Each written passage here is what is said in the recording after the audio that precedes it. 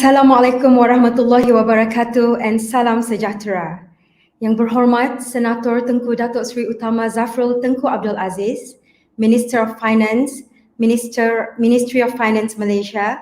Yang berbahagia Profesor Datuk Dr. Husaini Omar, Director General of Higher Education, Ministry of Higher Education Malaysia. Yang dimuliakan Board of Governors of University Tun Abdul Razak.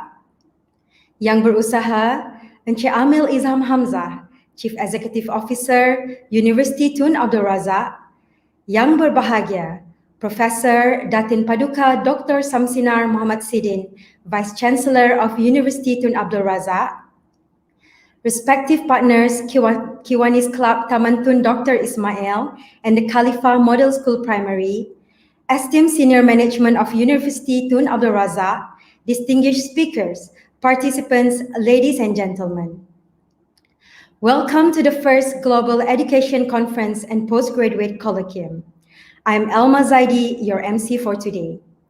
With this year's theme, Education in Crisis, Global Education Amidst the Pandemic and the Way Forward, this conference is organized in partnership with Khalifa Model School Primary and Kiwanis Club of Taman Tun Dr. Ismail. Before I move on to the main agenda, I would like to invite Yang Berusaha, Ustaz Aizuddin Hakim Muhammad Yusuf for the recitation of doa.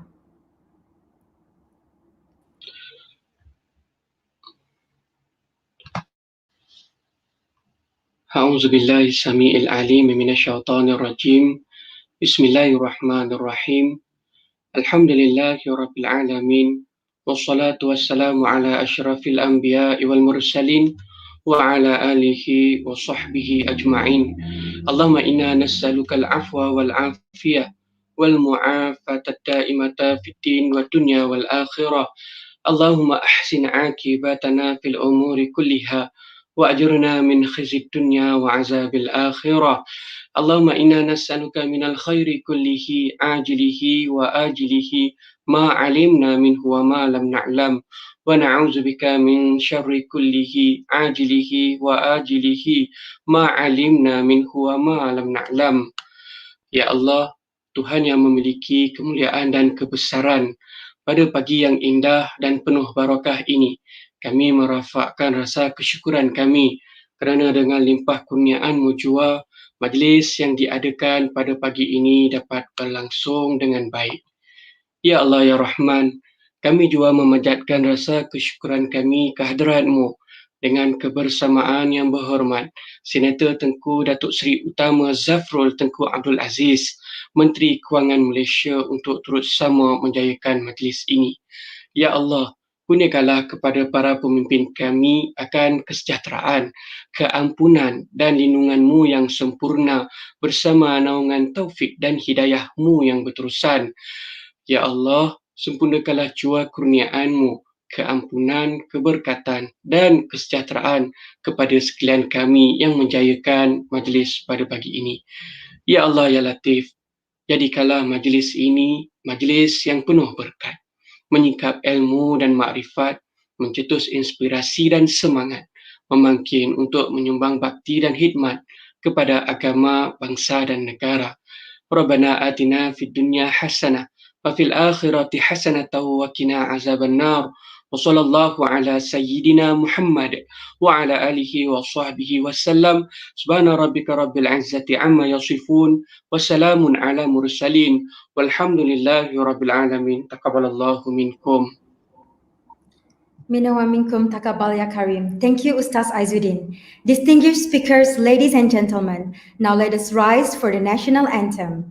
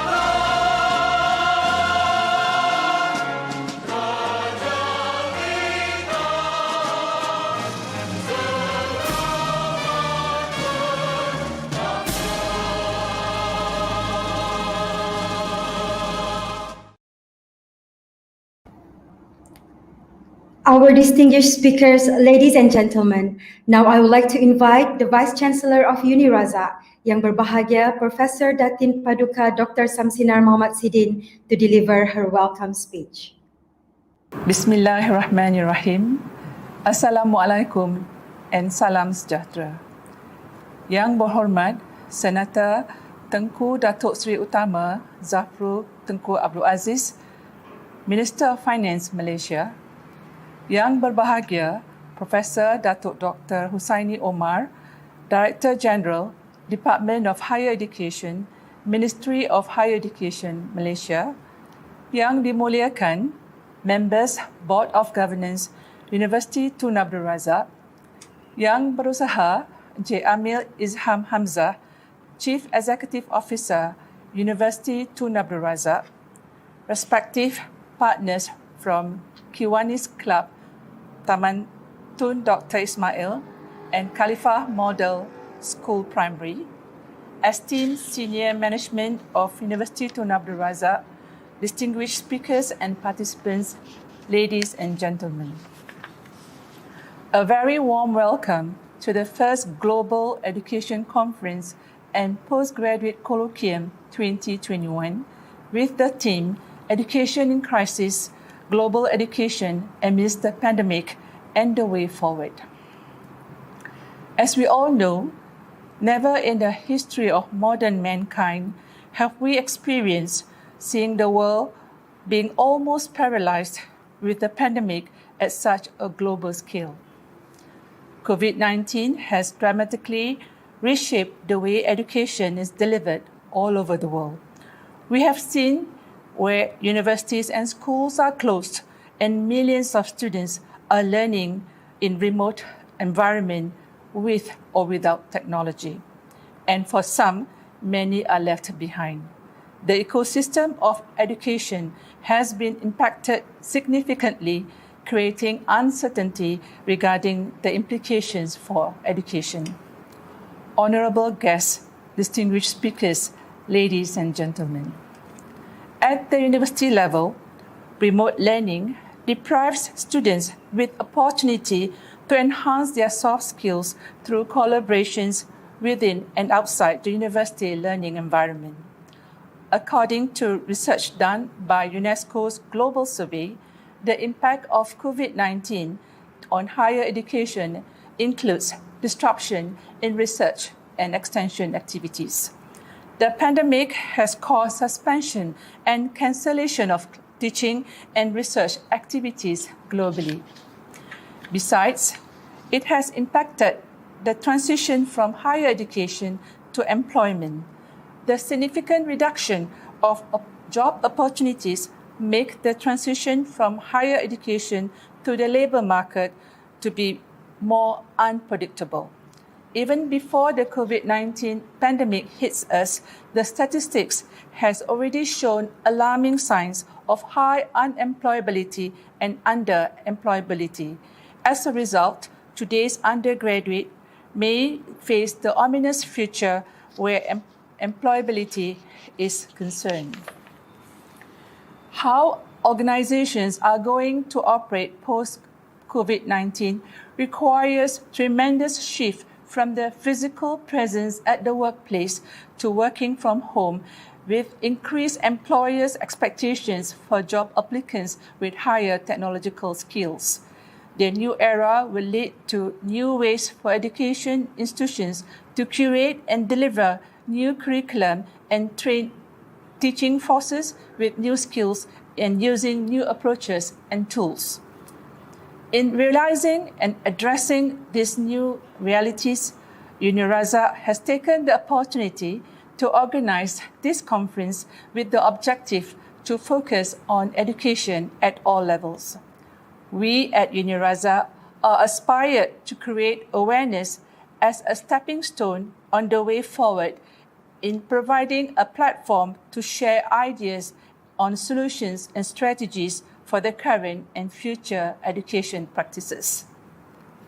Honorable guests, distinguished speakers, ladies and gentlemen, this conference highlights highly prolific speakers from various backgrounds We have amazing lineup of policymakers, economists, educationists from all levels, NGOs, representatives, early childhood education organizations, as well as public and private schools and universities. We aim to provide the platform for discussion and sharing of new ideas as the way forward in navigating this new landscape of education, both at national and international levels.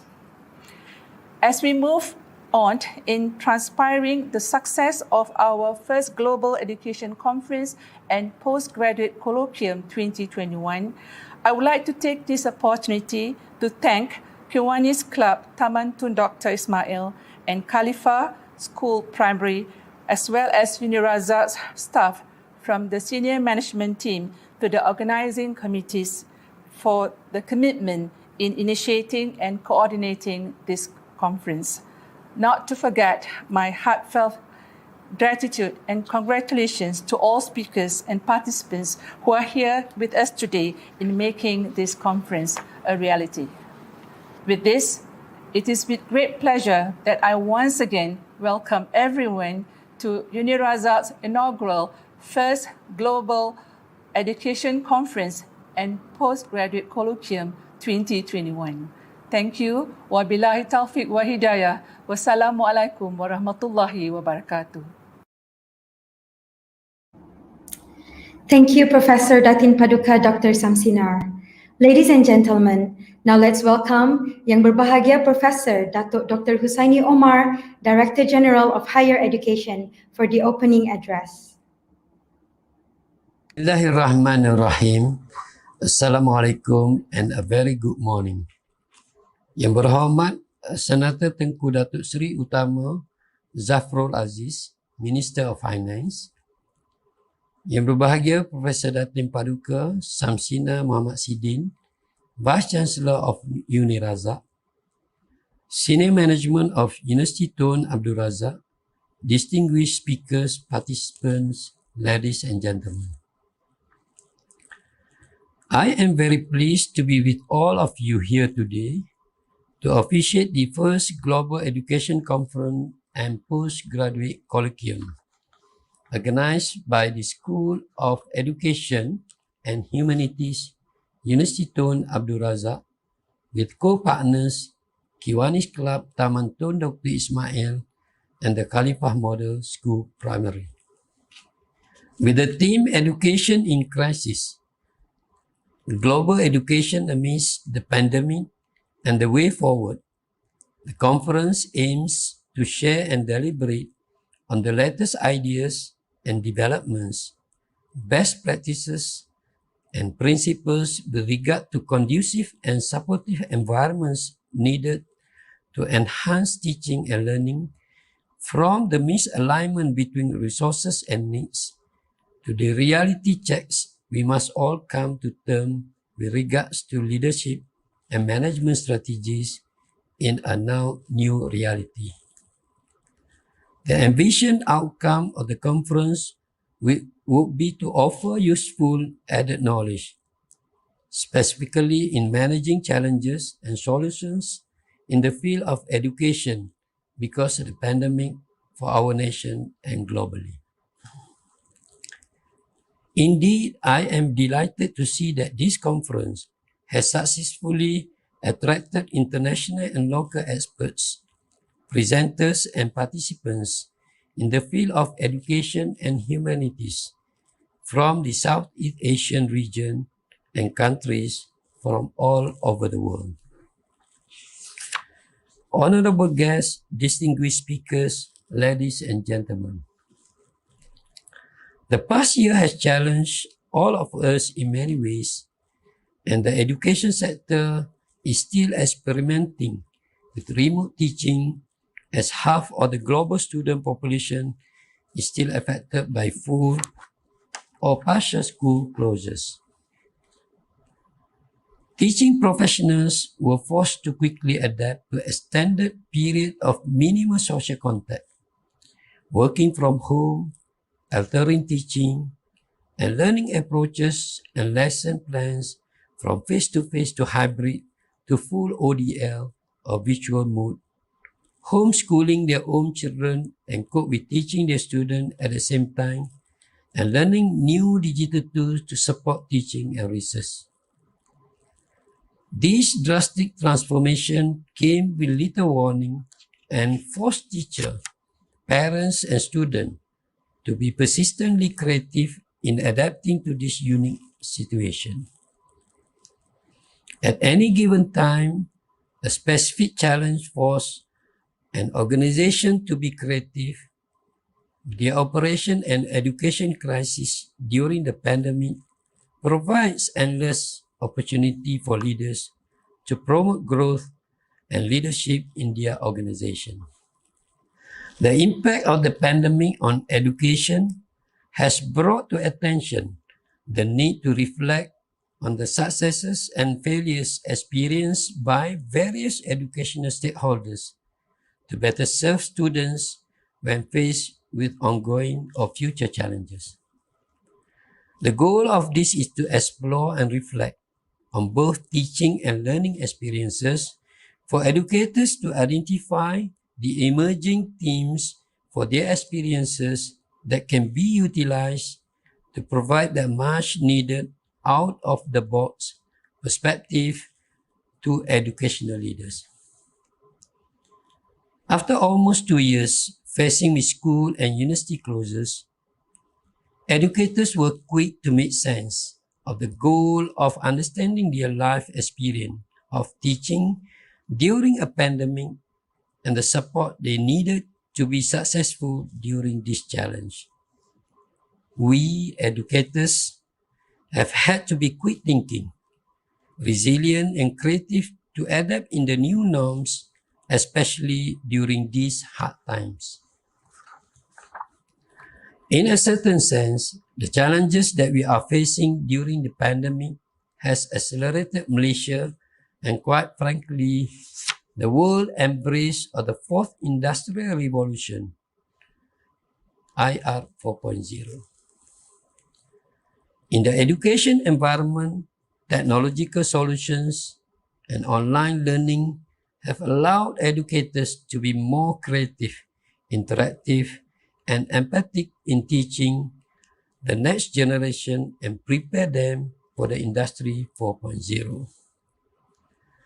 Certainly, the potential of data, artificial intelligence, machine learning, robots, Internet of Things, and automation as part of the fourth industrial revolution has been widely discussed, particularly on how to bridge IR 4.0, Education 4.0, and 21st century learning approaches. Ladies and gentlemen, Education 4.0 encompasses the different ways and approaches that higher education institutions can and are aligning their services and curricula to prepare future graduates for work. This, in return, requires a fundamental transformation in our approaches to the instructional design and delivery of teaching and learning, as well as the provision of smarter learning spaces, services, and learning tools. As we all know, the job market landscape is shifting in response to the new norms of the pandemic and emerging new technologies, highlighting the skill needed for future jobs and the importance of developing lifelong learning. In our zest to embrace digitalization in education, I would urge educators to always remember in humanizing the new technologies. We need to emphasize this aspect as our students need to be future ready, especially in handling the different methods of challenges that they must face in the future. Our educators and the education system have also shown that we are able to take advantage of flexible education as another option to the traditional face-to-face learning and teaching.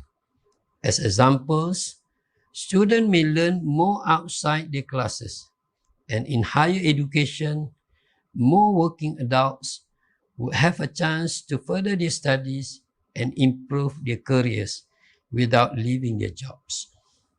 I believe that these new educational experiences would ultimately contribute to shaping a better and effective educational system. The objective of the conference reflects today's challenges and issues by focusing on the importance of inclusive education that must be handled with effective strategies and methods so that it can be realistically implemented. Therefore, I believe the Global Education Conference and Postgraduate Colloquium, GECPC 2021, is an excellent effort by UniRaza in providing an important platform for discussion and knowledge sharing by all its attendees to develop new ideas and practices in education. Honorable guests, distinguished speakers, ladies and gentlemen, the Ministry of Higher Education Malaysia is very committed to provide an inclusive education for all Malaysians geared towards providing them with skill and knowledge that will empower them to lead independent life and to contribute to the communities. The outcomes of the conference will be important statements of understanding and agreement of action plans during and post-COVID.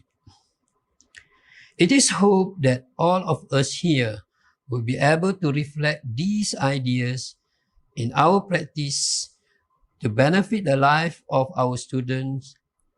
The most important element being given empowerment to students to prepare them with independent living skills, and they can also be trained with entrepreneurial skill.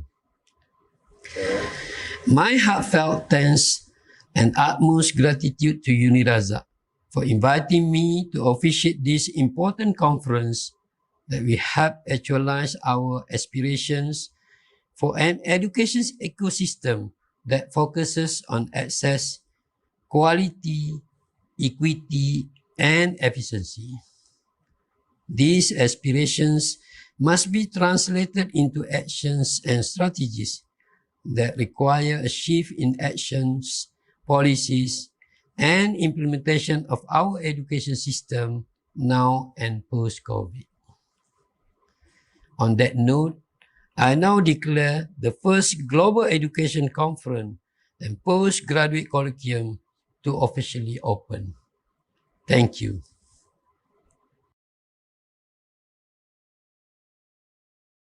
Berbahagia Professor Dr. Husaini Omar. Honorable speakers and participants, ladies and gentlemen, we are honored to have a notable presence of our own Malaysia's Minister of Finance at the first Global Education Conference and Postgraduate Colloquium. Now, I would like to invite Yang Berhormat Senator Tengku Datuk Seri Utama Zafrul Tengku Abdul Aziz to deliver the commemorative speech. Berbahagia Datuk Profesor Dr. Husaini Omar, Director General, Department of Higher Education, Ministry of Higher Education. Yang berusaha, Encik Amil Izham Hamzah, Chief Executive Officer UniRaza. Yang berbahagia, Profesor Datin Paduka Dr. Samsina Muhammad Sidin, Vice Chancellor of UniRaza. Esteemed speakers and panelists, members of the media, presenters, students, ladies and gentlemen. Assalamualaikum warahmatullahi wabarakatuh and a very good afternoon. Firstly, I would like to take this opportunity to thank the organizers, UniRaza, for inviting me and ensuring this event is a success. I'm honored to be here, having this conversation with all of you, especially on the topic which has been brought forward today, which is on economic leadership.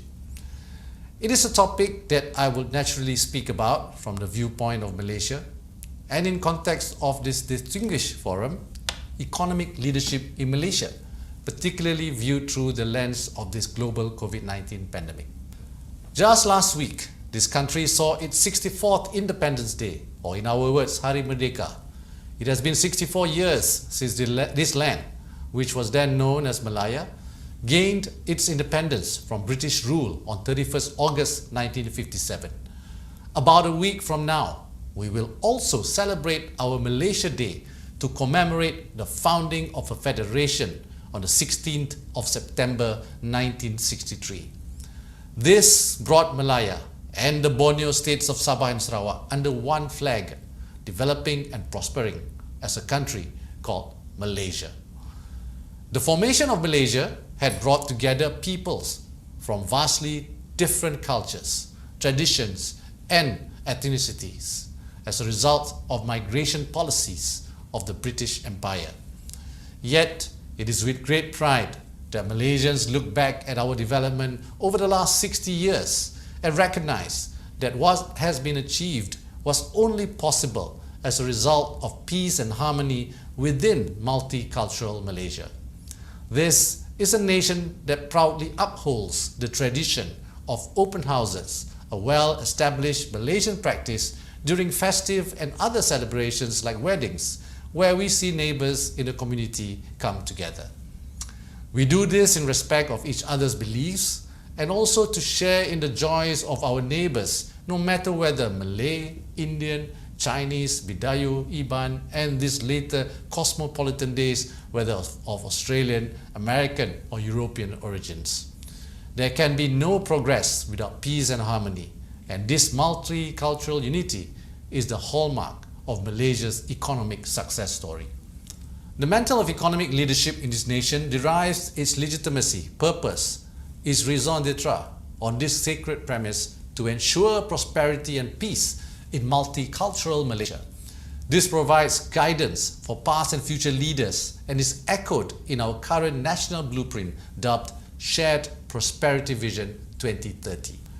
It is most apt that during his inaugural speech recently, our Honourable 9th Prime Minister Datuk Seri Ismail Sabri announced the concept of a Keluarga Malaysia or Malaysia family as his vision on the nation's way forward to bring all of us as one big family out of this pandemic safely and securely, and to rebuild Malaysia's economy, leaving behind no member of our great multi-ethnic Malaysia family. Undoubtedly, the journey of multicultural Malaysia has not been devoid of challenges, especially during the formative years. Yet, it is a continuous journey and we are always mindful not to take it for granted.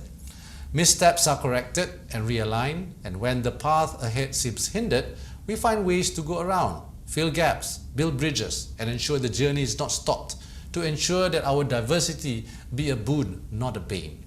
This is not an easy task. Like any other nation, this country has had its share of struggles with disruptive politics, wealth disparity, social inequality, and many other legacy issues. Ladies and gentlemen, I believe the brief historical background just now is necessary to contextualize economic leadership in terms of the Malaysian perspective. I now represent an agency which traces its lineage even before our nation's independence. The Ministry of Finance traces its roots all the way to the final years of British Malaya.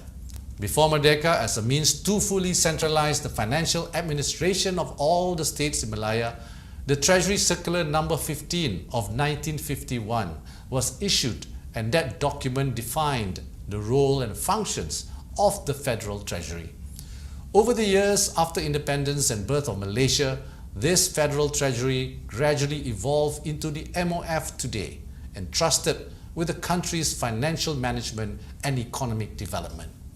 This economic development mandate is carried out in collaboration with the Prime Minister's Department, specifically the Economic Planning Unit, EPU, the Ministry of International Trade and Industry, MITI, the Central Bank or Bank Negara Malaysia, along with other ministries. Being an emerging market, excellence in economic leadership is crucial to ensure economic development continues to serve the dream of achieving a fully developed state. It needs to lay the grounds for a common shared prosperity that enables the nation and its people to realize their fullest potential. In the Malaysian journey, the direction towards this is provided for in the National Shared Prosperity Vision, which we hope to achieve by 2030. In order for economic leadership to be par excellence, It is dependent on sound advice and ideas from the core of the nation's trained economists, academicians, and experts of various fields. Now, by saying that, I'm fully aware I am now encroaching on the dangerous territory of all you educators out there. I shall hope to tread carefully from now on. Ladies and gentlemen, I would like to draw focus on economics-related professions which have ongoing positive influence on the nation's development policy.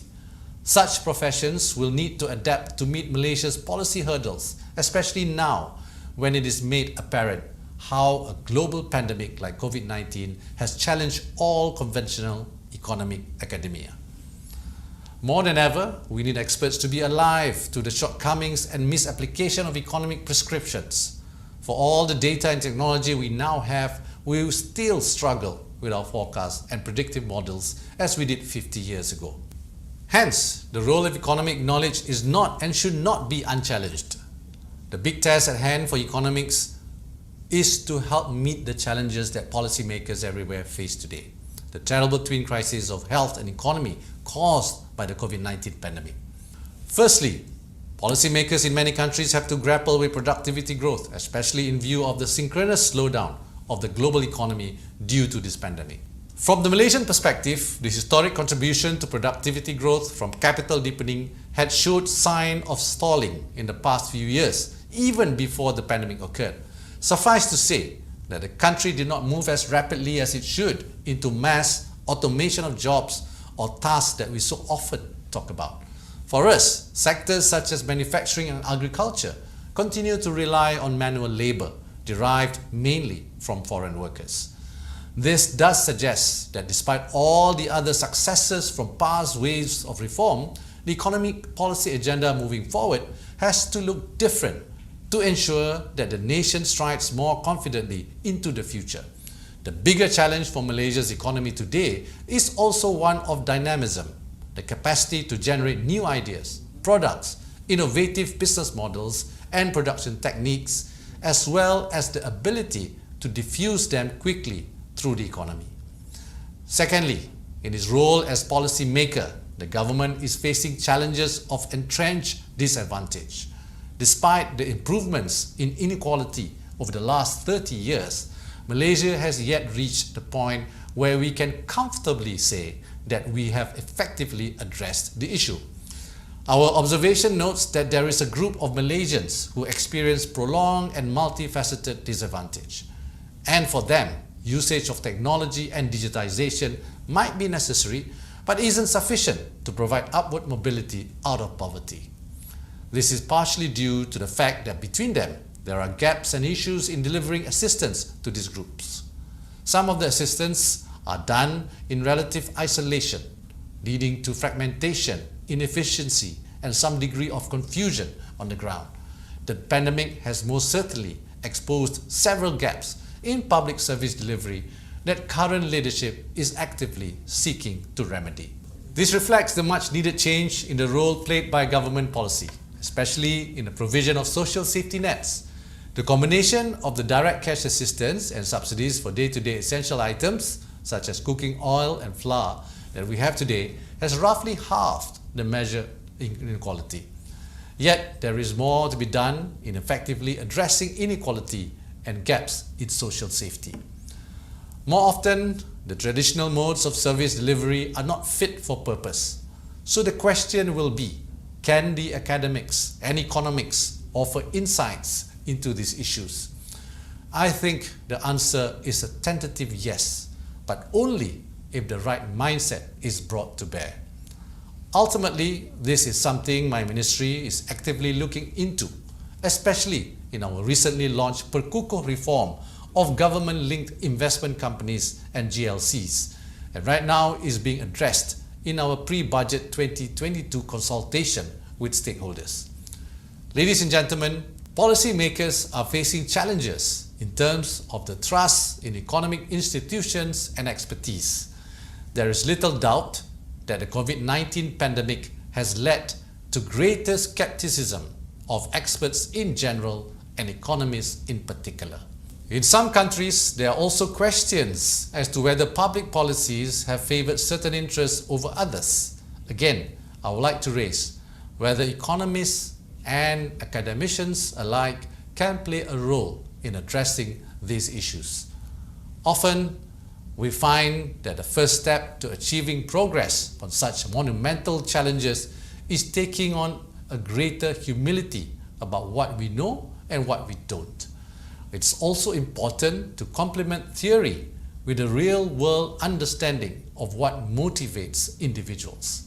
There are clear instances where market competition has not worked well as intended. Of course, the opposite can also be true, where in real life, people develop their own bottom-up approaches to deliver public goods, manage common resources, and address externalities. Just as we should encourage dynamism through productive entrepreneurship in private markets, we should work to remove the destructive entrepreneurship of rent-seeking.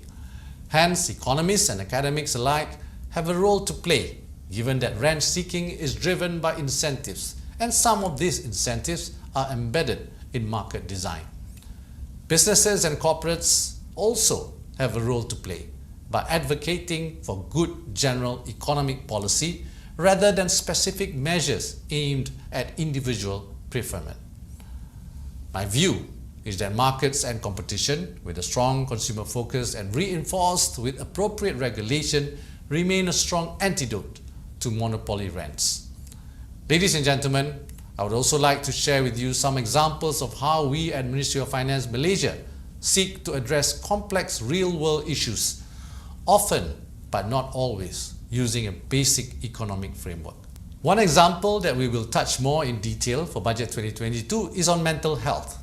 Our analysis started with that well-worn economic tendency, trying to quantify the costs of such issue on the economy and on well-being, which are two different things. Such quantification exercises are, by nature, imprecise. But in the case of mental health, they allowed us to demonstrate a very salient feature where the reason why the measured cost of mental health is so high is because it affects a younger cohort, people with a lot of years potentially ahead for them. From there, the analysis really follows what one could describe as a general public policy framework, with a focus on incentives, the different types of funding models in place and its impact, as well as the experiences of practitioners and users of the system. We don't bring any predetermined view as to public versus private provision or what market structures would work best. So as you can see, a lot of our work put us in uncharted territories.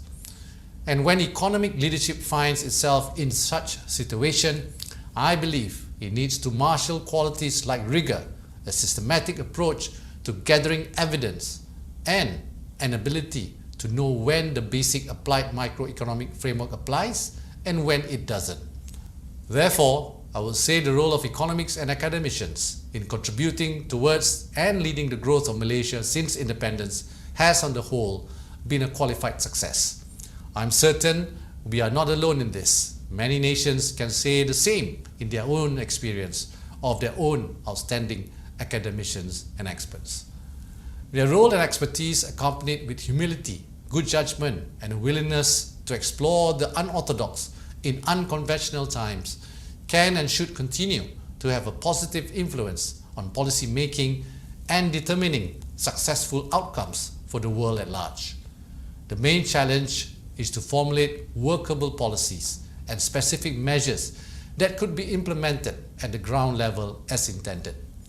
There were many instances where gaps between the theoretical and the practical components resulted in policies and measures that did not meet its intended aims. Academicians could help overcome this main challenge by not just in thinking on theoretical level, but to help test the various policies and measures being formulated. It is the role of academicians and social scientists that will help contribute to this nation achieving its economic goals. Ladies and gentlemen, this pandemic has brought upon the world a time of great uncertainty, facing a planet-wide threat. Yet, it has also witnessed amazing efforts globally, teams of experts from different nations working together, new ways of sharing knowledge and data, and a gathering of minds and resulting research the likes we have not seen before. The very fact this global forum gathers educators from around the world to mutually seek solutions, fills us with hope and confidence that humanity will all together exit this pandemic, not only to rebuild all that was lost, but even reimagine a better version than what was before. Before I end, I would like to again express my thanks to UniRaza and the forum organizers for giving me a chance to speak. I thank all of you for listening and indulging in my words. I wish UniRaza well in its efforts to continue educating the masses, especially the group of Malaysians referred to earlier who experience prolonged and multifaceted disadvantage. I sincerely believe that with creativity and technology, the education of the future leaders of our beloved nation can definitely be improved and enhanced, come what may, inshallah. With that, I wish everyone a productive day ahead, and thank you. Thank you Yang Berhormat Tengku Datuk Seri Utama Zafrul Aziz. Ladies and gentlemen, now present to you University Tun Abdul Razak.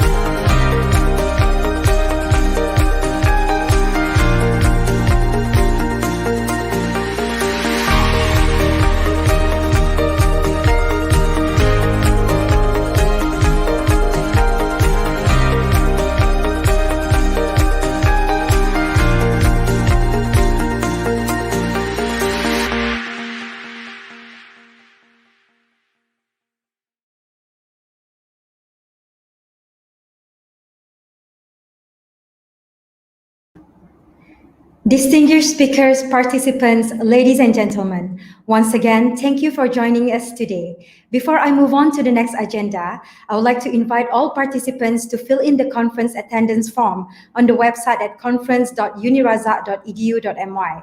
Click on the respective day and you may scan the QR code. You may also click the button to check in and check out. Don't forget to like and subscribe to our My UniRaza YouTube channel. You may upload your stories on Instagram with the hashtag GECPC2021 and don't forget to tag us too, My UniRaza. Do let us know about your thoughts and ideas in the comment section. Ladies and gentlemen, our first keynote speaker is the Group Managing Director of DNX, who is also a chairman of Brani Bunch International Islamic Montessori Malaysia and a former chairman of UITM Malaysia. He will be sharing his topic, New Challenges in Education Post-COVID-19. Let's welcome Yang Berbahagia Tan Sri Datuk Sri Haji Said Zainal Abidin Said Tahir.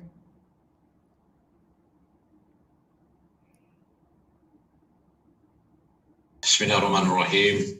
Assalamualaikum warahmatullahi ta'ala wabarakatuh, and very good afternoon. Thank you very much, ladies and gentlemen, for giving me this opportunity to be the keynote speaker at the first Global Education Conference and Postgraduate Colloquium. I would just like to take the opportunity to thank the School of Education and Humanities from the University of Tuan Abdul Razak, Uni Razak, and their co-partners for inviting me today to talk about a very challenging topic, which is new challenges in education post-COVID-19. Now, ladies and gentlemen, I'm sure all of you are fully aware. I think here we are now in the month of August in the year 2021, and still we have not really been out from this COVID-19 pandemic.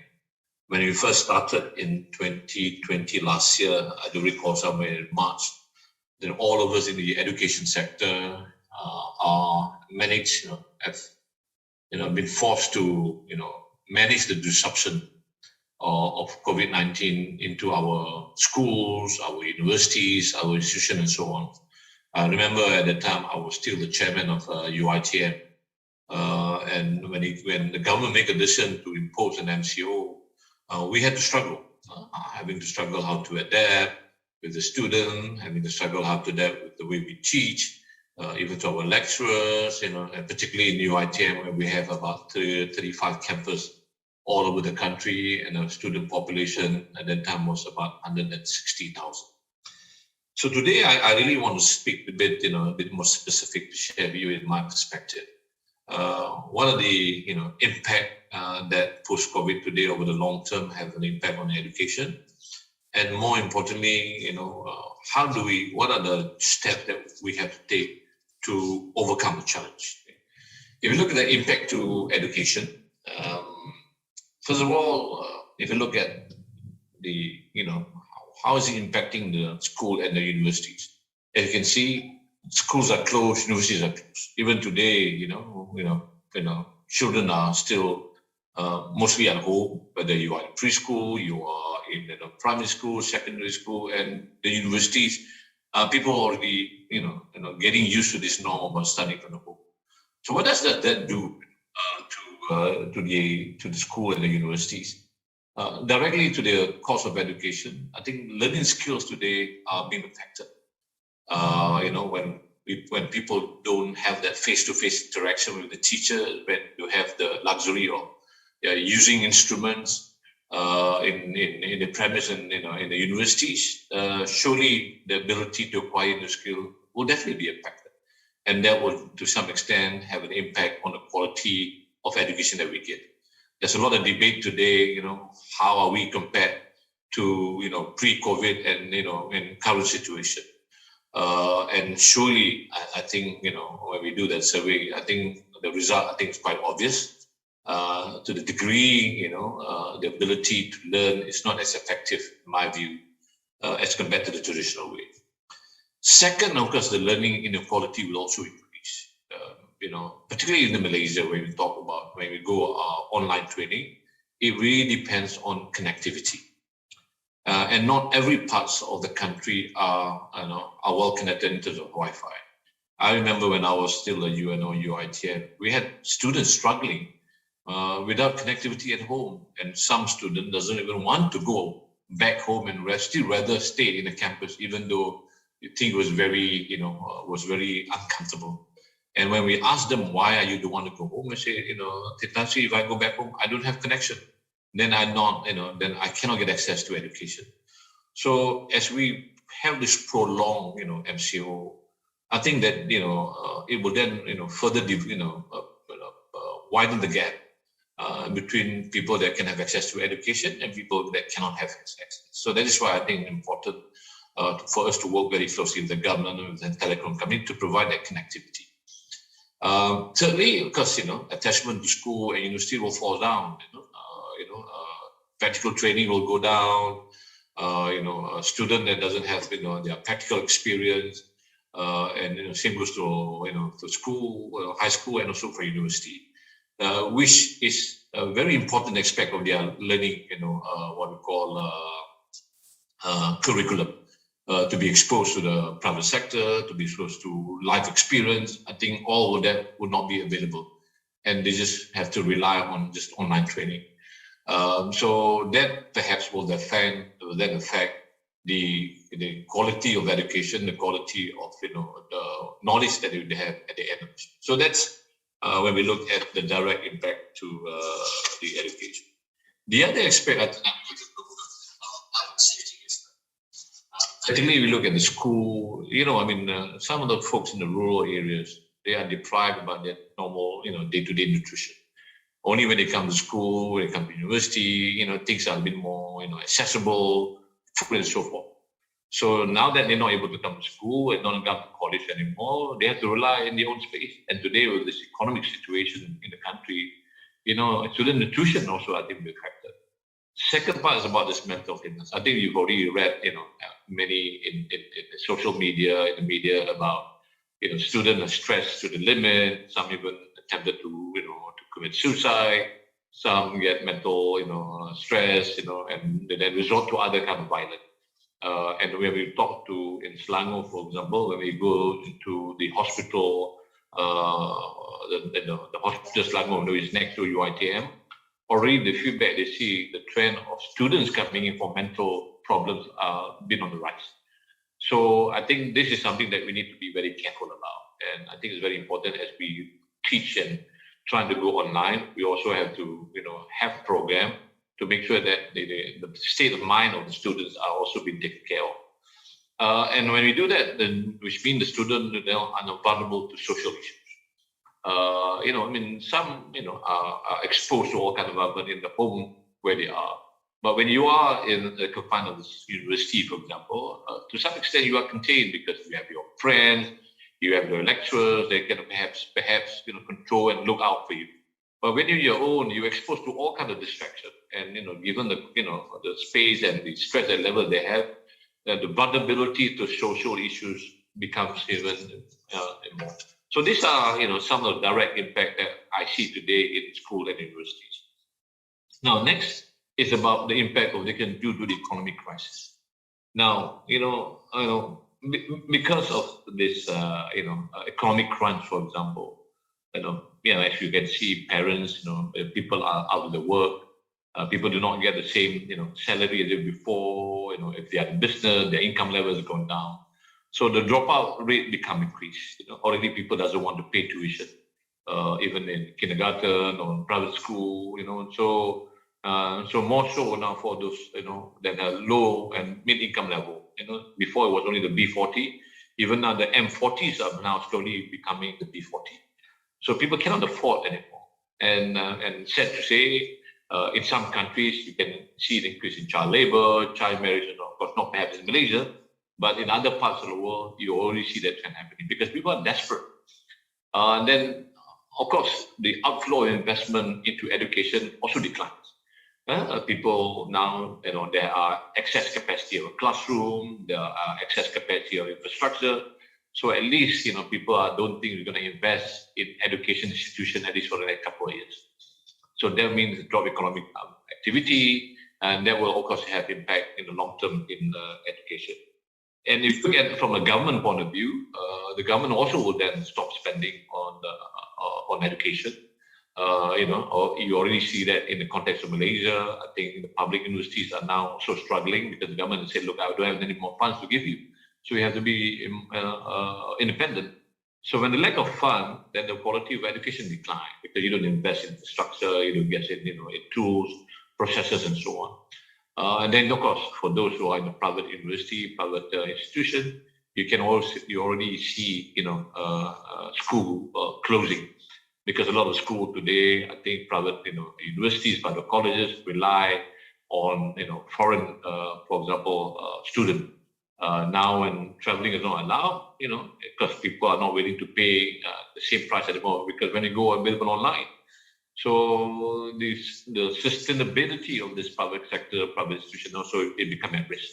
And obviously, when you have limited capital, limited financial capability, the level of teaching also decline because you're not investing in new technology, new content, so on and so forth.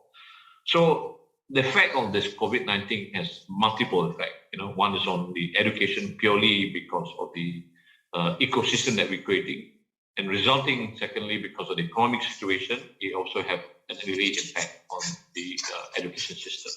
And that is why I think we are very concerned in this prolonged, pandemic, particularly in Malaysia. What's the outlook on the education sector? And there's always a big question today: is the level of students coming from university better than they were before, or the quality has basically has gone down?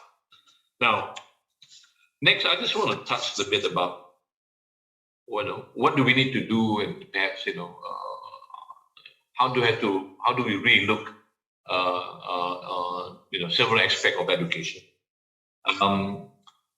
Now, I think as I always believe in every crisis there might be always an opportunity. So if you are in higher education, I think whether you're in the public and the private sector, I think you need to rethink about your priorities, looking at the way the conventional business model or the conventional mode of teaching, and which means we have to review entire portfolio, where you invest, your organization, your skill set, and so on and so forth. And you need to fine tune because this thing will prolong. Even when the pandemic, I think when COVID-19 disappear, which probably going to be a while, are we going to back to the to the previous norm? I don't think so. Things have changed. So just like if you are running a business, you also have to manage and improve and rethink your business model. So in the private, in the university, in the higher education, you probably have to use the same thing. Next, I think I think we are all sometimes sitting in the critical mass of a lot of data, student mobility, student behavior, the way they go online, and so on and so forth. So I think it's very important for us to use that data and to drive decisions for the future. For example, how many people are going online, how many hours are they online, and what's the penetration. So if we understand that data, then we can see the pattern in the university, and they can see the profile of the of the student. Then we can perhaps make better decision for for our program. I think it's very important to use that, and I'm heartened to see that some universities are going to this direction. Today, people say the new goal, black goal in the future is about data. And data analytics, I think it becomes very important. So I think it's very important to understand what we have and to develop that capability. Third, of course, apart from looking at the business model, we have to really think how we're going to administer our university or our college from now on. Because today, private sector, you are basically managing all work from home. Some people have already decided to make a decision to, majority of their workforce to be work home at least for the next 1-2 years. So we need to decide what is our mission critical from now on. How do we operate? Given that now that we have all the tools in the digital tool that's available, to make sure that we still have a very high level of operating efficiency. It could be that we might not need the same number of people anymore. Now, that doesn't mean that people will go out of the job, but then we can channel the resources to do other value-added creative things compared to what we wanted to do before. People say, oh, university, you cannot, have redundancy, you cannot, fire people. But I think I'm not suggesting that. I think about channeling the resources to do more value-add and, forward-looking activities, so that people can do a little bit. And this is the best time also to do what we call upskilling. Now, the other thing that's also very important is about your financial health. Because in the ITM, when the government gives a signal, you're not going to give funding anymore, and And when we cannot collect fees from the student because they are all up, in the home, it then stress the financial. So I think we need to look at how we can survive and create a new business model. And sometimes it could be, merging of entities, harnessing, synergies between one university to the other or one college to the other. Because today we have excess capacity everywhere. So, we don't have to be looking at, say that we are competing anymore. We're going to see how we can complement one another, and so that they don't build additional costs into the ecosystem. I think that's very important, So I think there are opportunities here, but we just have to be very open about it, and do not see, one college competing with one another. But more important is how we can complement, and at the end of the day, reduce costs for everyone. Now, the next is also very important, is to understand that our students are also changing. So because they've been stuck at home for so long, like my son now is doing online training, education has been at home for almost a year, doing online, education with, school, university in Australia, for example. So student experience is different. They want different expectations. So your online, what we call content must be a bit different. The way the lecturers interact will be different. And today, if you go to, there's a lot of IT companies that provide a lot of tools, artificial intelligence interaction, online learning platform, for example, so that things become more interactive. Because you cannot imagine people sitting in the desk for 2 hours, and things get very boring. So you need to then understand, for you to be ahead of the curve, what kind of student experience you want to create at university.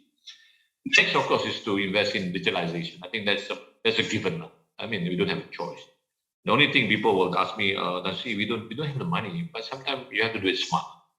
You don't have to invest everything by yourself. I think people today have, many multinational often offer online learning platform where they subscribe to a business model where you pay as you use. When you used to pay, when you don't pay. You don't have to invest in massive hardware anymore because everything today now is the cloud anyway. So things are getting better, and you don't think that because you don't have money you cannot digitize yourself. So there are many partners out there, startups out there that's slowly coming up. That but you just have to scan it a bit more wider and to look at how you can overcome this. Of course, the other one I believe that you also have to look at your academic portfolio. What was relevant before in your curriculum might not be relevant anymore in the future because, whether we like it or not, the world and the ecosystem is changing. So I think it's very important for us to understand that and shift your academic portfolio. And your academic portfolio must be those who are in big demand going in the future. It depends. It's entirely up to you to look what those portfolio are and so on. Now, finally, I believe, and I was a very strong advocate for this, in times when we have a crisis, where we have a situation where we are not able to do everything on our own. I think it's very important for us to collaborate. And I'm also in the private sector now. I also look at opportunities to collaborate with universities because I always believe universities have certain skill set and capability, and vice versa. So I think this, collaboration, I think will have to be a bit more, entrenched. If you have to take it up to a higher level, and let's not wait for the private sector to come to you. I think you need to reach out because everybody is competing in the same space. And if you do this, you get better, exposure for your staff. You can also leverage an experience that you can then also improve your curriculum. Then you can also ensure there's a high employability of your students when you have partners that you can collaborate. And at the same time, you also can tap into research, and grants and resources that's available out there. Obviously, people are now tightening their belt, and in economic crisis. But people still want to invest. I think people are not stop investing, but now they are just be careful. So you, as a university, I think you need to position yourself in a proper way.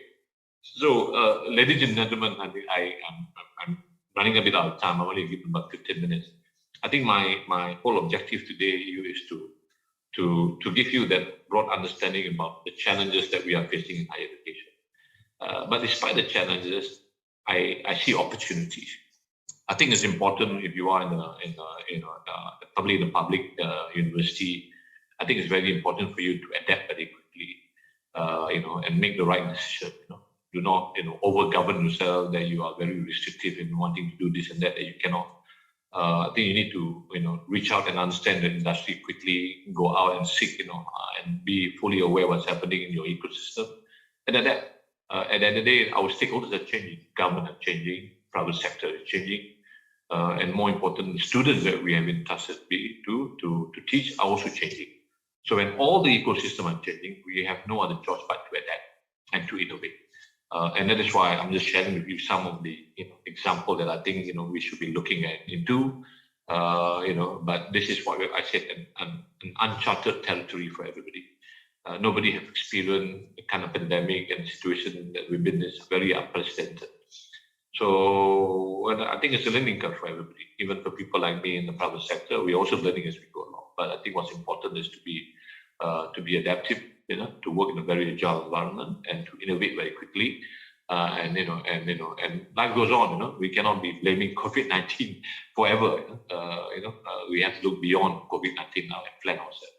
So thank you once again, Uni Razak, for giving me the opportunity to talk to everybody. I hope my sharing, will help you, and I'm sure you will have a very, good discussion, in this colloquium.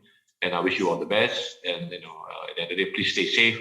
We are far away from from being over the pandemic. And let's try to work together as a community, to improve ourselves. So thank you once again, and take care. Assalamualaikum warahmatullahi ta'ala wabarakatuh. And very good afternoon. Thank you, Tan Sri Datuk Sri Haji Said Zainal. Ladies and gentlemen, our next speaker is the Ambassador of Finland to Malaysia and Brunei, Ministry for Foreign Affairs of Finland. He will be sharing on Finland's formula in addressing educational challenges in the face of the pandemic. Let's welcome His Excellency Sami Leno.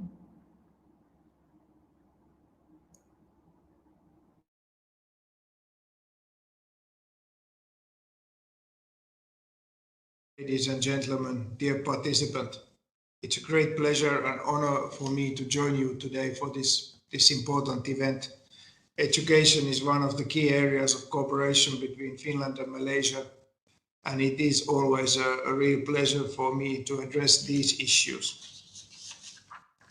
As many other countries in the world, Finland had to close almost all schools in the spring of 2020 to curb the spread of the COVID pandemic. During the closure of schools, students were asked to attend classes online, do their homework independently, and return them in an electronic format to teachers.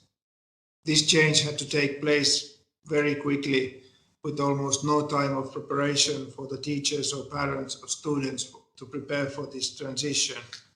However, in Finland, schools managed to ensure that teaching and learning continued with minimal interruption, and the transition to distance or e-learning took place very smoothly and efficiently. Today, I want to discuss with you what were the reasons why this was possible, what we learned as a society from this experience, and whether there's something which in turn could be learned from our experiences by other societies. I want to start by telling you a little bit about Finland. I would assume many of you know Finland, but not all are so familiar with my country. So some basic facts and figures about Finland. We are quite a small country compared with Malaysia. We have 5.5 million inhabitants. We are a member country of the European Union situated in Northern Europe. We have a 100% literacy rate, which is quite important fact when you talk about education. Equality is one of the defining values of our society. And virtually all all Finnish children complete the compulsory basic education. Then I would like to move on to the Finnish education system and give you some basic info about our approach to education. As you may know, Finnish school system has been consistently ranked as among the best in the world when assessing academic performance, but also the very top in how well children enjoy their time at school. Our approach is child-centered. It's based on equality. The needs of all individual pupils are taken into account and no one is left behind. Our pupils spend less time in classroom than most of their OECD counterparts, and the average class size is about 20 students. Teachers have also a lot of professional autonomy to decide on teaching methods and materials. There is no national evaluation or registration of teachers. There are also no national tests for pupils in basic education, but it's instead up to the teachers to make the assessment of the respective subjects they teach. I want to give you also some info about COVID and Finland, just in a way to put things in perspective when thinking about the situation in Malaysia. Since the spring of 2020, most aspects of our society have been affected by the coronavirus pandemic, as well as in practically all other parts of the world, including Malaysia. And in April 2020, our government introduced strict and exceptional restrictions to curb the spread of the pandemic. And although there have been many changes in the situation for better and for worse, the COVID response can be said to have been successful in many ways. Most of the strict restrictions were already lifted during the summer of 2020. Some have been since reintroduced for certain periods of time, but our rationale has been to only regulate those activities that are considered most risky for public health. Greater part of the measures have also been based on recommendations rather than compulsion. Here you can see statistic figures of our COVID pandemic, about 115,000 cases and less than 1,000 dead. Then I will move on to strengths of the Finnish system, of our school system in the pandemic. One of the main reasons the smooth transition was possible is that we have highly educated, skilled and motivated teachers whose competencies are updated regularly. On both primary and secondary levels, all our teachers have a master's degree and teachers' profession is very highly regarded. You could even say that it's a prestigious profession in the society. And the teacher education programs are very popular. Only about 10% of the applicants get admitted to the programs. In addition, our so-called peer learning model for teachers is also important and helped with the shift to e-learning as well. Even before the pandemic, tutor teachers supported other teachers locally to put into practice ideas for digital working methods. Tools such as virtual classrooms and video conferences were available to be used for teaching, but these were rarely adopted in practice before all of a sudden the pandemic made it absolutely necessary. The fact that these so-called tutor teachers were able to provide essential support for their colleagues and schools during physical closures was of key importance. We in Finland had also some advantage to mitigate these challenges and help with the successful transition. Already before the pandemic, we had in very wide use a specific digital platform for communication between homes and schools. Additionally, many schools had made previous efforts to procure devices and introduce digital learning environments to their students. Furthermore, we have also very stable, fast and extensive network of connections in place in both schools and households. Well-advanced digitalization thus played an important part in enabling the fast transition. Well, some words about the challenges we have experienced. Globally, the pandemic has brought to the forefront differences between students' circumstances at home.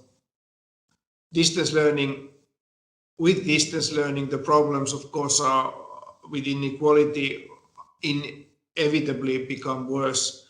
For example, as all students were required to work more independently, not all children had equally supportive environments at home. Some might lack the support of their parents, some might lack the tranquility required for concentration, or even technical preconditions such as sufficiently fast internet connections. This was, of course, to an extent true for Finland as well. And one of the strongest concerns of teachers has been the significant differences between families, and that those in need of special care do not get enough support for schooling in the distance learning model. Well, in order to account for this, new operating models are being constantly developed. For example, multi-professional groups that are actively in contact with families and pupils in need of support have been established in several school districts. Even in Finland, most initial problems in distance learning still revolved around the limited availability of equipment and network capacity, which experienced, of course, a huge and sudden increase in traffic. Well, of course, in addition to devices and data infrastructure, skills to use these tools are equally important. And just to give you an example, in Finland, about 10% of teachers reported their ICT skills as inadequate in 2019. The necessity of bridging these gaps is one of the key lessons learned in Finnish schools, and the same goes for many other societies. What are the lessons we have learned? Just to sum up. Apart from the importance of digital tools, what were the key takeaways from our experiences and from the experiences of our schools? One lesson that could be learned from our experiences is the importance of listening to the professionals on the ground themselves. Support from central government is, of course, very important as well. For those purposes, the government launched 70 million euro state grants for school organizers for year 2020-21. On the topic of government support to schools, the Ministry of Education and Culture of Finland granted in June 84 million euros, being some 420 million ringgits in government grants to offset the impact of the coronavirus crisis on education. Similar grants for providers of general upper secondary education and providers of vocational education and training is also available. Preparedness and strong institutions go a long way, but in exceptional circumstances, it's likewise important to be able to react quickly. When we talk about the Finnish government's COVID response more widely, strong reliance on local authorities has been an important aspect of fighting the pandemic from the beginning. And this is true for the school system as well. We made already during the summer of 2020 temporary legislative amendments to enable the same organization of teaching by allowing local authorities to use exceptional teaching arrangements flexibly and as and when needed based on the situation in each municipality and region. While locally closing school buildings during the worst outbreaks in a timely manner is vital, we think it's also equally important to ensure that contact teaching continues as soon as it's safe. For now, the approach in Finland is based on keeping the schools open as long as possible. Another important aspect of the Finnish approach is flexibility in taking into account specific needs of children in different circumstances instead of blanket decision affecting all students. Pupils in years 1 to 3, pupils who have received a decision on special needs support, and pupils in extended compulsory education or preparatory education had the right to attend classroom teaching throughout the pandemic. Contact teaching and distance learning can also be alternated, for example, by placing groups in distant learning on alternate weeks. Early childhood education stayed open in Finland to everyone, though children were recommended to stay at home whenever possible. And as for general upper secondary schools and vocational institutions, specific measures were introduced as well. Our matriculation examination was organized in a condensed timetable and adjusting the dates of some tests to take place earlier than planned. The VET teaching and guidance was also organized as widely as possible in alternative ways, including distance learning, various digital learning environments and solutions, and when necessary, independent learning. Workplace training and other forms of practical training outside the educational institution were also allowed to continue as long as the workplace or training institution could guarantee a safe working environment for the student. One of the most important takeaways from the Finnish experience is that while the ability of our teachers to transfer their curriculum online proved even better than had been expected before that, online and distance learning can never fully replace classroom teaching. Schools are enormously important both for the welfare and for the development of our children and youth, and they should be closed only when this is absolutely necessary to curb the spread of the pandemic. The transition to homeschool, of course, presented many challenges in Finland, as in every other country, but it also prompted teachers to find new ways of working and thinking about their work, which in turn encouraged creativity and innovation.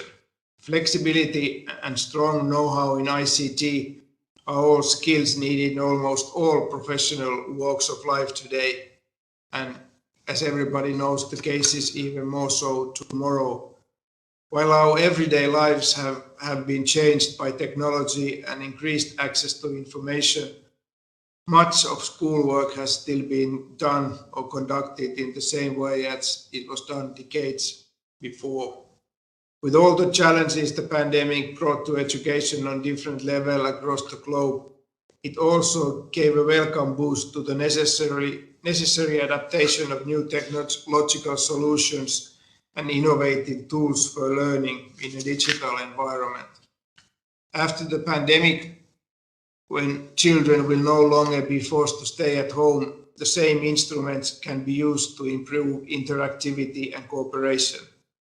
In that sense, digital leap towards taking better advantage on online learning methods can be seen as one of the positive effects of the pandemic. Thank you so much for having me. Thank you for your attention. I wish you a very successful conference. Thank you very much. Bye. Thank you, His Excellency Samileno. Ladies and gentlemen, we have learned a very insightful sharing from Malaysia and Finland, and now we are delightful to have the Minister of State for Education, National Institute of Education of Maldives. He will be sharing on riding the pandemic waves, how Maldives confronts new challenges in national education. Ladies and gentlemen, let's welcome His Excellency Dr. Abdullah Rashid Ahmed.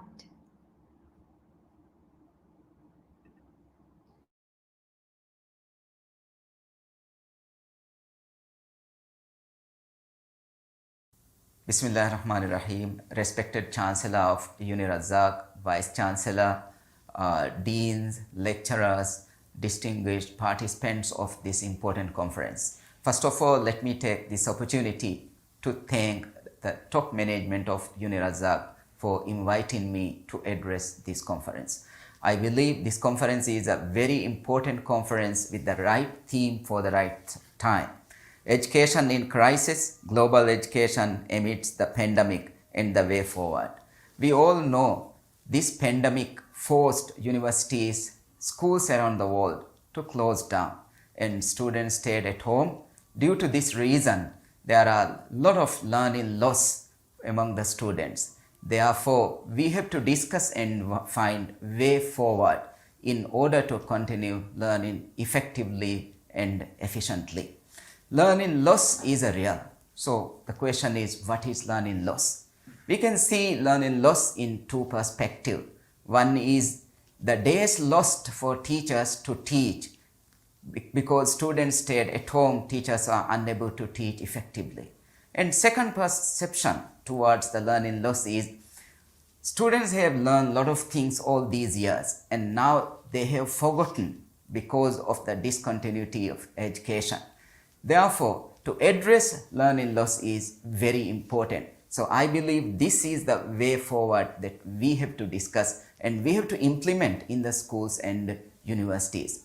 According to Cambridge International Assessment, there are 4 steps that schools should follow, or this can be applied in the universities. The first thing is, when students are back to school, we have to identify the level of learning loss. The question is, how can we identify the learning loss? We can identify the learning loss by giving diagnostic assessment and also by observing and carefully interacting with the students. Teachers and lecturers can identify what have been lost.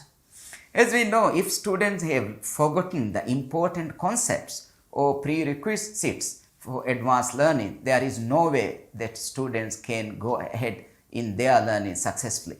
If I give you an example, suppose a student wants to do a final account in accounting. If students have already forgotten the profit and loss account, there is no way that student can do the final account. In other subjects also, there are many such examples. Therefore, the first thing we should do is to identify the learning loss through diagnostic assessment and any other ways and means. After identifying the learning loss, the second step, according to the Cambridge University, is to address the learning loss. The question is, how can we address the learning loss? We can address the learning loss by providing remediation and intervention. When we identify where the learning loss occurred, which skill have been lost, which concepts students have forgotten, then a special intervention, special remediation should be provided to fill the learning gap. Once the learning gap is, when teachers and lecturers are trying to fill the learning gap, it is very important to measure the progress. Measure the progress in through different ways. Continuous assessment, close monitoring and observation, formative assessment and summative assessment can be used to see whether students are learning effectively. So remediation and interventions are important concepts we have to use. And another important thing is adapt teaching and learning. In this situation, the learning loss occurred different students in different level. Even before this pandemic, we should believe every student is different, every individual is different. Their cognitive development, their prior knowledge, their experience. Then in our teaching, especially after this pandemic, we have to differentiate instruction, or we have to adapt learning. In order to adapt learning, according to scholars, there are different things we have to differentiate. The first thing we have to differentiate is the content. Content should be differentiated according to level of understanding students are having. In another word, we can say we can start teaching according to where students are. It's not the teacher and lecturer decides to teach, I have to teach this and that. Before we do that, we have to identify the students' prior knowledge. So we have to differentiate the content according to level of students' understanding. And second way to differentiate is process. We have to differentiate the process because different students preferred to learn differently. Some students are auditory learners, others are kinesthetic learners, others are visual learners. Therefore, we have to teach according to their preferred style of learning. Then learning will be meaningful, learning will be enjoyable, it will be more effective. And the third thing to differentiate is the product. So what is the product? As you all know, the product is the expected outcome. For example, if a teacher wants to teach essay writing, in one class, in a grade class, some students may be very good, they know how to write paragraphs, so teacher can teach essay writing with those students. However, sometimes you may find some students who don't know how to write a paragraph. In this case, For some students, you can differentiate the content. Some students would be writing sentences, other students may be trying to write paragraphs, but those who are already ready to write essay, they can write essay. So some students, the product is essay, the others, the product is a paragraph, and the rest it may be constructing a sentence. So this is how we can do the differentiation. And in order to bring differentiation, there are certain things we have to consider.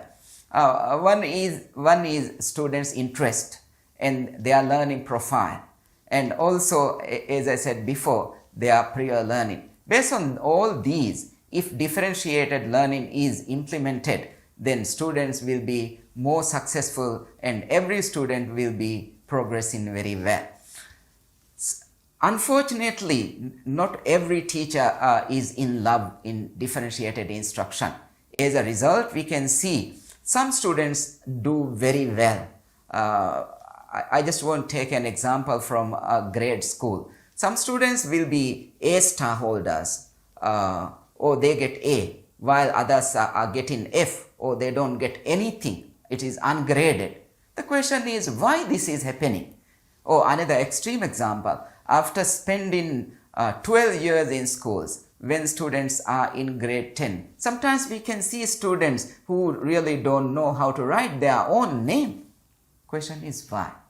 This is because we don't implement differentiated instruction. If differentiated instruction have been implemented while the child was in grade 1, grade 5, grade 8 and grade 9, then the child would not be extremely weak. Therefore, it is very important to implement differentiated instruction as a way forward during and after this pandemic.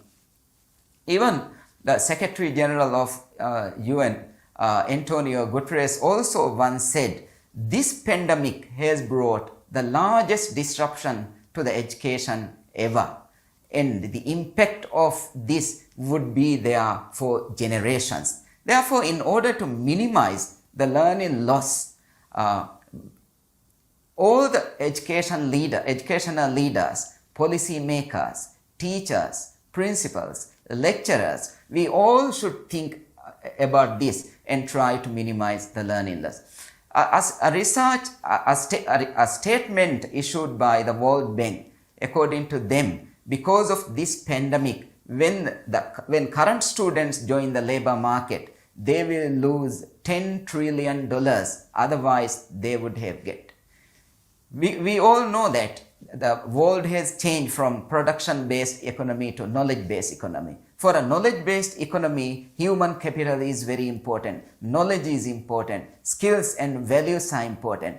Therefore, if proper education is not provided, current students would not be ready for 21st century. So, before conclusion, let me call upon educational leaders, school principals, teachers, and everyone. Let's make building back better.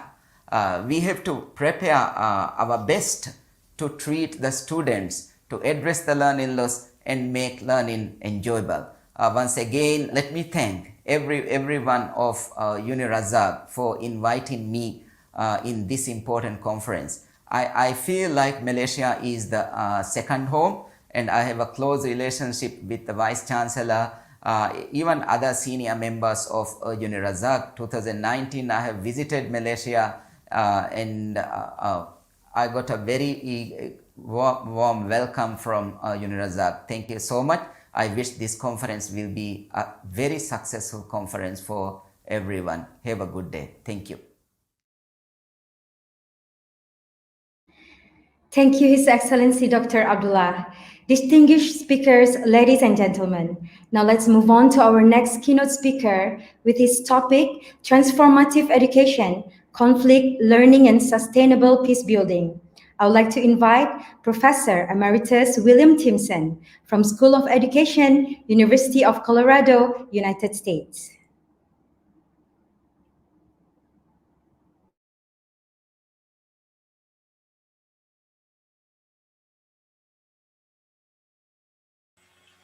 Welcome, everyone. My name is Bill Timpson, Emeritus Professor, Colorado State University School of Education.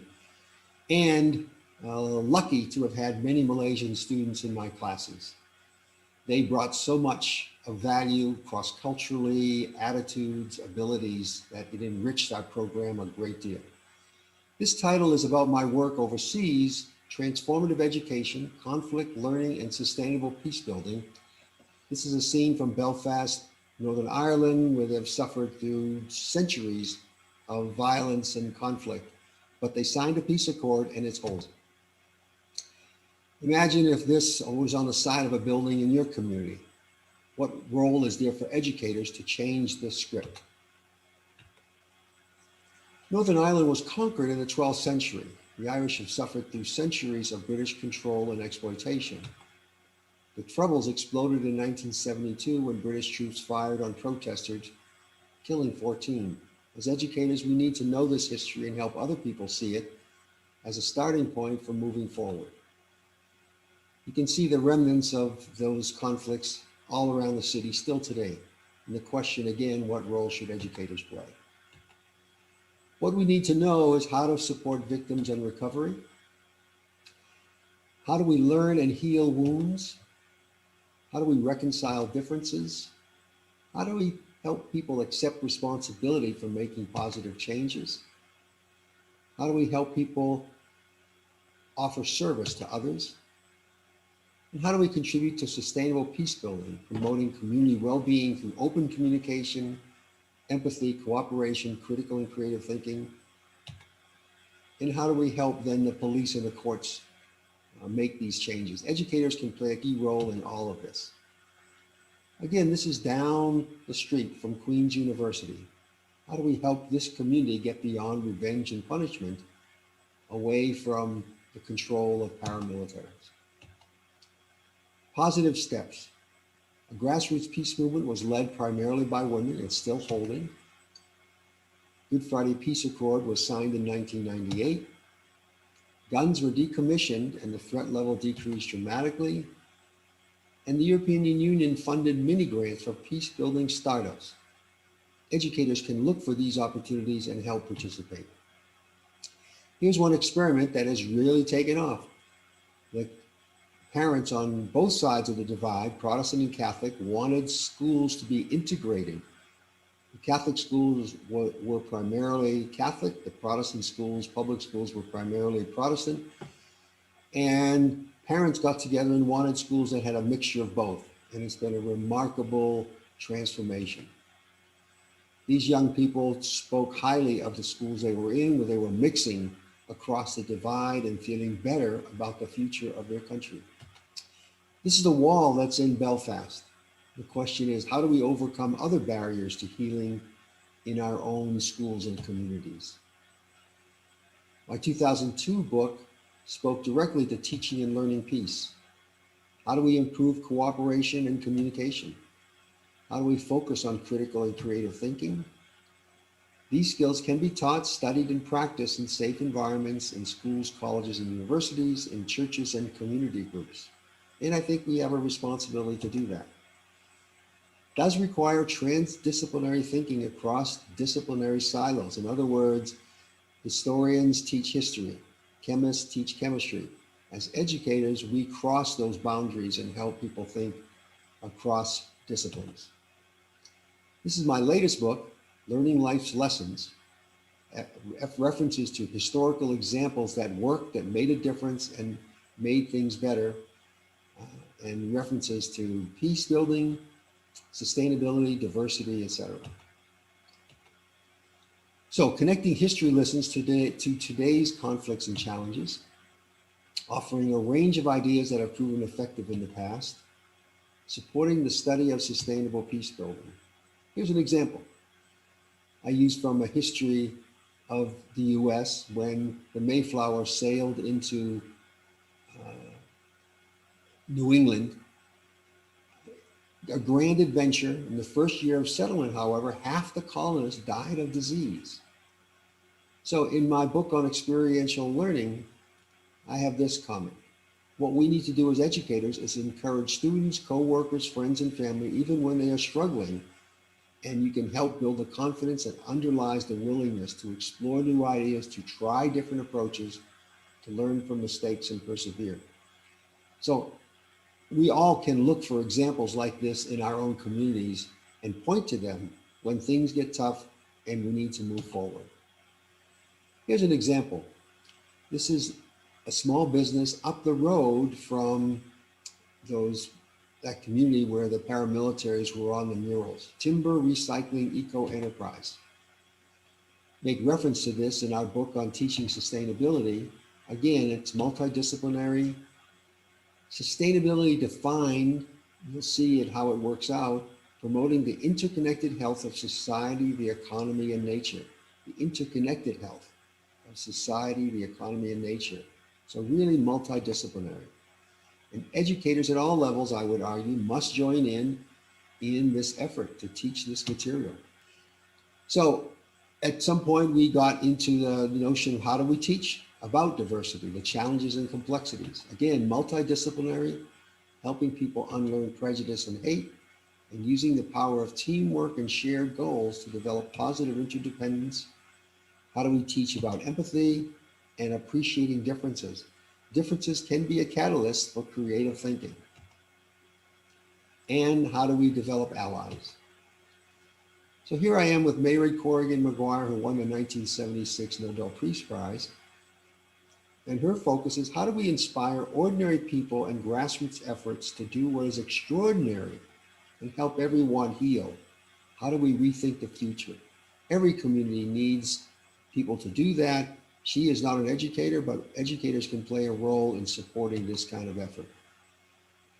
So we worked together, a bunch of us from Northern Ireland, from Burundi, East Africa, in putting a book together of ideas for teaching peace and reconciliation. Again, multidisciplinary, using international case studies, emphasizing peace-building concepts and practical ideas for putting into place in our private lives, in our work lives, in community.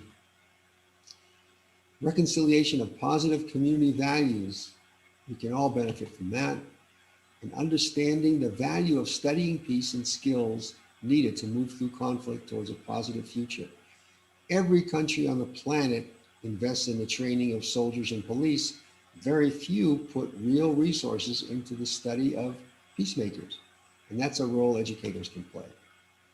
So instead of a mural featuring men with guns, typically, we can have murals that feature other images. We can recreate restorative ways forward. This was a part of another book we wrote on using experiential learning. Again, tapping into multiple intelligences, not just memorizing and performing on tests, but we commit to democratic, interactive, and cooperative experiences. And we seek alternatives to violence and power, and practical recommendations for alternatives to narrow classroom curricula, and tapping the benefits of service learning where people get out into the community and to make a positive difference. So we're taking now to Burundi, East Africa, where my Fulbright Award has led to work with Rotary in building sustainable peace. So I was there in 2011, representing Colorado State University. We signed a memorandum of understanding, and then later we were rewarded global grants from the Rotary Foundation.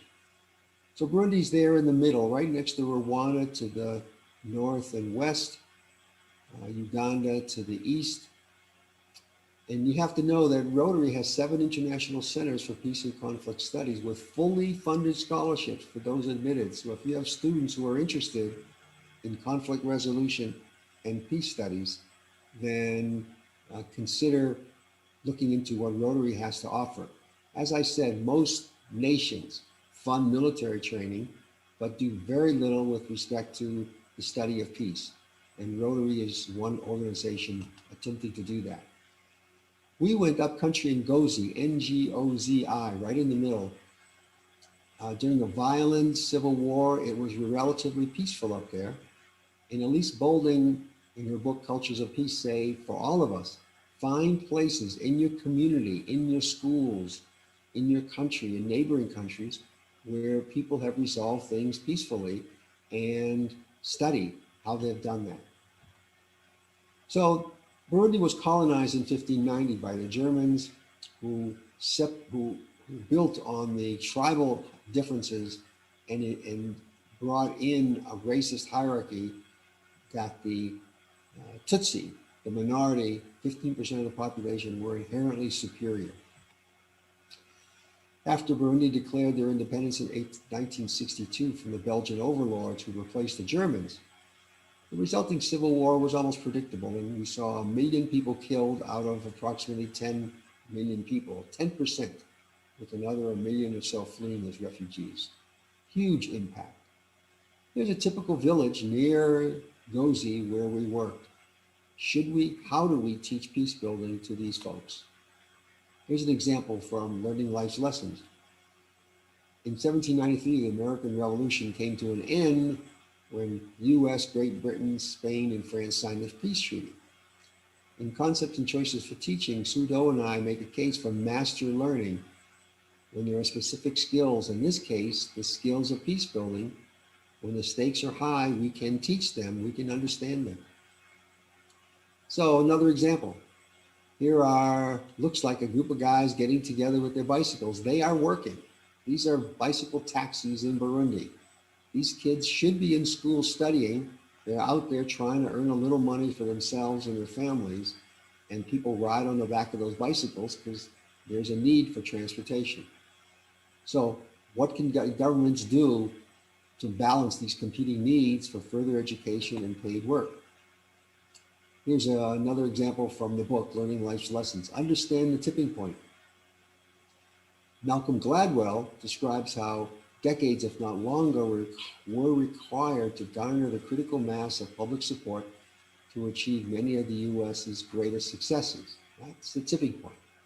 So how does Burundi promote public support for education and economic development? The challenge is, as educators, there and here, we reflect on changes. When enough people are inspired to come together for a long enough time and exert enough pressure, that a sustainable change occurs in actions and belief. That's the tipping point. And that's what we're working for in Burundi. Here's one of our students, born in 1973, identifies as Hutu, the majority, 85% of the population. He's a law student now. He says, quote, "The aftermath of the 1972 conflict was visible. People told me about the killing of educated people. Discrimination in front of Tutsis, the minority, was evident, right? They were put in place by the Germans and Belgians and reinforced. Eventually, he and his family fled to Rwanda, but after 3 years, 1993 genocide broke out and we had to flee to the Congo. When Rwandan forces attacked the refugee camp in the Congo, I fled to Burundi. It was impossible to join my family. And yet his spirits are high. He's there studying. He's there wanting to have a better future and help make a better future. It's inspiring to see. Here's the rector of the University of Gozi, Apollinaire Bangayimbaga. He says, emotions have much to do with violence and war. We must learn to think clearly and not just react. Think of those two sentences compared to what many schools focus on in terms of memorized knowledge and test taking.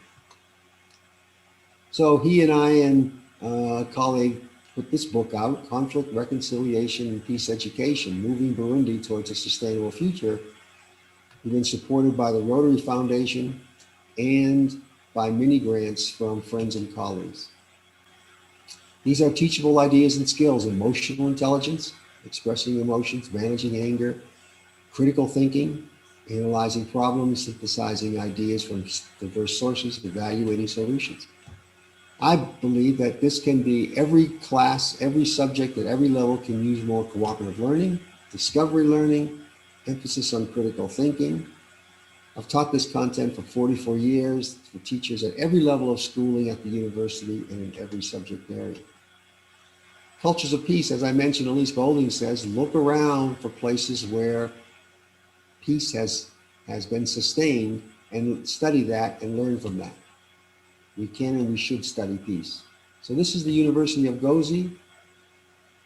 There was a resolution on conflicts to use peace building to deepen learning, overcome differences, explore creative alternatives, accomplish difficult tasks, move forward in constructive ways and heal wounds and build a new community, develop emotional intelligence. A big agenda, but educators are at the heart of all that and overcome fear. So here's an example of that from the book, Learning Life's Lessons. Use consensus to fully explore alternatives. We had this September 11, 2001 attack on the Trade Center in New York City. For teachers at all levels, consensus is a well-established mechanism for encouraging deeper learning and listening and empathic understanding. A commitment to consensus pushes everyone to take the time to understand the range of opinions and explore alternative solutions. What makes this sustainable? The solution is a healthy relationship society, appropriate financial settlement, economy, and without compromising the health of the place where they live, the environment. One more case study. South Korea, Graduate Institute of Peace Studies in Seoul, South Korea, and I taught peacemaking there. Here's our graduating class. Half of them were from overseas, the other half were Korean. Very exciting. They wanted to understand more about German reunification efforts because their country was split, as you know, between North and South. This is the DMZ, 30 miles north of the Graduate Institute of Peace Studies, the most heavily militarized border on Earth. Here's a photo about what South Korea looked like after the war, when finally a ceasefire was agreed to. Desperately poor, and it was devastating. Yet they have made the fastest, most spectacular rise out of post-war poverty to a highly developed, high-income country, and this is the design center in South Korea. And they built a statue honoring brothers separated by the war coming together. Is a permanent restorative peace possible? Reunification, who must be involved? Can the Koreans do what the Germans did to reunify East and West Germany? Big issues, and educators are at the heart of all of that. Well, I want to thank you very much. It was my pleasure to offer these experiences, and I welcome any questions. Thank you. Thank you, Professor Emeritus William Timpson. Ladies and gentlemen, we are delighted to learn from our next speaker, who is a representative from Malaysia Education Service Center, Guangzhou, China. She will be sharing on how schools and higher education are getting through COVID-19, early lessons learned from China's experience. Let's welcome Ms. Ruby Liu Shujuan.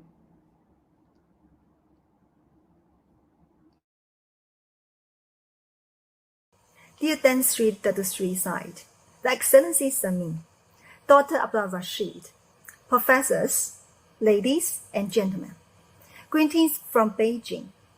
Thanks for the invitation from the organizer, University Tun Abdul Razak. It is my great pleasure to be the keynote speaker of this forum, and I'm so glad to meet all of you during this special time. Even we can't see each other in person, but I still feel the strong passion of the global education communication with all of you. First, please allow me to briefly introduce myself. My name is Shujuan Liu. You can call me Ruby. I'm the chairwoman of the board of the Zhongming Haohai Investment, which is a global investment group that focuses on the import and export industry, and also the international cooperation project related to the international education projects, international sports and culture projects. I have been served for the international education cooperation between China and other countries, especially the ASEAN countries, in the past 10 years. I also be the Deputy Secretary General of the Scholarship Fund of Tao Xingzhi Education Foundation. Tao Xingzhi Education Foundation is a public welfare organization under the Chinese Education Ministry. It was founded in 1984. It is also the biggest education foundation in China. At the same time, I'm the director of the China and Malaysia Education Service Center. which was set up in Guizhou province since 2014. It was supported by the Education Ministry of China and Education Ministry of Malaysia. Groups of Chinese students were selected Malaysia as their study destination country, and numbers of the education cooperation programs between Malaysian universities and Guizhou universities organized by the Service Center. And I have to say that I have great affection for Malaysia because at the beginning of my career, I spent about 7 years working as a manager of a business cooperation between Malaysia and China for Malaysian Chambers of Commerce and Industry in China. The experience gave me an international view of the world and also the better understanding of the Malaysian culture. It's built up my capacity of the trying to be the expert between China and Malaysia. The friendship between China and Malaysia has a long history. Malaysia has produced many outstanding talents in history and now. And they have made great contribution to the friendship between China and Malaysia. Education is the foundation of the talents. Education is the foundation of the country's prosperity. And education is the most important core element in global development. There are many culture and scholars exchanges between Malaysia and other countries every year. Among the overseas students in Malaysia, the numbers of Chinese students rank number 2. And the numbers is still increasing year by year. In the meantime, the number of Malaysian students studying in China already around 10,000, which fully reflect the friendship relationship between the two countries. The younger generation has played an important role in the culture and the knowledge dissemination of the two countries. In recent years, economic exchange between China and Malaysia have been increasing as well. The people of the two countries have become more familiar with each other, and demand for each other is higher and higher. The two countries have more collaboration in society, culture, and other fields. I believe that under the leadership of the great leaders of the two countries, China and Malaysia relations and the developed trend of the community with the shared future for mankind will be closely integrated, and they will work together towards prosperity and prosperity. Now, the COVID-19 virus has swept in the world. This is a huge heat and pressure for everyone. All of people affected by it also brings big challenges to the international education industry. In the past year, countries around the world have blocked their borders. The international students cannot go to the destination country to continue their study and also cannot get their certificates from these countries. Many education industries and the private schools are suffering financially. The tightening of the study abroad market is due to the uncertainty of the epidemic. We must unite at this time. We must persisting together. Then that's how we can survive in this unprecedented human crisis.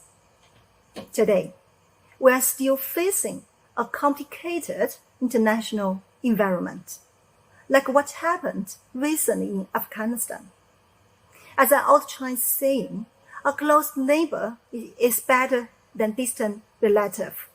So Chinese government is supporting more cooperation between China and ASEAN countries, especially in culture and education collaboration.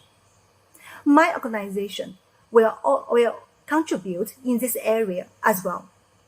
We have the intention to be the platform for diversified international collaboration programs in education and also as an investor to support them.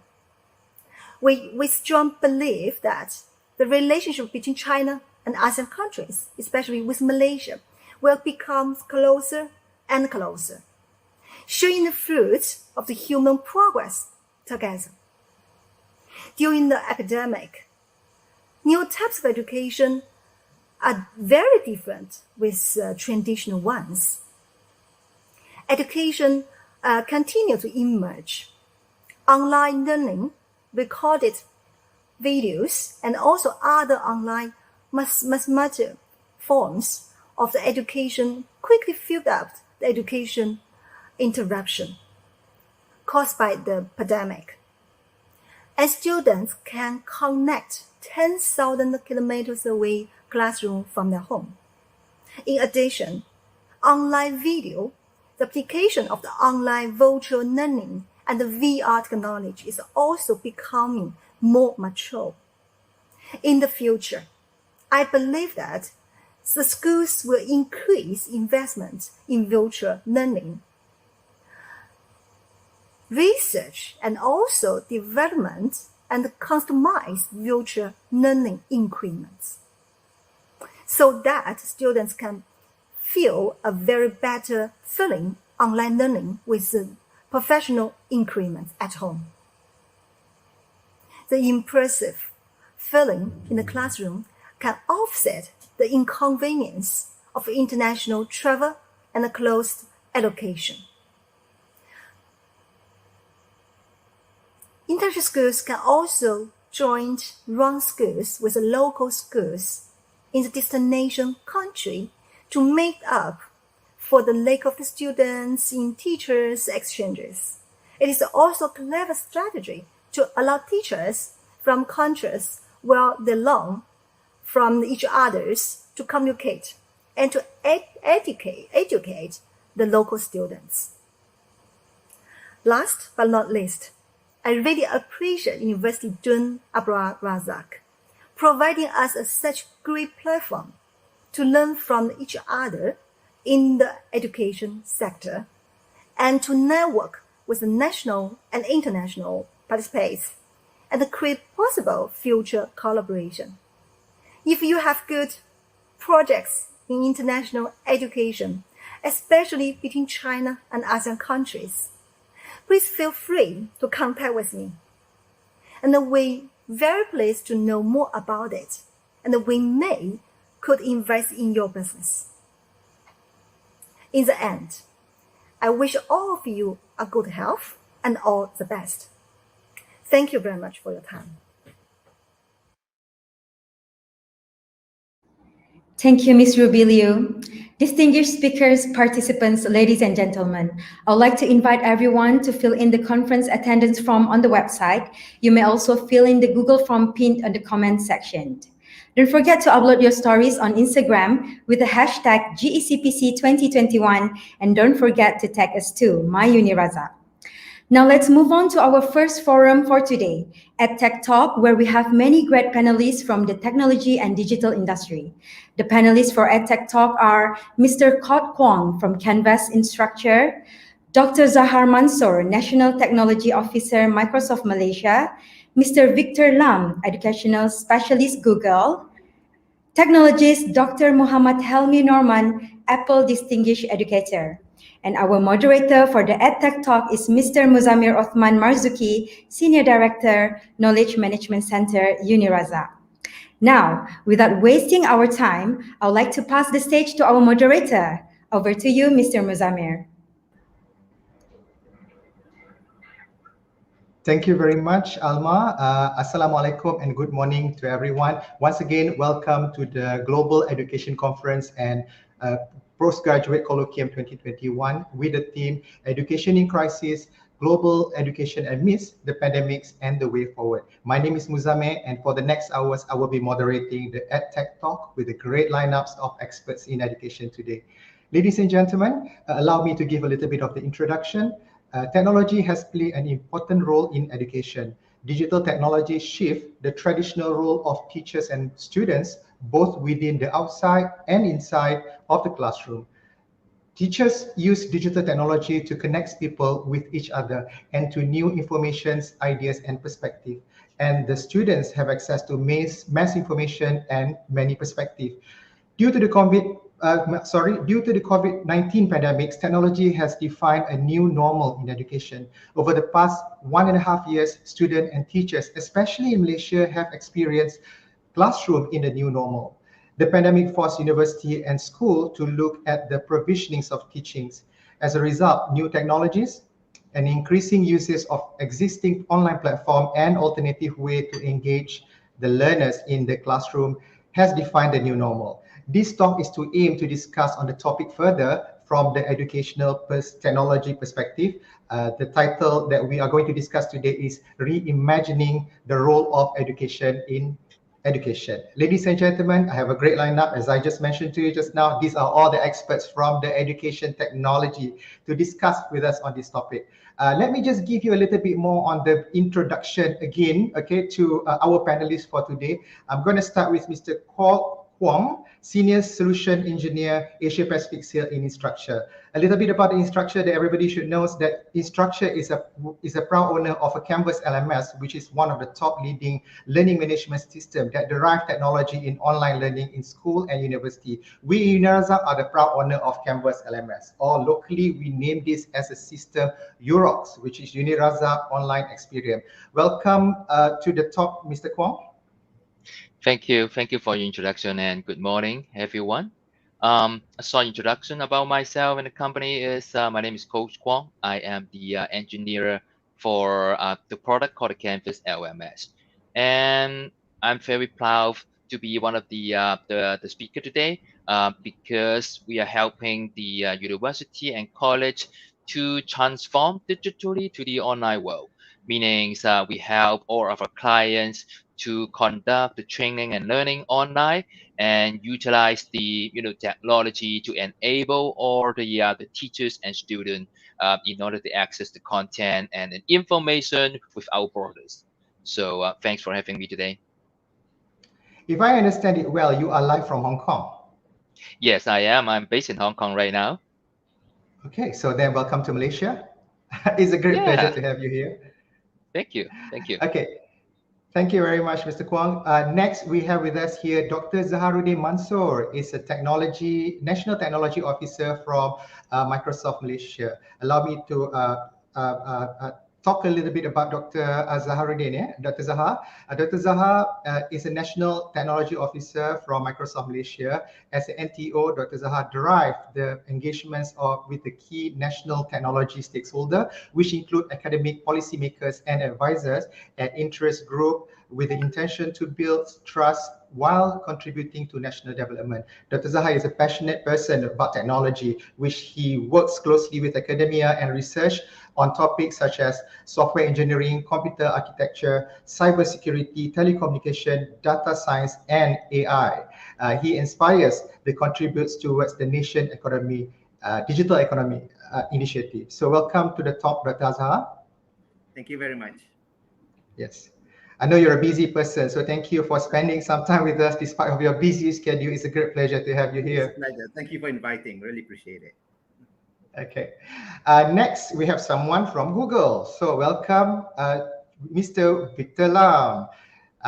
Mr. Lam is an educational specialist for business and community development for Google for education in Southeast Asia and in Hong Kong, covering Chromebooks and workspace solutions for education. So he is an educational specialist from Google. So if you would like to know more about Victor, so you will have to Google him up. Is that right? Hey, thanks for the warm introduction. I'm really humbled to be in the presence of other distinguished panelists here. Yeah, you're right. You would have to Google me up and you would see my profile being displayed. I think I'll just share one fun fact about myself before we begin. I used to be a public secondary school teacher in Sarawak, prior to joining Google. So yeah, I do miss my teaching days back then. Yeah. So you see, I know that because I Google you up. So that's the best part. Okay, welcome. It's a pleasure to have you with us today.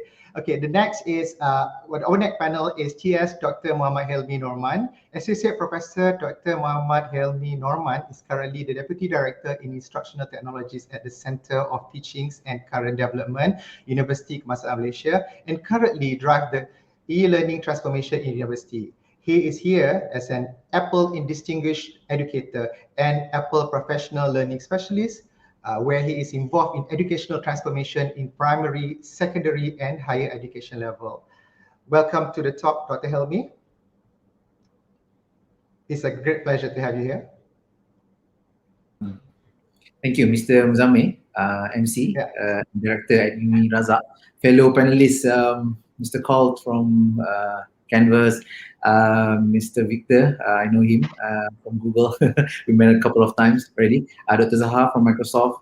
I'm humbled also, as Victor said, to be with the distinguished panelists today.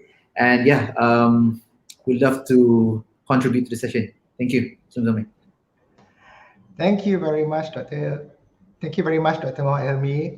Okay, and I introduce myself first, yeah? Okay, so allow me to introduce myself. I'm Muzammil Osman. I'm the Senior Director of Knowledge Management Center in Razak, and I will be moderating for the educational talks for today. And the title is chosen for today is Reimagining the Role of Education in Technology in Education, sorry. And I think this is like the best title in conjunction with the conference themes, which is Education in Crisis, Global Education Amidst the Pandemic, and the way forward. Therefore, I would like to get some insights of the topics from our lineup of expertise in technology of education. I have a few questions that I've already prepared, and I will address the question to the distinguished panelists. But before we go to the discussion, we would also like to hear from our audience. They are here since morning. Most of them are all educators, our fellow frontliner educators, and also from our students. So I'm sure that most of our we have two ways here is actually to interact with the audience. Yeah, first of all is we are conducting a poll, so you can see that the poll come from the right side channels, okay, on the chat. So you will be able to participate that by joining in the chats on the next window. So the question for the poll is, going through the post-pandemic stage, do you think that you will go back to the conventional teaching and learning as how it was before, or do you think that the pandemic has opened a new way to engage with the digital technology into classroom? So we think we are now in the stage of going to the post-pandemic. So I think it would be great if we can hear it from our fellow educators. Yeah, and at the same time as well, we would love to have a bit of a sharing session. So we would love to hear from you on your story on teaching and learning during the pandemic. So I'm pretty sure you will have like some of the anecdotes that you can actually share with us over in the chat. I would love to read them out toward the end of the session if we have the time later on, yeah? Okay, so without further ado, let's just go to the first questions here. The first question, I would like to address this to Dr. Zaha, and also to Mr. Kwong. The question is, as we all know, the COVID-19 pandemic has pushed our traditional learning methods into online. The technology is being used to ensure that the continuity of the education, but too much technology can change how people interact with one another. The question is, how can we strike a balance in this situation of coping with the challenge of the new education norm? I pass it over to you, to Dr. Zaha. Thank you so much. Again, thanks so much for inviting me and posing such an interesting question, right? But before I address the question, I just like to say that, you know, it's such a pleasure and I'm really deeply honored to be a member of this distinguished panelist today. So, I'm really humbled. But also I'd like to maybe make a slight important suggestion, right, to the organizations, to the organizers here, is that I think in such panel discussions, we should make it gender diverse, right? And maybe that's a feedback for an area of improvement. In fact, yesterday, I thought to let go my seat because, and I know a lot of other, ladies out there who probably be as good as panelists as all of us, but I think it was too late and I got the information about the composition just yesterday. Now, back to the question, I know that the word like, interfering, being too much is being used here. I rather take a more positive but realistic point of view, right? I think, change is part of the nature of human evolution, right? So rather than use the word interfering or being too much, I prefer to use the word of that it's a necessary transformation and as part of the natural evolution of humans. So it's not only in education, but in everything else, right? Think about this, as humans, we have this natural urge and this insatiable urge to improve ourselves, our lives, our economic standing, right? And as what Professor David Author, he's the head of School of Economics in MIT, says that if people living in 2015 wanted to have the same lifestyle as they had back 100 years before that in 1915, they just had to work 1/3 of the year. All right. So that is the kind of level of productivity improvements that we see over 100 years. So what about education? What's the needs of education in this, what people call the fourth industrial revolution or in this new world? I think if we step back a bit and open our minds and broaden our minds, I think what's really needed in today's fast-moving world, especially in Malaysia, is that we need to relook at the core, the core of the present education system that we inherited from the British 64 years ago, right? As of a few days, right? And to be honest, right, if I compare how I learn in school and how my kids learn in school, all right, and now my grandkids learn in school, I would argue that the core of it has not changed, right? I think that and really, if you look at education, and I'm sure my colleagues here, would probably be more knowledgeable than me. There are actually three major education gaps, right? The experts see. One is that the way students learn outside school versus the way they learn inside school or inside any education system is actually very different, right? The second gap is the skills gap. What the skills, and I'm not talking about knowledge, I'm talking about skills, right? The skills that is being taught in schools and the skills expected from industry, from the real world, from the people who are going to pay salary is actually different, right? Whereby we talk about these 21st century skills or future skills like communications, collaboration, critical thinking, problem solving, love for learning, for example, and having this global outlook. These are the skills which need to start earlier rather than later. And finally, the third gap is that the quality of relevant education is actually not inclusive. The gap between those who can afford quality, relevant education versus those who cannot afford quality, relevant education is actually quite big. Think about this. I mean, many of us send our kids to private schools, right? I don't, but I know a lot of my colleagues do, right? So in many ways, if you think about these digital technologies today, right, it's central to the modernization of education. I think digital technology serves an enabler that's required to transform these education gaps at scale. You think about the virtual world that that we live today. Actually, the children find that's as natural as the physical world, right? So in many ways, I think there was another speaker who talked just now that teachers still play an important role, but as coaches, guide, and mentors, because there's so much information that children today have access to that they can learn so much from the online, and thanks to Google, for example, right, in providing all this information online. Also, technology scales the kind of teaching and learning activities to build these 21st century skills or the future skills. Because online you can collaborate, communicate, have critical skills, can collaborate with students in China, for example, right, as mentioned by the previous speaker, right? And also digital platform technologies. If you think about it, a lot of people think that technology moves too fast. If you are a real technologist, the fundamentals of technology is not move fast. It's still the same, right? AI was created in 1950s, okay? But what has changed is that the democratization of technologies, the use of technologies, right? People can afford and they know how to use these powerful technologies like the smartphone and so on. So if technology is democratized, that will help to democratize education to address the gaps. So I think that the system, the problem here is the system needs to address, right? So, the COVID has kind of forced things on us a bit, right? To take that first step in the right direction. And we have this PDPR, right? You're aware that, Ministry of Education introduced home-based learning and so on. This is a good step, all right? Because in the past, like, we couldn't even think about trying to use online in schools or even in universities in some ways, right? In some universities, not all there.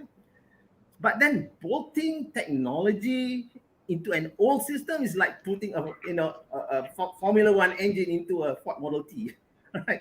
I think there is an opportunity for us to relook at what is the kind of teaching and learning activities that will really, while learning the knowledge, but also develop the skills like, using teaching learning effort like, flipped classroom, project-based learning. And we see that some teachers who are more kind of bold and daring, they're actually doing this, right? Without sacrificing the core curriculums. So is there a risk? Really? Not really. If you think about the private schools, they're already doing this, right? Many countries are doing it. And that's now we heard about even Burundi is thinking about doing it, right? And yet we are still here. So just to close this off, I think COVID, this really has been an accelerator for us. So there's a bad part of it, but there's also a good part of it. And I like to quote Winston Churchill, who says that never let a crisis go to waste, right? So as we should not look at the education system being pushed or forced into this situation, COVID, but rather we should take it positively, take it as an opportunity to leverage on the changes that COVID gave us no choice, but to accelerate the adoption of digital technologies and push us in the right direction for modernizing education. Thank you. Thank you very much, Dr. Zaha, for the insightful thought just now. I want to share a little bit, like in Uni Razak, we have the educators. They are the teams of educators. They are willing to take this challenge of, like going not just only through the pandemic. I think the pandemic is just accelerate the technology in education to be faster, and they adapt themselves well. And not just only from the young educators, also the educators that are at my age, like it's like nearly to 50 years old, they are really open up into, like looking into what is actually the best for us to teach for our students. Thank you very much. We go next to Mr. Kwong. So the question is for you. All right, thank you. Yeah, the question is about how to use the technology and strike the balance. And personally, I help the clients to adapt the new law mode since like 6 years ago when I joined this company. My role was to help the clients to move or shift the training and learning environment online. So I actually face and met a lot of them, like the challenges and the tips how to use technology. But in short, my opinion will be it's good to have the technology in the education. For example, we can now teach and learn online anywhere, anytime through the apps, especially the penetration of the smartphone. That is most of the young generation prefer to use mobile. And in fact, we have some studies saying like more than 75% of the students prefer to interact with the online courses through the mobile app. So it is a big change, back to the like 100 years ago or back to 10 years ago, we all study in the traditional way, like a four walls environment, and the student needs to carry the book and the backpack and go to school every day and listen to the speaker who may stand in front of the room. That is traditional way. But with the introduction of technology, like Zoom or like Teams or Google Meets, everyone can be meet online. So teaching can break through the wall. It can be anytime, anywhere. It can be recorded. So another example is, recordings. It's like when we have some problem, we cannot go to school, no matter it is the weather, the typhoon, which is pretty common in Asia, or the student is sick, or the traffic problem. Then we miss the lecture, we miss the lesson, we lost the knowledge. But with the recordings nowadays, we have the digital access, meaning we can allow the student to watch the recording, or even we can do more like put some quizzes over the video. So in order to test the understanding of the student, or ensure that they watch the recording completely or not. So technology help, physically. And another example is like make the content more engaging, in addition to the textbook, which can be sometimes we all agree that it can be boring, like we carry the big and thick book, a lot of text, a lot of content, and it's boring. So how to make the learning content more engaging is another key of the online learning environment. So an example is to make use of the multimedia content. um, Everybody like watching the video online, like the online gaming things. So technology can help us to incorporate these two together, like make a learning content interactive.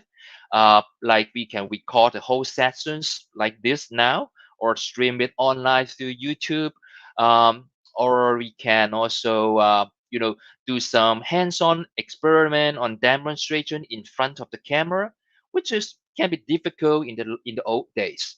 But now we can make use of the camera, even just a smartphone. We can record a pretty high quality, HD video online, and then we can deliver the concepts to anyone, even to the senior person who may not familiar with the smartphone, or the internet or computers. Um, all the way down to the kids in the kindergartens, like my daughters. She can use my iPads to watch the content online, which is amazing. So technology can help to transform the content online and make it more engaging. And last but not least, I think technology can also help, not just the learner, but also the teachers. They can design or redesign or restructure the content in a digital format. Like in the 21st century, well, we are not doing a bunch of MCQ or essay type of question anymore. We make the content more interactive. We can have like mix of the video and then mix with some quizzes after that, and then put in some web page and some external content. Or we can also mix with some extra curriculums, co-curriculums program into a course. So it's really opened my eyes after introducing this kind of edge technology to my clients, because you have the tools, you have the platform, you have the technology, you can do a lot more out of the traditional teaching and learning. So that's my opinion and my tips about how to make use of technology in the education world. Thank you very much, Mr. Kwong. I have to share this. Uni Razak is actually one of the 6 universities in Malaysia that is using Canvas as our LMS, and we are a very proud user, because during the pandemic over the last 1.5 years, like Canvas have already saved a lot. So we are not really much in the panic mode. So because we got everything all already online. Like that helps us, that starting from teaching into assessment into the evaluation. We got students that, submitting works over the mobile phone while doing, like going for taking a bus or like taking on a train. So I've seen that before, because I also a teacher. So I would have to say is that, Canvas is playing a very important role in the digital technology during the pandemics. Okay, thank you very much. For those who are just joining us, you are watching at Tech Talk in the Global Education Conference and Postgraduate Colloquium 2021. We are here together with me, 4 distinguished panelists, Mr. Kuat Kwong from Canvas Instructor, Dr. Zaharuddin Mansoor from Microsoft Malaysia, Mr. Victor Lam, Education Specialist at Google, and TS Dr. Muhammad Helmi Norman as Apple Distinguished Educator. And the topic that we are discussing today is reimagining the role of technology in education. Now, we go to the question 2. And these questions come from the educator point of view, and I am going to address this question first to Dr. Helmi, and after that to Mr. Victor Lam. Now, as educator, we are in the change We are the change agent. Okay, I repeat back again. As the educator, we are the change agent, and it is our responsibility to ensure that we drive the change rather than being driven by it. So, as a well-known educator, technology enabler, how can your organization assist educators in moving and changing their mindset regarding to the adoptions of technology in education? I'll pass it to you first, to Dr. Helmi. Over to you. Thank you, Mr. Mzammir and fellow panelists, and also the everybody here at the conference. So, interesting question. So I am an Apple Distinguished Educator, or ADE. So what the ADE program is, what it does is it certifies inspirational educators around the world at lower and higher education levels. So what we do is we empower administrators, lecturers, technical staff, teachers, and students with the Apple ecosystem. So and what I'm going to say is, from my point of view, of course, educators can create wonders, and now learners are living in not just one world, but not two worlds, but three worlds, because it's the physical world, it's the digital world, and also the biological world. So everybody's saying fourth industrial revolution, oh, we have three worlds. Yes, and actually it's a different world now. It's not just about I'm physically here, and I'm digitally here, but I'm also biologically here. So we have to make that clear, and about crossing, about connecting these worlds, and these technologies available. So for the physical, we have robots, we have drones, we have iPads here and there, and in the digital world, we have augmented reality, virtual reality, cryptocurrencies here and there, and in the biological world, we have the biosensors, we have the Apple Watch, and we have the but what I'm trying to say is, it's the affordance, as Dr. Zaha was saying. It's the affordance, the educational affordance. Now we are in the era that affords for education to be seamless, to be global, to be connected. So everybody's connected here and there. It's a very different world. And, we are connected via, these MOOCs and online learning, online community. I'm seeing my kids like, what are you doing? Oh, Discord? Oh, you can hear, you can jam with everybody, with your colleagues. And so it's a very different world. And this is where the role of educators is to understand the lives of the students. It's very different. And how do we, enter the lives of the students and understand what their, what their advantages are, what their benefits, what is the challenges there. So I think, again, going back to learning innovations, how do we empower students, how to empower learners, how to empower teachers to create learning innovations, to create, mixed realities with clips. Oh, I can create a memoji. How do you do that? And how do I create songs? How do I, create mobile apps with Swift programming? So I think this is a very important step towards that. And probably I'll sum it up with these 4 phases of psychologist Tuckman. So when you form something, when you introduce something new, there's 4 phases. So it's the forming, and then you go to the state of storming, and everybody's like, how am I to do this? Suddenly the pandemic has come, and how do I integrate teaching and learning online? I'm not ready. Raza's already, I've heard that you've integrated Canvas and everything, so that's good. But I mean, the whole world is shocked, and Malaysia is shocked. How do we do this? And then we eventually enter a stage of norming. And then everybody's, I can use this easy. Oh, the iPad is easy to teach. Oh, I can use Google Classroom easy. I can use Microsoft Teams, no problem. So I think then after that, the final phase is the performing. So after we understand the ecosystem, the whole, global, local, connected learning, then we understand how to deliver and perform in the world of education. Thank you. Back to you, Mr. Mzammir.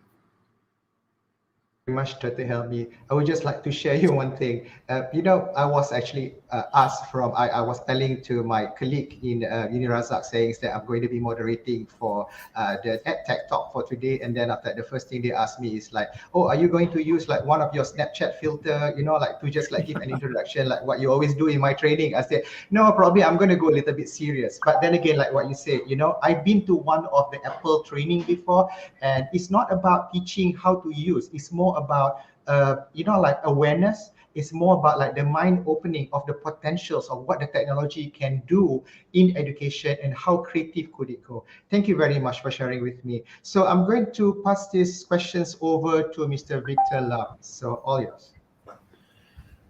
So thanks, Dr. Helmi. It's always very hard to follow in your shoes, especially if you're the first speaker, and to Dr. Zaha and Call as well. I think I would really what Dr. Zaha said about not letting a crisis go to waste, in the sense that we have to take it positively. That I really agree with that sentiment, right? And on the particular question on educators, being encouraged to write these changes, to roll with the changes. I think thinking back about my own time as an educator within the MOE itself in this rural school in Sarawak, I think a lot of things have changed since. If I think about the way I used to craft my lesson plans, or what we call rancangan pengajaran harian, right? It all used to be, typed out, printed, and sent to your principal, every week in a physical file, right? And now that I think about it, with the current PDPR, I see a lot of educators already having ERPH, right, or e-lesson plans being drafted up. I think that was something that perhaps MOE never did before, but because of the way we've done teaching and learning online, they've been encouraged to submit their lesson plans online. They've been encouraged to conduct their professional learning communities online. A lot of the briefings that were previously done by the state education office or the district education office has now moved online, right? So I think what I'm trying to say is that I think the easiest way for teachers to come on board is to let them know that technology makes their lives a lot easier, or rather that's essence of convenience, right? I think for a lot of educators out there, I think adjusting, or the initial adjustment happens to be could be one of their toughest point in their careers ever, right? Not just for the educators, but for all the officers in the districts, or all the officers in the state education department, perhaps even the head of the MOE as well would have found it very challenging. So I think the idea here is you want to in bahasa meringankan beban guru lah. I think that would be one of the best ways to get teachers on board, right? The fact that they can spend less time on admin, and technology should be able to help them spend less time on admin work, but really spend time on creative planning for their lessons and the method of delivery. I think that would be the best way to really get educators on board, right? So I think I think if educators can see that change, and if the ministry could encourage it, I think that would really get more educators on board, right? And I think the second thing that I would sort of share as well is that we want educators to be able to use technology in very creative manners, right? I think for a very long time,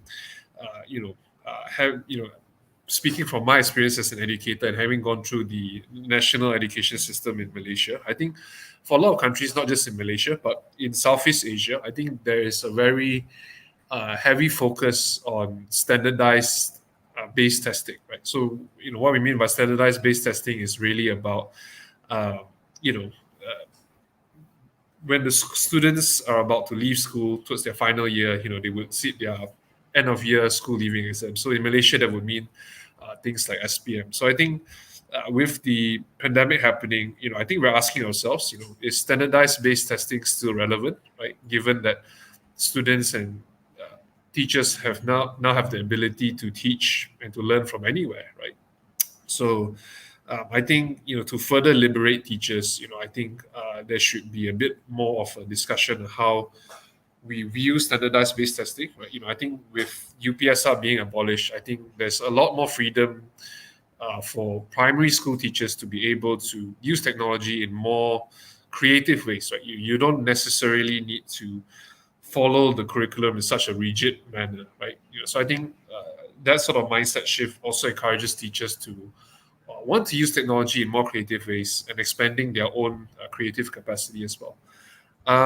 So number one, definitely reducing, giving teachers more time to focus on their creative lesson planning. Number two is to have a longer conversation about the shift away from standardized based testing. And I think the third thing that, at least from a MOE Malaysia perspective, I think I can also speak for my counterparts from Apple and Microsoft, is that Google, Apple, and Microsoft are currently launching certification programs for educators within the Ministry of Education, right? So working with the Ministry of Education to give these teachers the right type of certifications, to acknowledge them, to encourage them that, hey, you have the ability to use the various tools on our different platforms to be able to conduct your lessons creatively. So I think, in that small part, giving them the recognition is super important, to say that, we're slowly shifting away from the traditional classroom, and there are various courses and certifications you can take online that would help move you along the right direction with regards to your professional development, right? So I think, having that sense of pride for educators is also very hugely important, right? So yeah, I think that's my take on the three things that would get teachers to really adopt technology. So number one is, giving them that creative license with the reduction of administrative work. Number two is shifting away from standardized based testing, right, especially for the younger years. And the third is,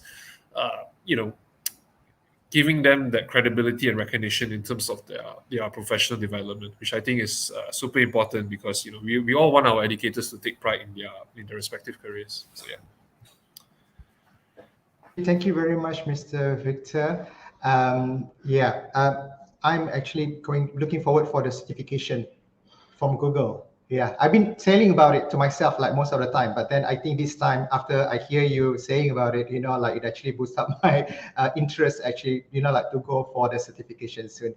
Okay, before we go to the third question, actually we have a bonus question. The bonus question actually comes from the audience. So I hope that the tech team can put in. Okay, the question come from Professor Muhyiddin Arifin that asks, how do we cater those learning methodology?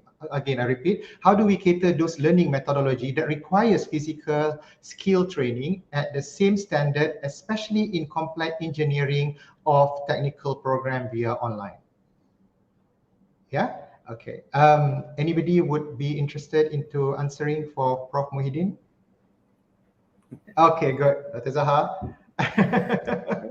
Thanks for the question. Now that's a very challenging question, right? And in many ways, I think there will be some kind of certain kinds of skills where I think hands-on, physical hands-on, right, activities is required. Okay, but there are many others. If you think about it, in electrical engineering, even in mechanical engineering, even in medicine, right, where today's technologies such as, virtual reality, augmented reality, with technologies like HoloLens, and I'm sure Google and Apple's got their own technologies related to, virtual reality. And so new ways of learning where teachers could be remotely, showing things that's happening, and it can be simulated, leveraging on digital technologies. I think that is already becoming more and more important, especially in today's day and age. In fact, if you think about it, right, many companies are actually doing that, right? Because some of this equipment are so expensive, and they don't have this, luxury of buying a learning equipment. So a lot of these things are actually modeled using computer models, and then you can actually almost lack of just touching it, the teacher remotely can actually show what's happening, or even can guide you from doing something right in another place, right? So technology has moved to that level that you can actually do this in a virtual manner. And many other fields, like in computing and so on, you really don't need to have your motor skills is just using your computer, for example, right? So I think we should again look at stepping back and look at mindset. Yes, I'm not saying that there's no skills that, there are some skills that require this physical engagement. In cases where you can afford it, I think they could buy, for example, in electronics, for example, I can buy, things, soldering and stuff like that, right? But there's certain things that maybe, in mechanical engineering, for example, where it requires big equipment and you don't have that kind of software and technology which simulates that equipment, then perhaps that's the case where, but I think it's becoming marginal at this point of time, right?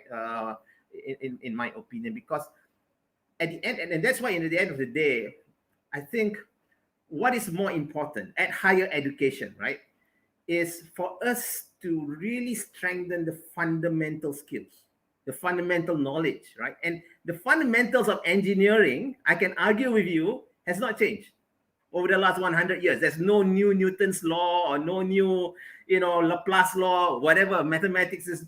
Nothing has changed.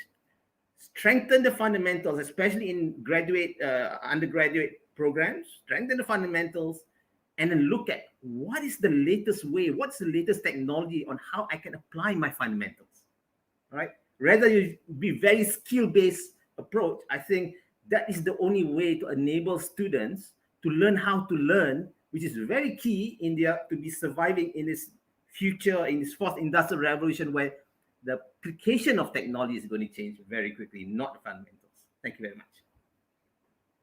Thank you very much, Dr. Zahar, for the insightful thoughts just now. So we move to the last questions for today. So this is the conclusion questions, and I open it to everybody. Yeah. So despite of all your organization initiative to assist educator and student in continuing to learn without interaction during the pandemic, in short, what is your ultimate goal to see how technology can be an enabler for education in the future? I will start with Dr. Zahar. Me? Yeah. All right. Okay. We can reschedule. Yeah. Okay. I think the audience might be, bored of me right by now. No. I'm actually already focusing on you now. Okay. Carry on, Dr. Zahar. It's really a good question, right? And for me, I think, as I mentioned just now, we always, what I observe, right, is that when we talk about technology, we put technology first. I think that's probably not quite correct. I think the mindset should be that what is the right teaching and learning required for this fourth industrial revolution? It's not about robots. It's not about, AI and stuff like that, right? But let's look at what are the learning outcomes. And as I mentioned just now, I think the core knowledge has not changed. The curriculums has not changed. But how that curriculum is delivered to generate the right skills that is relevant for the industry and it's relevant to the fourth industrial revolution. As I mentioned, like the future skills, 21st century skills is important. And to do that, the teaching and learning activities will have to transform.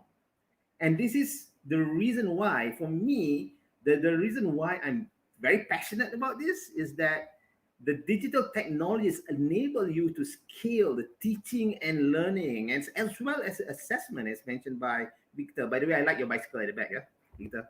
The teaching and learning activities as well as assessment in a way that is scalable.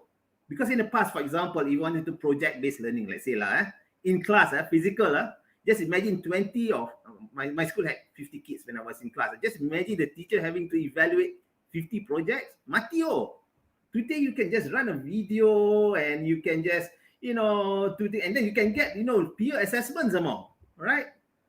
What's the problem? Right? Everything's online. So it's, and as someone I mentioned just now in the question saying that, oh, it's too much computer time is bad. True, but it doesn't mean that you leverage on digital technologies that you got to see the screen all the time.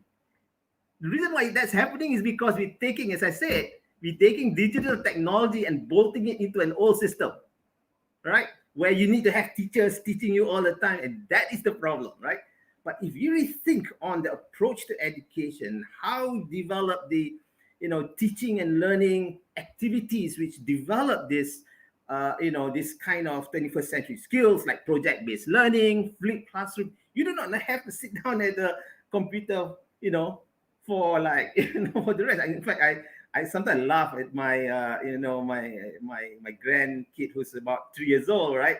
The teacher is there and he's doing something else, right? switch off the video and do something else.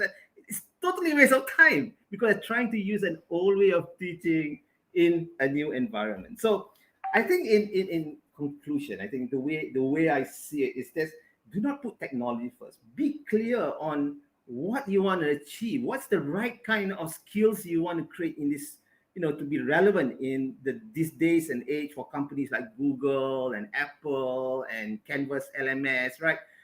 What are the kind of skills which are relevant today? And then look at how technology can actually help to, scale the development of these skills. And as I said, it's not rocket science. The challenge is that is a change in mindset, right? And the system has got to drive this change in mindset, which means that it has to start from the top. It cannot, you can have teachers actually innovating in these areas, and I've seen a few, I've seen a few, but it won't scale, right? Then it needs to start from the top, and then there's collaboration among the teachers, learning from each other as we go into this new forms of education system. And for your information, I was involved in the Majlis Jawatan Kuasa Pendidikan Negara about in 2018, and we were looking at this whole end-to-end education, which covers 3 ministries, by the way. The Women and Family Affairs Ministry, Ministry of Education, Ministry of Higher Education. We had this potential of really streamlining that whole education system. And don't forget the TVET, it's got 9 other ministries, right? And one of the things that, as mentioned, we looked at from assessments, from the kind of teaching and learning activities, things like how you develop 21st century skills right at the beginning. I think that whole thing needs to be there. The report was actually submitted to MOE, so we hope that and it was actually quite exciting because teachers got involved, parents got involved, the public got involved, and I think this is something that we hope to accelerate this implementation at the end of the day. Unfortunately, the ministers change and so on and so forth. So let's hope that this becomes a reality. Thank you very much. Sorry to take a bit of time. Thank you very much, Dr. Zaha, for your insightful feedback just now. Yeah. As like you just mentioned just now about the bicycle actually on the wall, then only I realized that, having so many of the, video calls in the classrooms, like it actually gives the first impressions of what is actually our background. So I can see that Mr. Kwok have like, like the whole sets of like headsets, and I try my best to read, but then I'll just like put small books in comparison to Dr. Zaha just now, and also Dr. Helmi have like the painting. So I think there must be a very artistic person back there. Okay, and speaking about having a bicycle at the back of the wall of Mr. Victor, I think I'm going to pass this question to you right now. Okay, over to you, Victor. Great, awesome. Thank you for observing the various backgrounds that we have in our houses. I think that speaks volumes of our personality. So I think my hope is that we want to use technology to cater for the multiple intelligences that our students have, right? I think ultimately the way we want technology to shape the future is really ensuring that every child that goes to school, they come out feeling that they have the relevant sort of skill sets that that allows them to succeed in the future, right? So I think Dr. Zaha mentioned there was a bit of a gap between what students experience in school versus what's demanded of them in industry and what's demanded of them in university, and what's the gap in between these things. So I think my hope is for students to be able to realize that they have multiple intelligences. Some definitely are more creative in the artistic sense. Some are more number savvy. Some are better with their hands. So it's really about using technology to cater for where students are, or meeting them where their level is at. Right. So, for example, someone graduating from uni in Sarawak and wanting to work in East Malaysia will have a very different experience, and as a result, very different sort of skill sets compared to someone graduating within the Klang Valley and wanting to work in an office environment over there, right? So I think whatever technology is, it's really meant to cater for students of different skills, of different learning pathways and needs, as well as students from special abilities. I think technology helps them learn at their own pace. So going back to what I said about having a conversation about how we think about standardized assessments. I think we want to use technology to measure more of those multiple skills and multiple intelligences that students have, right? So yeah, I think we're running a bit short of time, so maybe perhaps I'll let the magical wheel spin and see who we hit next to answer the final question. Yeah. I know it's a bit, unfortunate because we only have like 1 hour and you have a lot of things to discuss about. Yeah, but it's okay. We go and move on to the next presenter, to Mr. Kwok Wong. All right. I realized one thing, that we actually wearing a matching shirt. Did you realize that? Yeah, that's Yeah. great. Yes, you see. Yeah, that's Good good. taste. Okay, so Good over. shirt. Yeah, we do definitely. Yes. Yeah. Okay, so over to you, Mr. Kwok. Oh, thanks. Excuse me. For the last question about how the technology to enable the education in the future, I think first of all, I agree that technology should be like an aid or a complement with the teaching and learning. It's not a replacement, but it will help and enhance the teaching and learning to the wider audience. I mean, like the traditional way, which is quite human dependence. But with the technology, we can now doing everything online.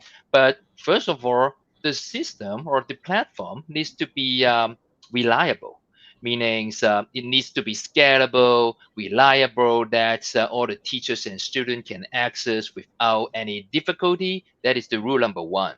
And then I also agree that the teachers or academic staff should focus on the teaching methodology or the pedagogy. It's always go first in a education institution, and not the technology. And to be honest, the person or the contact I normally talk to was the academics or the education technology team, instead of the IT people. You know, they always have the first voice or choices to make when they choose the platform for teaching and learning. They should be focusing in the academics, like how to port the teaching material online or over the platform, instead of focusing how to use the technology. Technology is the aid. It needs to be very, very simple and intuitive. Anyone can use it. Professor, teachers, or even parents, or even the disabled. We have some clients who are the blind people. They can also use, the online tools like Canvas for teaching and learning over the pandemic. So that means the platform needs to be accessible, easy to use, and accessible for everyone. And again, technology can do this. We have a lot of aids like the visual tools, the speaking tools, AR, VR tools, etc., to help the people. Learning should be achievable without borders, without language barrier, etc. So this thing can help the technology. I mean, the technology can help the education in the long run. And then, not but not least, the teachers or academics should rely on the learning platform, like in the big ship. They can use this ship to access or deliver any contents as they wish. No matter this is the the hybrid mode, flip the classroom, outcome-based learning, whatever pedagogy you prefer, it should be deliverable over the learning platform. And in another word, the learning platform should be flexible enough to support any pedagogies. That will help the educators in the long run, and then to reach more students. So that's my idea, like how to use the technology to enable more and more students and teachers. Yeah, that is, and I welcome any feedbacks. Thank you very much, Mr. Kwong. And we will go last but not least to Dr. Helmi. So over to you, Doctor. Thank you, Mr. Mzami. Very interesting question. How technology can be enabler for education in the future. So I think that the answer to that is the technology is not can, it is already enabler. And it's not just an enabler, but it's technology empowers educators, learners, administrators to transform education. And I think it's not just about integrating technology, but strategically, structuring with well-defined interventions. So I like to quote Dr. Ruben Puntadura. So in his model, SAMR model, so it's SAMR, so substitution, augmentation, modification, and redefinition. So technology is not just about substituting. Like your iPad is not just an ebook, like, you just scan everything, and then you just, learn. No, it's not. It's not that. I really relate with the panelists were saying about pedagogy. So in UKM's active learning framework, we have the pedagogy, space, and technology. So it's always the pedagogy first. Pedagogy, learning, what's the learning design? How do you make students active, not just in a physical space, digitally, biologically? So I think it's how do you make it active? So, and then we go to the space, digital space, physical space, and then you integrate that technology. I really like what Dr. Zahar is saying. Technology is not the core focus. So it's about learning. How do you develop the skills? What type of pedagogy learning that that leads to these skills? And we're working. I'm working actually with Majlis Ketua Pembelajaran IPTA, Ministry of Higher Ed, in designing these experiences for teaching and learning in higher ed, and also with the Delima program with Victor, Google, Microsoft, and also Apple in making this infrastructure moving forward. What do we do? Because the pandemic, again, as Mr. Mzami, you said just now, it has accelerated the integration of technology. So now technology is here. It's just technology. So but how do you make the learning more than that? How do you escalate that? How do you make more learning more beyond the classroom? Beyond national, beyond regional, beyond global. So I mean, how do you put that in the classroom and take that affordance, connecting people to outside? Because before this, we just, in a classroom, I was like, okay, this is the classroom of 20 students. I know only 20 students, but now learning is everywhere. I can, talk to my friend in Sarawak. I can talk to my friend in America. So this is the global learning that we're going to. I think, again, to conclude with, now again, learners, teachers, educators, administrators, we are not just living in one world, again, not just the physical world, but the digital, biological world. And then with the right affordances, with the right connectivity, we can move towards the education of the future. Thank you, Mr. Mzami. Back to you. Thank you very much, Dr. Helmi. That was a very insightful thought. I would like to share with you a little bit in Uni Razak when we first, in the beginning, it was like in March 2020, last year when the pandemic starts, we were all like in the stage of struggles because nobody, or not many people know actually what's going on. How do we do the class? And especially to conduct a classroom online, like without to have anybody to actually help, because you have to do it like in your own home. So that is actually quite a big challenge and quite a big struggle. We passed through that already for over the past 1.5 years. And now, like before I remember, because I'm in the, like a position where to do the setup for the online classes, like in the university, and at the end of the day, everybody was struggle. I pick up phone calls, like start from 7 o'clock in the morning, how to do this and how to do that, like why is this not moving and all this. So, like it was actually quite a struggle. I have to share this with everyone, like get it out of my chest.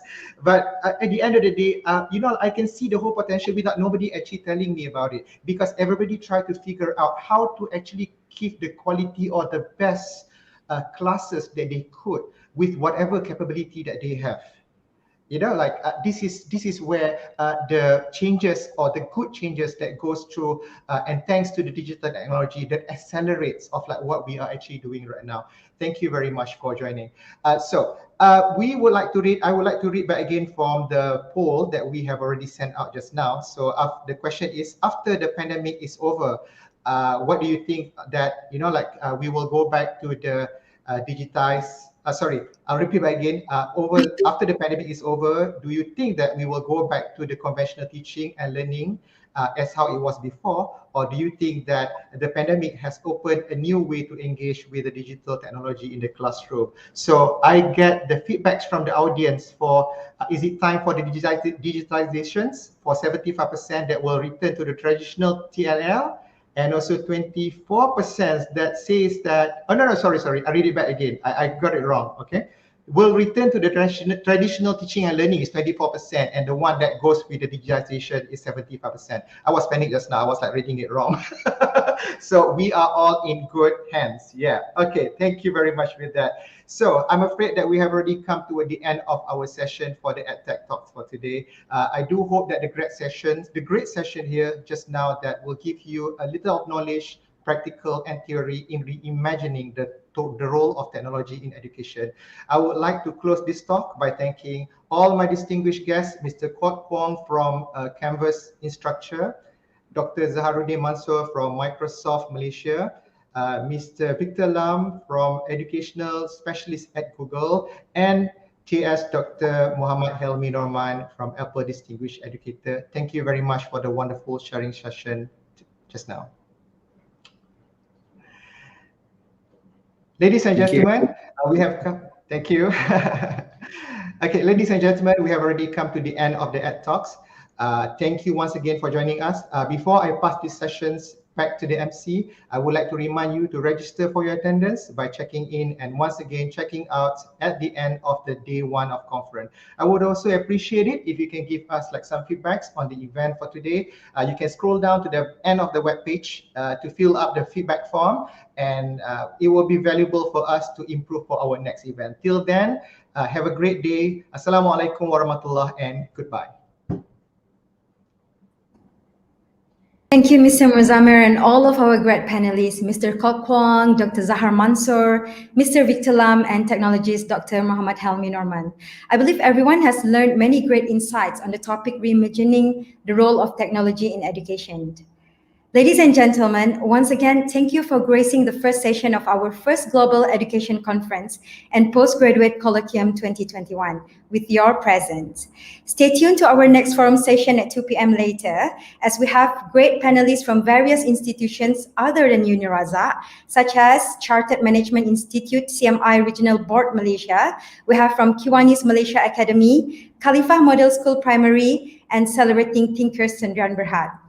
Our distinguished panelists for the next forum will be discussing and sharing insights on Malaysia's education landscape amidst the pandemic, issues, challenges, and the way forward. In addition, we are honored to have Yang Berbahagia Professor Datuk Sri IR Dr. Zaini Ujang, Secretary General, Ministry of Environment and Water, and also a former Secretary General, Ministry of Higher Education Malaysia, for the closing address. So stay tuned.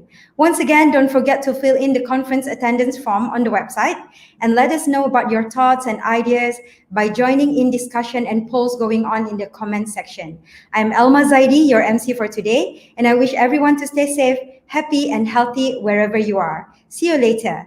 Assalamualaikum warahmatullahi wabarakatuh.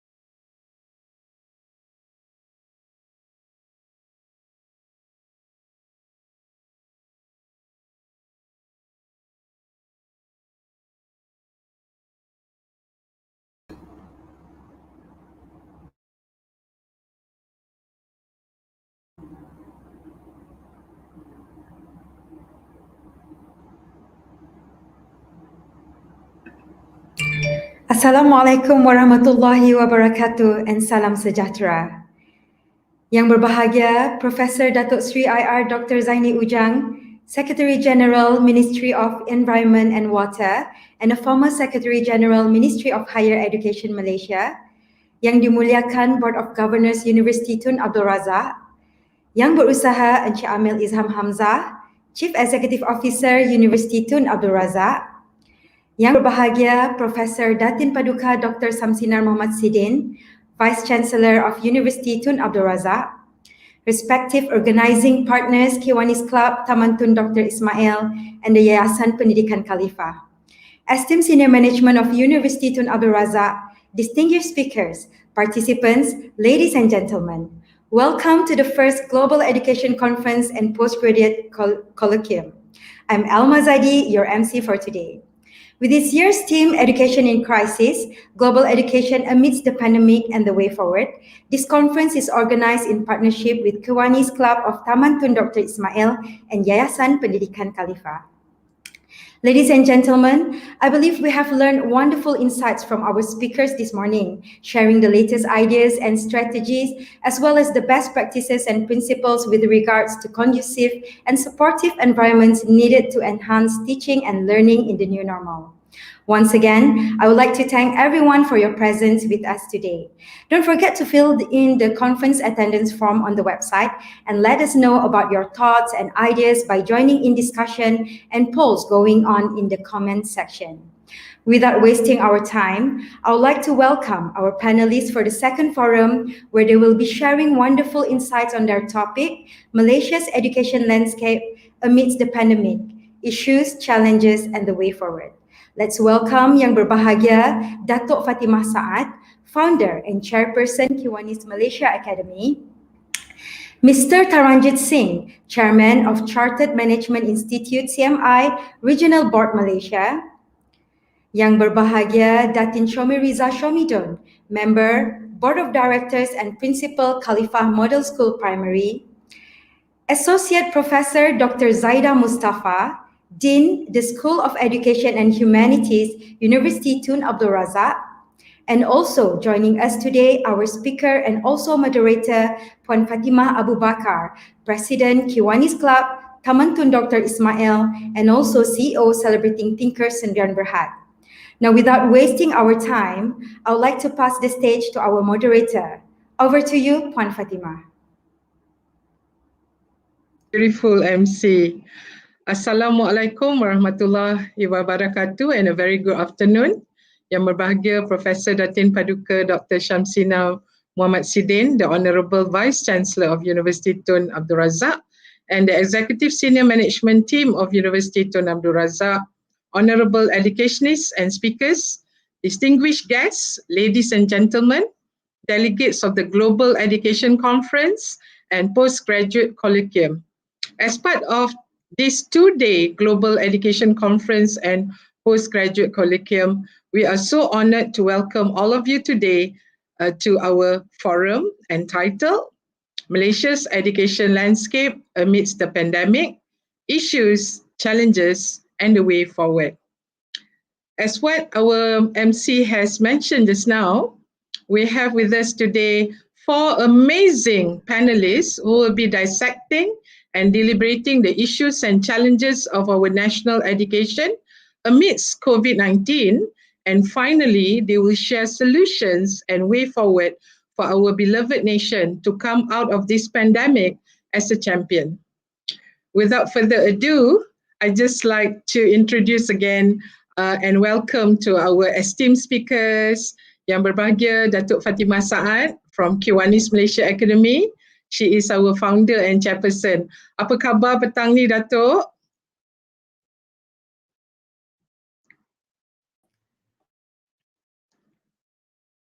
Okay.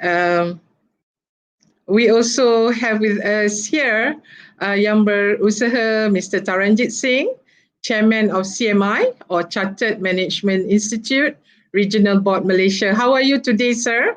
Very well, Puan Moderator. Very good. Nice to have you here with us. It's a and pleasure. our third esteemed speaker is Yang berbahagia Datin Shomi Riza Shomidon. She's the member of the board directors and principal of Khalifah Model School Primary. Datin Syomi, apa khabar petang ni? Sihat hendaknya? Khabar baik, Alhamdulillah. Alhamdulillah.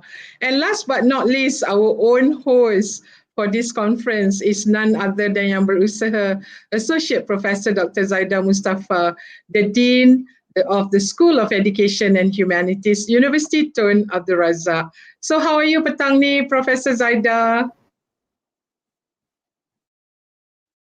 Thanks for having us here. Yeah, Great. Prof. Great, thank you, Prof.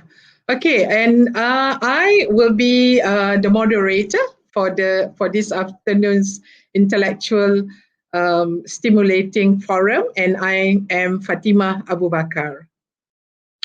For your information, ladies and gentlemen, and distinguished guests, our forum today will be taking around 90 minutes, and each of our panelists will be responding to 2 questions from us.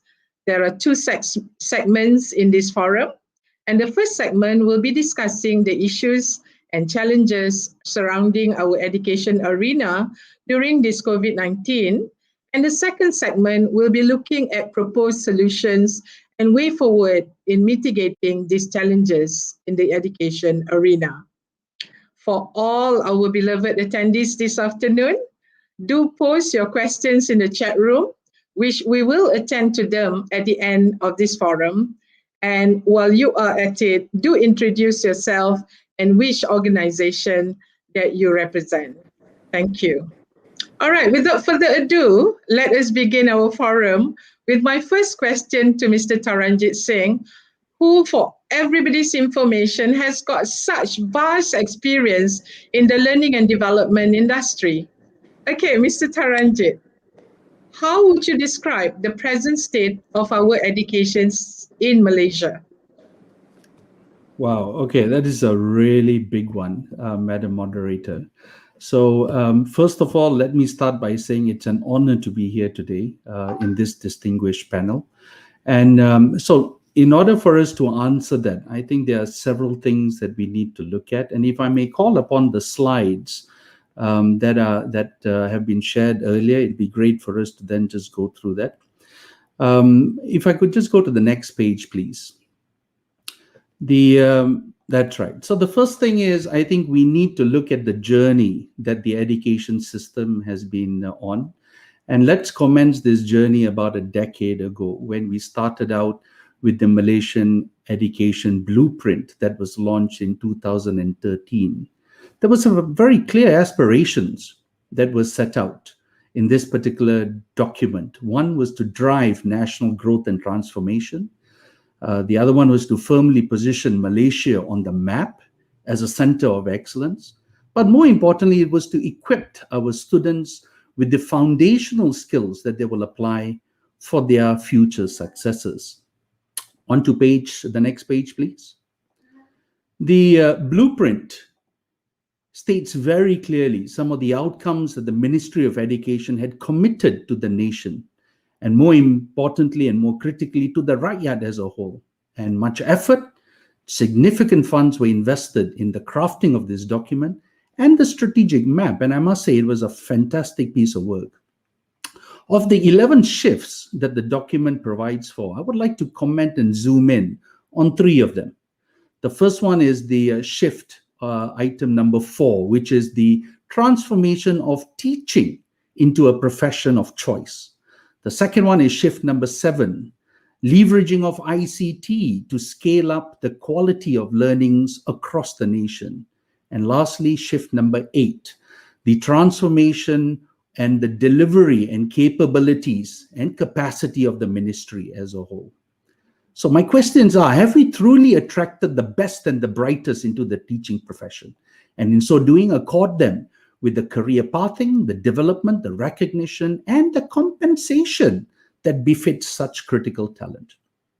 Over the past decade, we've been truly invested in the infrastructure and the technical infrastructure that will enable students to comfortably use technology. And my question here is, has that been the case? Have we truly invested in this?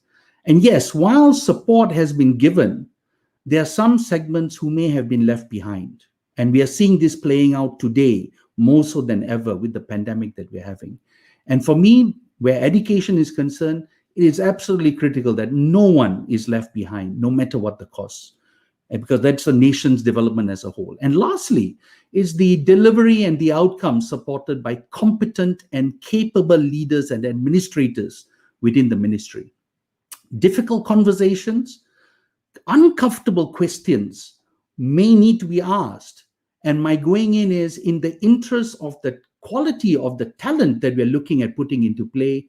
The duties and obligations of these individuals cannot and should not be taken lightly. If I could go to the next page, please. So what is interesting was about 10 years ago, ladies and gentlemen, we were ranked at the under 450 score in the PISA ranking when compared with other nations. And that was enunciated and articulated in the blueprint itself. And almost a decade later, in 2018, 2019, we are still within this 450 score and below. So my question then is, what have we done? What have we actually moved in this regard? And this is notwithstanding the tremendous number of A1s that we have received from students in whether it be SPM or STPM results respectively. So my question is, how do we reconcile the quality of the standards that we are setting for ourselves when we compare ourselves with the people and the nations from abroad? The next page, please. So linking this now to the area of managerial competencies, and this is some of the key areas we need to look at. Some of the takeaways that you will see from the definition, ladies and gentlemen, is that as a manager, it is to align, and as a leader, we are here to align others to common purposes, but more critically, to have them feel responsible for their performance. So there are two questions that I would then ask. What exactly are the standards of excellence that we are now putting in play across the board as leaders and administrators alike, as we drive this for the nation? And the second question I would ask is, how do we hold ourselves responsible as individuals and administrators in the team for the commitments that we have made to the nation and to the Rakyat at large? And this is clearly looking at the role that we have within education, and there is a level of accountability to make the positive impacts that are demanded of this particular role. So, Madam Moderator, in a nutshell, these are my considered views. I've tried to be as succinct as possible, but I think there are several things that sets us up for the next 90 minutes in this discussion. Over to you, Madam Moderator. Thank you so much, sir. Wow, Mr. Taranjit, you have really shaken us up this afternoon, like giving us a wake-up call in your sharing, sir. And I think this is fantastic because it will give us some food for thought. It will help us to do some reflections while we are working and staying at home during this pandemic.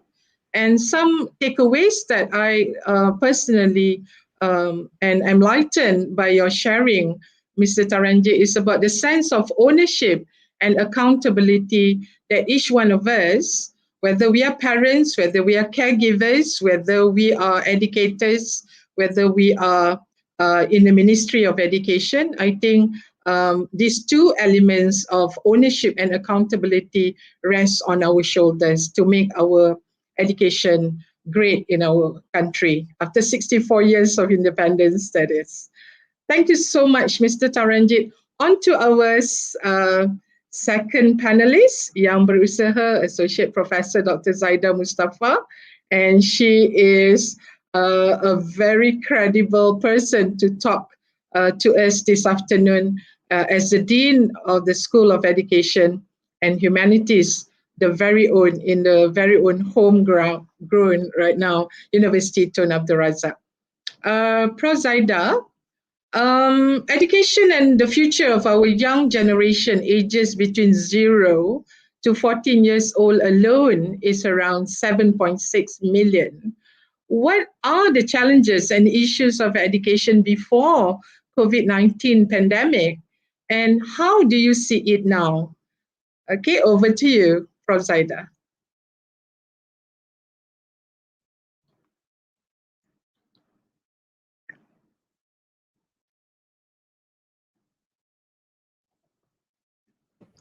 Boleh tolong mute, Prof. Zaida? Unmute. Yeah, thank you. Thank you so much, Madam Moderators. And the issue of impact of COVID-19 to education as a whole has been well deliberated by our speakers this morning.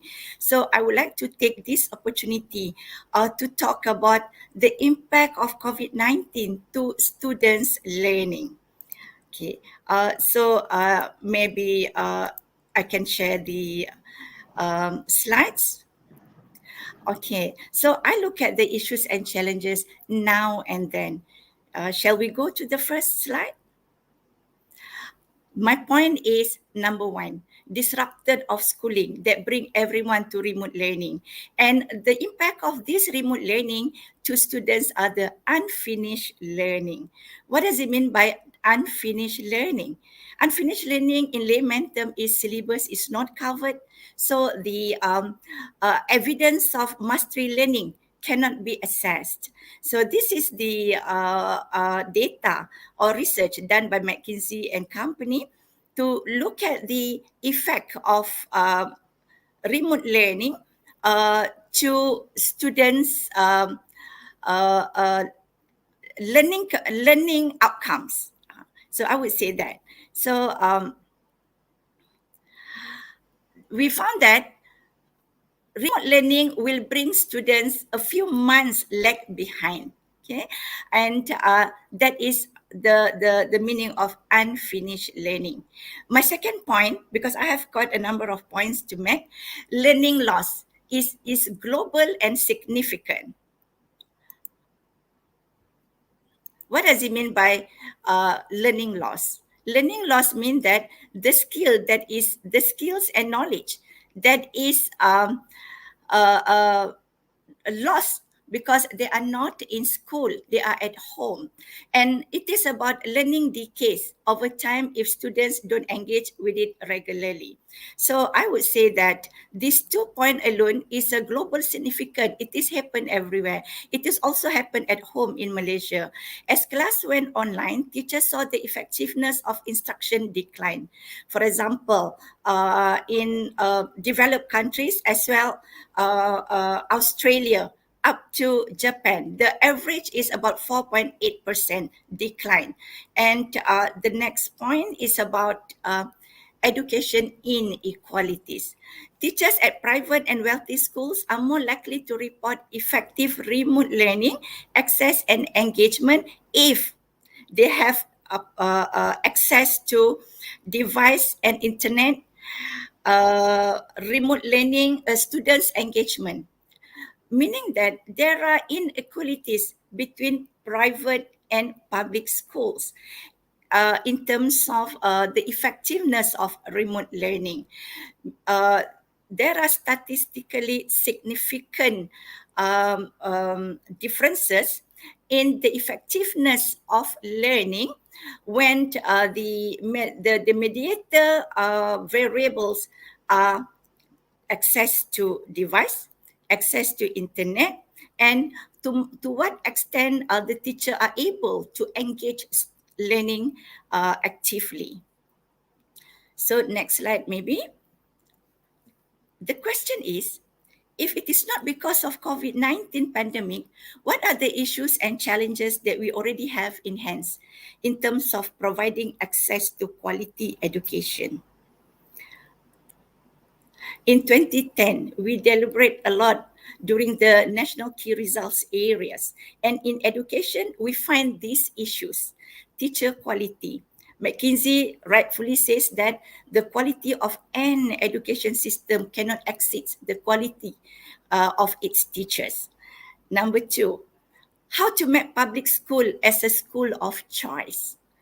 Number three, the issue of heavy reliance on standardized examination. Number four, access to quality early childhood education. Number five, attracting the best talent to join the teaching profession. This is one point that was shared by a representative from Finland. What makes Finland stay top in the world education system? Because they have highly educated and motivated teachers. The last words are very significant. Motivated teachers, resilient, regardless of whether there are COVID or not, whether they have COVID or there are no impact of COVID-19. Last but not least, we are talking about infusing high order thinking skills among students. And with that, we develop or we embark into Malaysian Education Blueprint 2013 to 2025, as mentioned by Mr. Taranjit. And we are talking about number one, students' key attributes.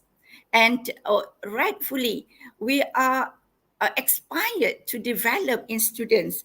They learn the knowledge and as well as building the skills in leadership skills, bilingual proficiency, ethics and spirituality, national identity, knowledge, and thinking skills.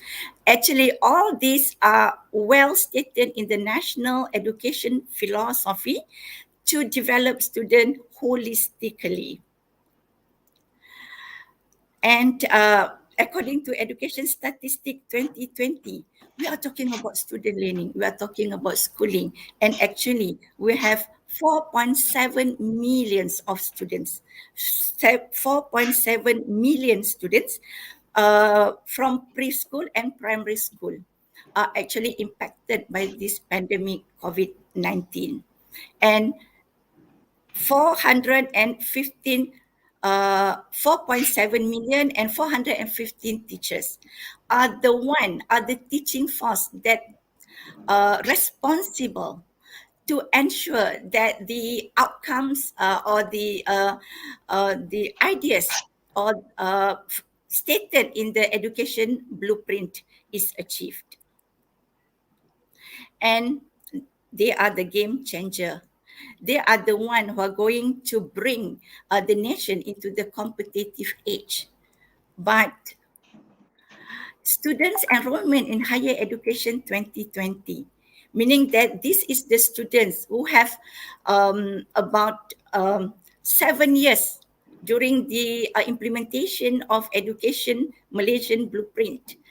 Only 291,000 male students enrolled in higher education, 415,000 female students, and altogether 706,000 students make a way to study in higher education. This is in public education, about 14.9%. And we are asking ourselves, unemployment among degree holders is relatively high and has increased. And if you can see that it is not because of COVID-19, because they are not prepared for today's job yesterday. And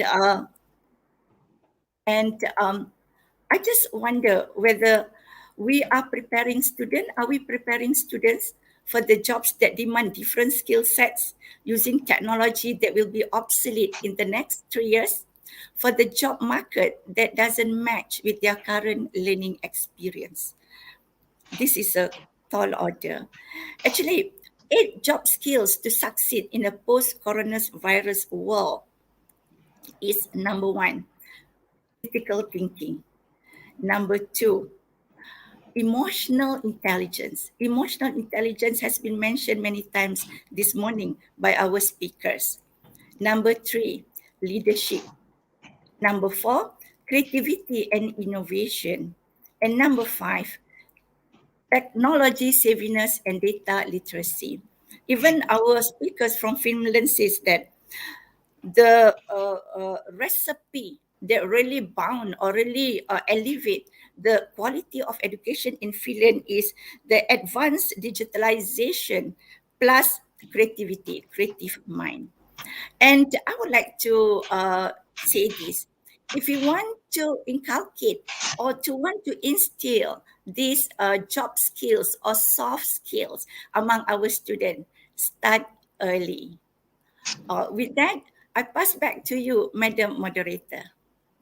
Thank you so much.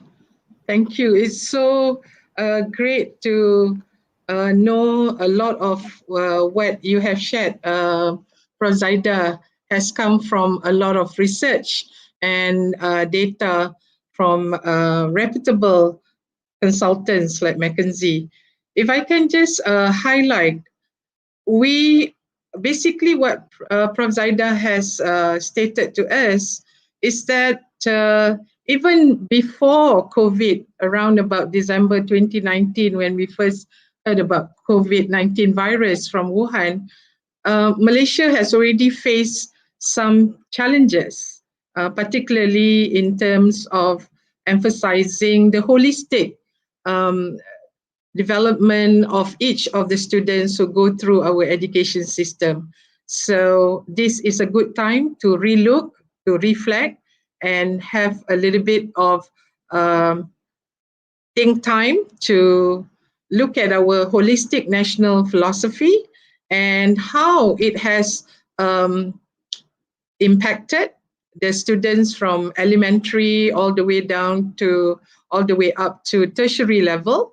And also Prof left us with the phenomenon right now, which is worrying for us, which is the unemployed graduates and whether they are ready for the future vocations that require critical thinking, emotional intelligence, leadership, and most importantly, being very tech savvy for the future digital world of the Industry 4.0. So that's a lot of questions for us this afternoon. And I hope our delegates this afternoon have given it a thought in terms of asking further for our 4 amazing panelists in the chat room. So please, I'd like to encourage all of you to also put your questions in the chat room. Yeah. Thank you, Prof. Zaida. On to our third panelist, yang berbahagia Datin Shomi, and Datin Shomi is representing the board of directors, and she is also the principal of Khalifah Model School Primary. Yeah.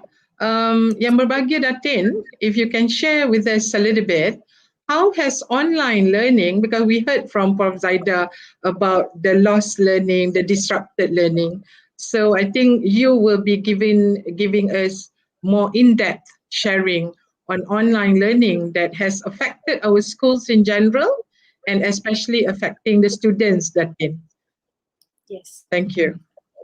Bismillahirrahmanirrahim. Thank you, Madam Moderator, and distinguished fellow speakers, Mr. Taranjit, Prof. Zaida, and Datuk Fatimah. First of all, I would like to say I'm glad to be invited today, as I can voice out on behalf of not just the educators who are doing this day in and day out, but I also voice out on behalf of the private Islamic schools whose voice are usually not featured in discussions on this issue. All right. So in terms of the effect, yes, we are feeling it, and I would like to share the web of effects that we face on the school level. Yeah, can you share the slide, please? All right.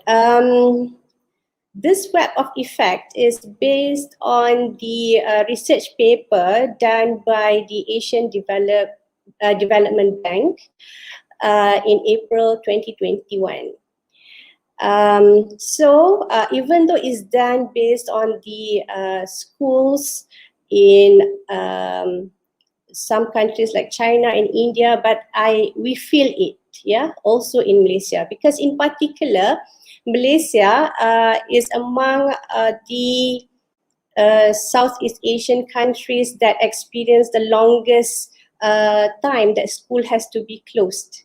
Last year we were opened only for about 50 days. Yeah, sorry, we were physically opened around 50 days to after the pandemic, not before. And then like this year, and about so far up until today, about 92 schooling days was done, and most of them done remotely. We had just a gap of a few months of physical school this year. All right, so of course, we can see all these effects also happening to our schools and our children. I know that there is some slight difference, like Prof. Zaida said. There will be slight difference when it comes to what is experienced at the public schools and what we at the private schools experience.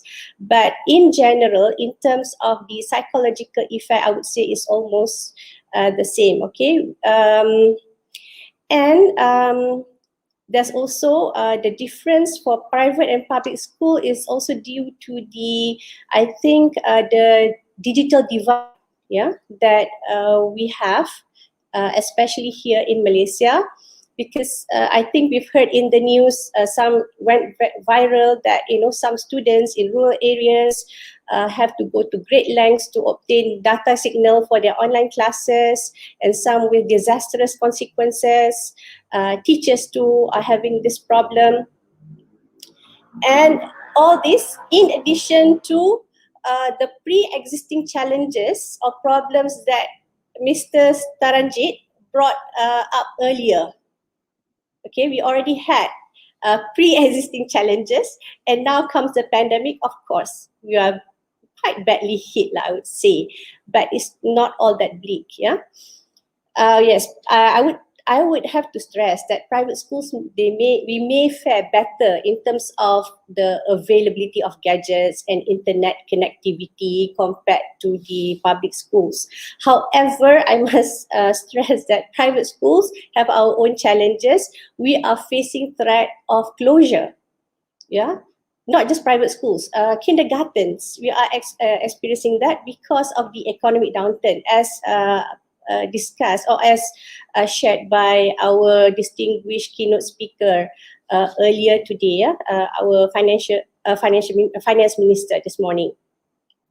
So what we private schools have done is to take steps to offer better online education experience for the students. So in terms of this web of effects, okay, I would like to share for the parents. You can see the ones in pink. Okay, there's increased demand for parental caregiver involvement in learning. There is also the temporary unemployment financial crisis. This is the one that is leading for early childhood centers and private schools to close because parents can't afford to pay the fees. We also see household management, frustration and burnout amongst caregivers, parents. In Malaysia, we can see the prolonged online sessions. Parents are expressing their frustrations and burnout in social media. Okay, some are viral, some are not, but you can sense this overwhelming frustrations and dilemma faced by parents. Okay, and all this impact the students. I mean, they are unfortunately, even though they are unfortunately the victim of all that's happening. Okay. Because they had to adapt to lack of social interaction and inactivity when schools close. Even though it's online, but schools are closed, so it's different when you are learning online. You don't get to meet your friends. You don't get the regulation, the routines that's given by the school system and the teachers. Okay, so So of course, like the bigger students, they would feel uncertain about their future, and they would have lost access to friends and routines, like I mentioned before. And you can see the lost source of motivation, and also because of co-regulation, yeah, it's not there. And you can sense and all this will lead to stress, anxiety, depression, and we've heard news of suicidal attempts and also suicide amongst students. Maybe not so much in Malaysia. I hope, but it's happening all over the world, yeah. So yeah, the academic stress, the academic demotivation, academic disengagement is all happening at all levels of education. So this is real, and yes, I see this happening in my school as well. Some in more degree, yes, I see even my students, primary school students, secondary school students, they have academic demotivation, academic disengagement. Teachers have to, work extra hard to get them on board, to get them in class, to get them to participate in class. I mean, this is real. This is what's happening. Okay. So as a result, what I worry most is the impact on their psychosocial development. Okay. Can you go to the next slide? So I've just shared what's happening currently through the web of effects. But at the same time, I also want to highlight there will be also post-online learning issues in terms of their psychosocial development. Usually this issue is not highlighted as much as the learning loss, like what Prof. Zaida shared just now, yeah. But this is real, because if the children, they are not happy learning, they won't be learning anything at all. That's what I believe. So we must really pay attention to the impact on their psychosocial development. So not just at the school level, but also at the national level. We need to look at later on the short-term adjustment to peers, because some children, they have been like in Malaysia's case, yeah, they have not been in touch with their friends for so long. It will be awkward for them when they come back to school later to meet their friends, yeah. And I don't know if some of you have taken out, you've taken your children out maybe to the park. Some of them have stranger anxiety issues because they have not met people outside of their family for so long. They are all cooped up at home. So this issue, I think, is real, and it needs to be highlighted, and it needs to be addressed. Okay, schools need to pay attention to this. And at the national level, policymakers have to look into this, okay? Because we know that mental health experts suggest that confinement, social isolation, and uncertainty were prime conditions for developing mood disorders such as depression and anxiety-related disorders. So we definitely do not want our future generation, who are going to be part of our K economy builders, to be devoid of emotions and values, and to have unstable emotions and poor emotional intelligence. We don't want that. So please, this is something that I would like to stress on, yeah. And this is not all bleak, and it's not all like it's not the end of the world. I mean, there's still some hope, because what I also see, other than all these negative effects of online learning or remote learning, what we are training the children to be, if we do it right, is to get them to be resilient adults later on in the future, inshallah.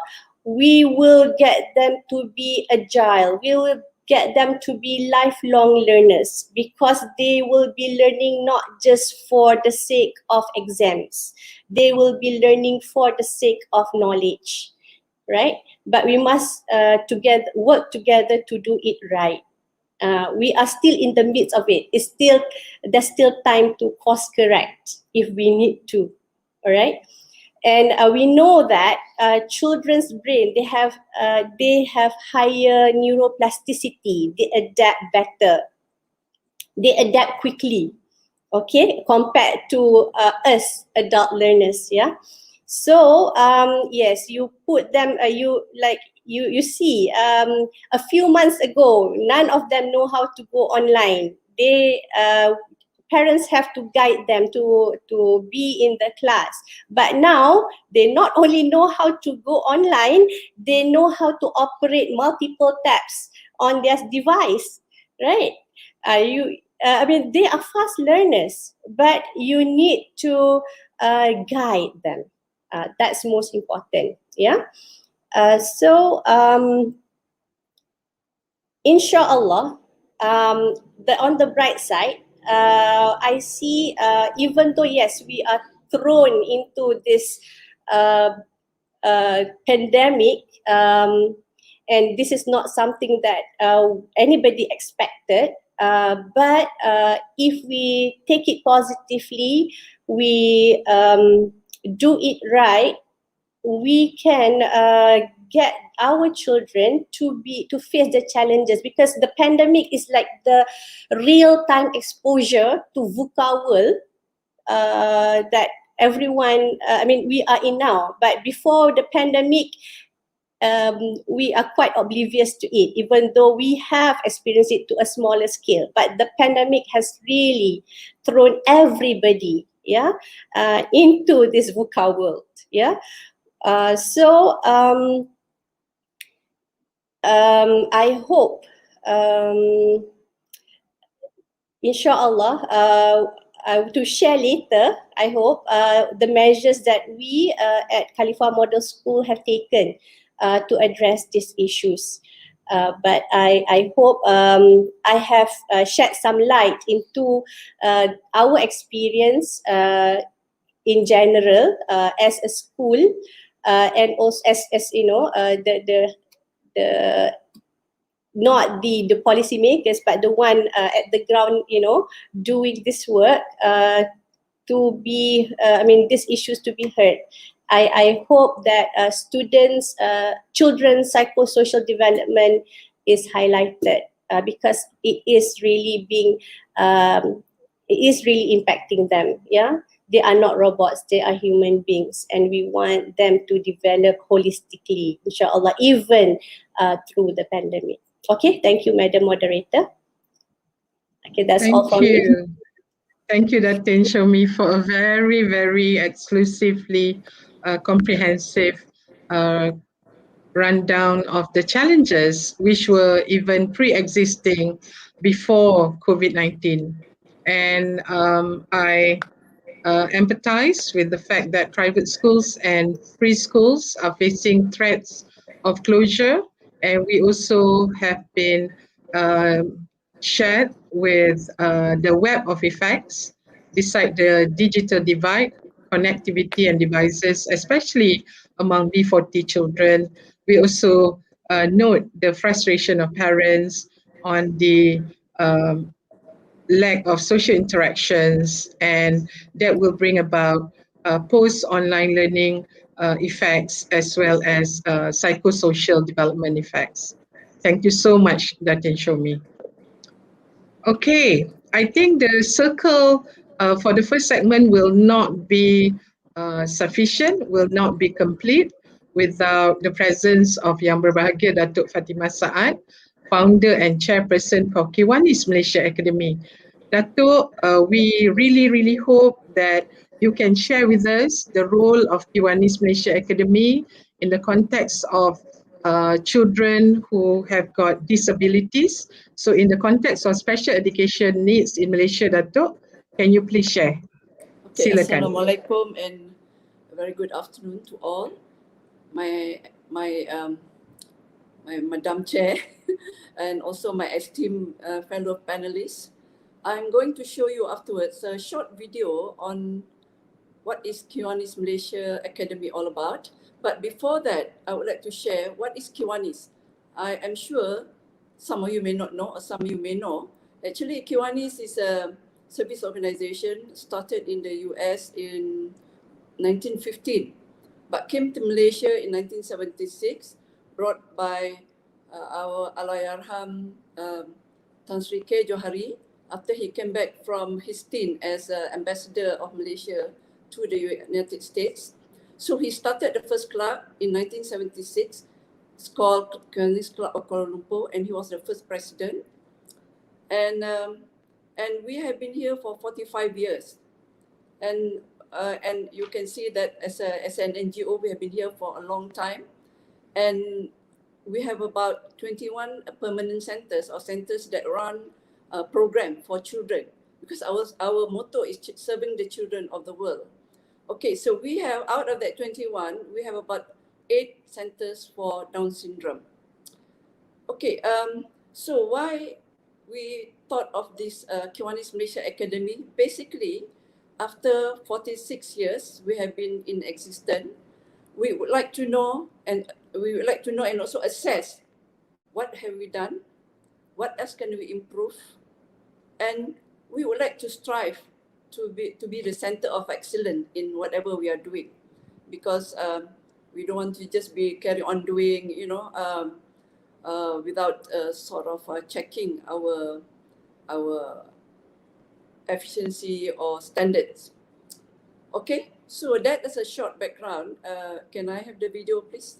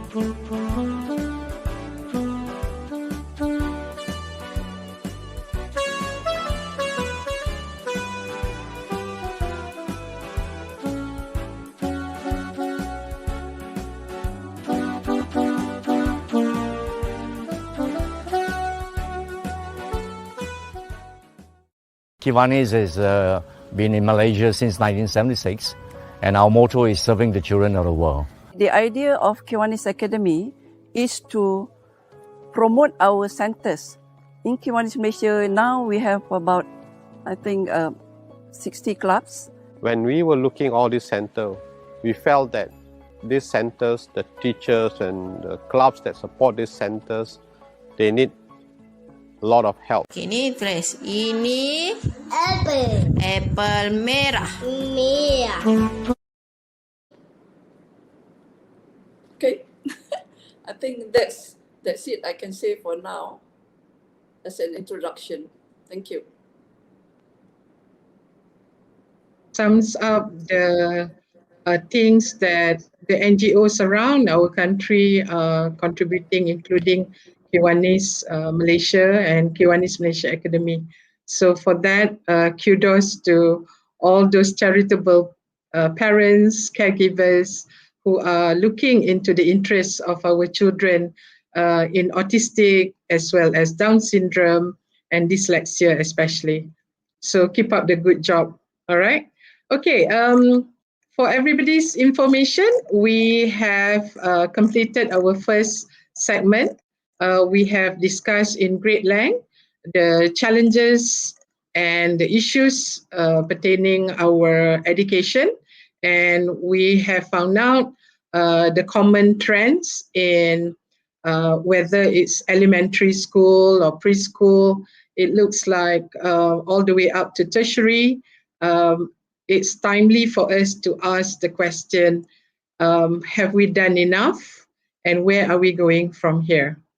All right, so I'd like to start the ball rolling for our second segment. I think this is where all the bright ideas, all the future looking brighter. I love the solution focus. Let's go back to our dearest Mr. Taranjit Singh. Earlier, sir, you spoke of the Ministry of Education blueprint, and if we could get you this time to share your thoughts for Malaysia to survive this pandemic-related challenges vis-a-vis the education, what could be some realistic areas of focus for our immediate consideration? Dipersilakan. Thank you, ma'am. And I must admit kudos to Kiwanis for a superb entry point to support our children. So very well done. I was very impressed with that.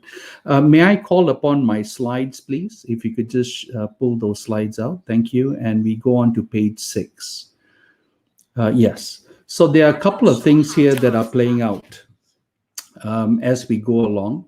And although I've raised the point around looking at the blueprint, it's always nice to start off with an anchor position.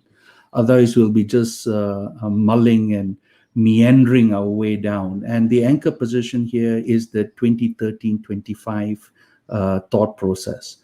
The issue now that comes in, Madam Moderator, is a pragmatic approach to this. And in my mind, the other speakers around the table have raised some very pertinent points, what I would like to re-emphasize. The first one is around the speed at which we are to revert back to the growth trajectories that we have identified. And insofar as it's been a difficult year, absolutely, in fact, it's been a difficult 2 years for a lot of us. But my going in is what we are seeing today is the outcomes of structural weaknesses that have been in the system for some time. It didn't happen yesterday. It has been in the system for some time. So things like technology-related interventions, things like capacity-related building for our teaching profession, making sure that no one is left behind at a community level. This cannot and should not have started yesterday. It would have started at least a decade ago. So my going in then is, the first point of reference is, how fast can we overcome these very limiting challenges? And it's nothing new. We've all talked about it. How fast can we overcome them for us to set ourselves up for crucial success moving forward? The second one that I would like to talk about is the area around reframing. We have to reframe the teaching and the learning perspectives of our student base. And we talk about being creative. I mean, one of the other speakers effectively pointed out, as part of the WEF and the IR4, we talk about innovation, we talk about creativity in our students, in our workforce. Where are we as policymakers? Where are we as administrators and executors of these plans? Where is the creativity to now breach the gaps that we're currently seeing? Why are we limiting ourselves to playing it the way we've always played? Because that's not going to work out moving forward. So insofar as we see it for the kids, we see it for our students, I think we need to have the ability to rise to the occasion, especially where today is concerned. And lastly, but not the least, I think it's about holding ourselves accountable. It's not about providing excuses. I mean, today it's the pandemic, tomorrow it's the SARS, the next day it's something else. There's always going to be something that impacts us. The issue now, and it's not only impacting us, it impacts a lot of the countries around the neighboring countries that we have. But why is it that we are responding, in some aspects, reacting differently, whereas others are responding positively? What can we do in this regard? So my going in is, we need to be able to also see how to reevaluate, to deliver the outcomes that we have without compromising the quality that is demanded and expected of this. And last but not least, in my going in is we will only see the effects of this in maybe a decade from now. The implications of what's happening to our students' learning today, whether it be at the lowest level in terms of primary or the highest level in terms of tertiary, we will only see the implications in about 10 years from the same way as we are now commenting on the 2013-2025 blueprint. We will then be looking at a longitudinal study there.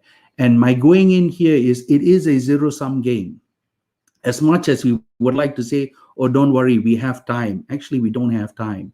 We are competing with the very best. Those PISA rankings that I just mentioned, not including all the other areas around investments into the country, not including the technological play that are supporting business growth, all that has an implication on our future sustainability as a nation.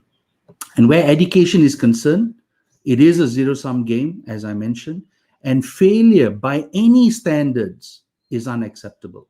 After all, it is our future sustainability and growth as a nation that is now being impacted.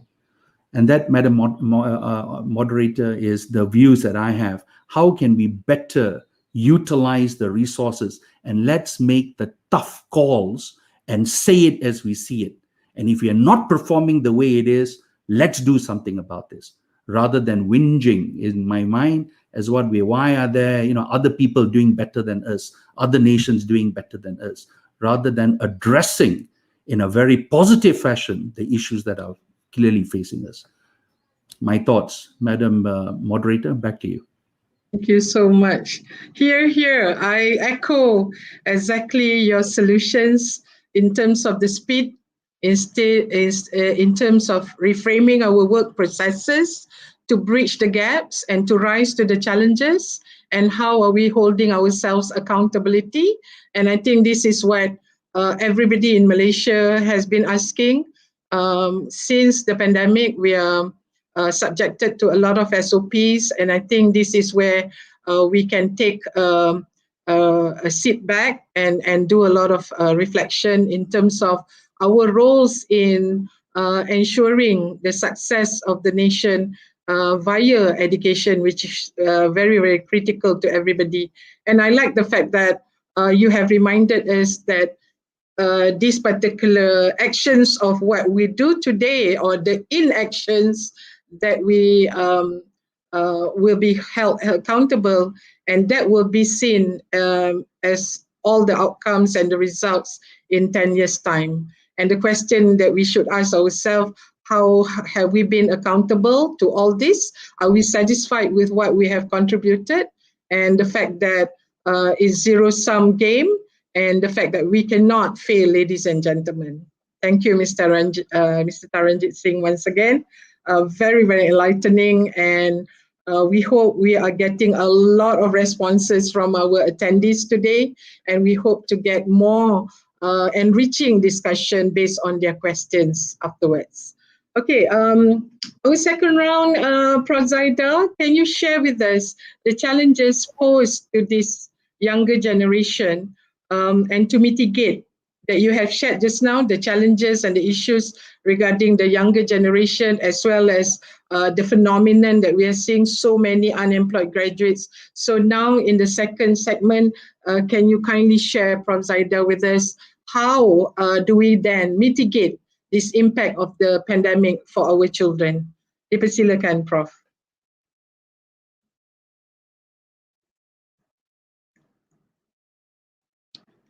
Prof, again, can you please kindly unmute? Thank you. Terima kasih, Prof. Okay. I like the one term used by Mr. Taranjit, positivity. So this is not the time for us to think about, can we go back to the old way of teaching the young children, the young learners?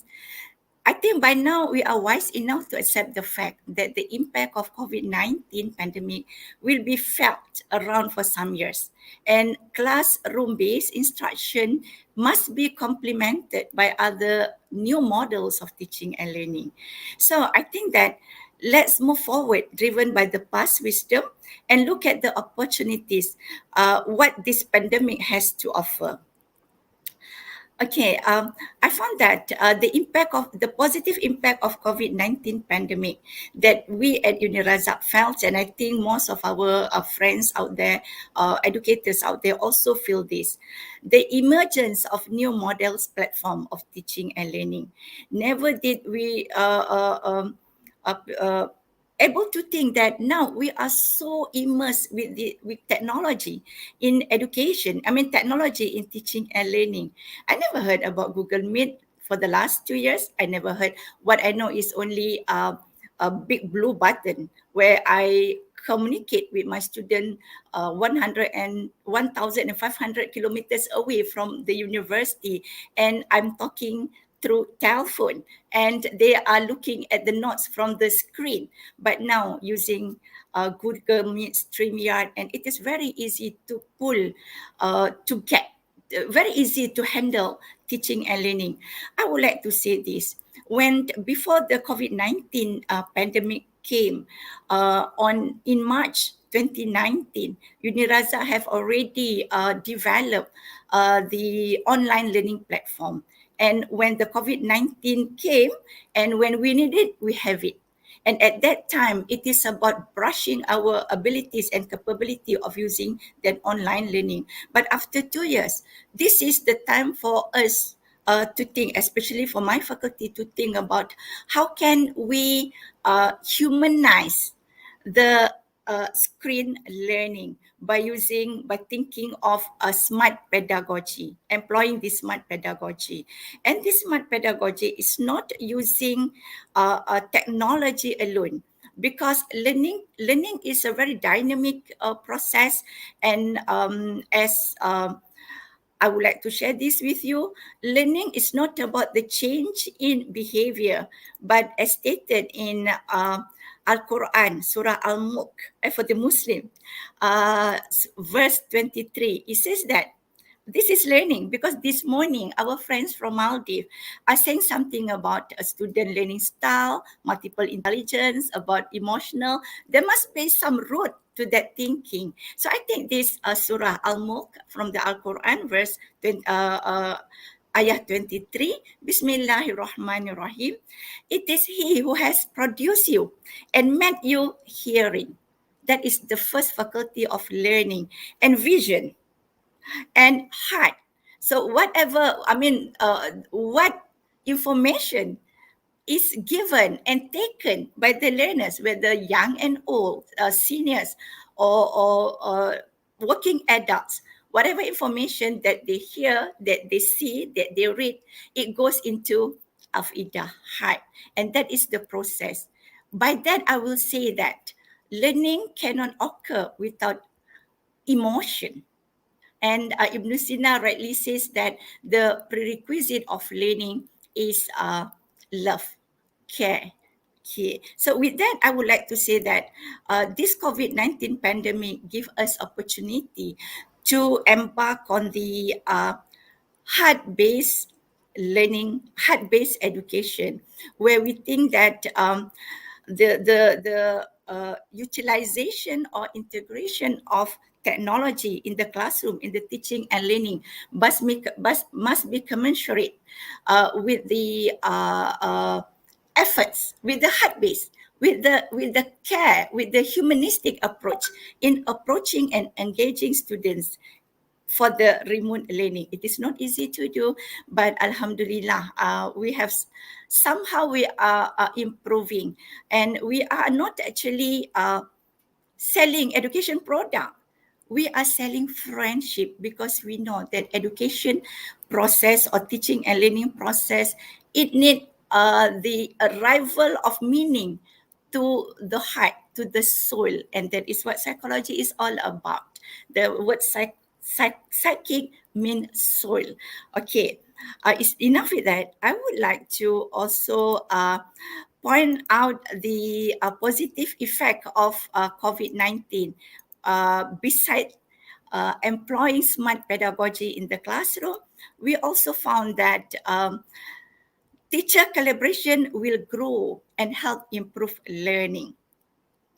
I found that was very heart lightening to see that there are quite a number of learning community out there, especially for the early childhood education communities. They learn from each other without, and as I showed in the slide, they start giving free courses, free training to the public. And that is what we in UniRazak did as well. We are engaging the public in our CSR. We want the public to know, I mean, there must be some kind of interaction between the society, the public with university. I call this, even though UniRazak is a private university, but we are a private university with public interest.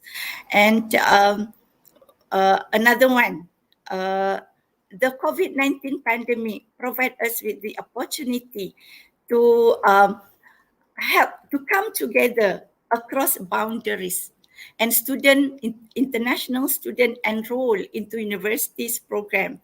And in the case of my schools, my faculty, I found three types of students, three students from three nations in one class. Yeah, we have students staying in Australia, in New Zealand. We have students from China. We have students actually from Kota Baru. We learn together. And when they are, I mean, when we are learning, we are not in university. We are not practicing pedagogy.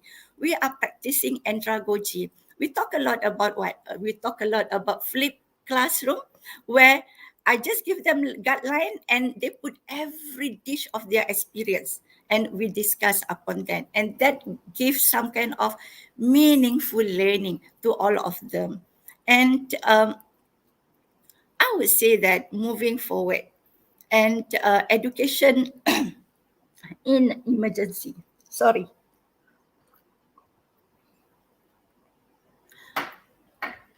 to ensure that we really have to be effective in elevating the quality of education amidst the pandemic. I would suggest these three steps. Number one, new evaluation criteria for teacher effectiveness, because now in COVID-19 for remote learning, teachers have different roles. Teachers have different function. Teachers have different responsibility. So if you are using the old yardstick to evaluate teacher effectiveness, we are not able to develop them systematically, or we are not able to provide them with the right training or teacher professional development to the right group of teachers. That is number one. Number two, strategic partnership with parents for remote learning. And there are quite a number of research pointed to the facts that there are 4 contributing factors to student performance and learning. Number one, teachers. Number two, curriculum and curriculum delivery. Number 3 could be peers, and actually peers have a lot of peers are the significant contributing factors on student learning. And number 4, home learning environment. Actually, 30% of learning comes from home. And this 30% of learning driven by the home learning environment actually will somehow impacting 50% of students' inner drive to learn. So that's why now moving forward, the learning, we have to really focus or cannot take for granted the responsibility and the roles played by parents. And for that, I think that parental education related to home-based learning could be could be given focus by learning institution, universities or organizations, because they are the mediating factor. In fact, the most significant factors in impacting or influencing the 50% of students' inner drive to learn. And definitely the third one, I would suggest that providing support for teachers for remote teaching. Okay, for this, I mean that there are need continuous professional development programs for teachers, but before that, there are needs for us to do the need analysis. What is the kind of training needed by which kind of teachers? But before we can do that, definitely we have to have the new evaluation criteria for teacher effectiveness, the way forward. So we would find that there are students who are left behind. There are students who lost the milestone of their learning. And number one, I would suggest that safely reopen schools for in-person learning, because we cannot totally say that classroom-based instruction is so yesterday, because learning needs some kind of interaction, as I explained earlier, the interaction between teacher and students, teacher, student and student, teacher and resources, student and resources, and this dynamic, this dynamism in teaching and learning cannot be really created through screen learning. But should we reopen school, we have to have a very clear SOP. Number two, there are many students left behind. We have to re-engage the student and re-enroll them, meaning that now they are in standard 1 or now they are in standard 2. But the mastery learning in standard 1 is not yet evident. We have to re-enroll them to acquire the mastery of learning or knowledge and skills that was lost during the COVID-19 pandemic or the remote learning. Number 3, support students in recovery, unfinished learning, and broader needs. And the last one, support students in recovering. Oh, okay, very sorry. And actually, I have repeated that point. Okay, I think this is my last point. To embrace change for tomorrow, we need to build resilience today. Resiliency, the ability to fall down, the experience to fall down, but the ability to bounce back. And I would suggest start early. Okay, with that, Madam Moderator, hand over to you. Prof. Yang paling I sebab hati bila Universiti Tun Razak is playing the role of that accountability from all angles, Prof. It's so heartwarming to hear. So kudos to your faculty, especially the School of Education and Humanities. I think this is where the technologies in future, the drone makers, the artificial intelligence subject matter experts will be made humane from University Tun Razak, particularly in the School of Education and Humanities. I am so pleased to hear that you have taken the bull by its horn and actually having accountability for the teachers, for the parents, for the public, and I love the idea of the smart pedagogy, where it's very, very heart-based, it's very heart and soul. You are really, really getting to the heart of the education formula. All right, thank you, Prof, for that very, very motivating and inspiring sharing. I think, inshallah, with concerted efforts from every quarters, we will, inshallah, achieve our objective, whether it's amidst the pandemic or post-pandemic, inshallah.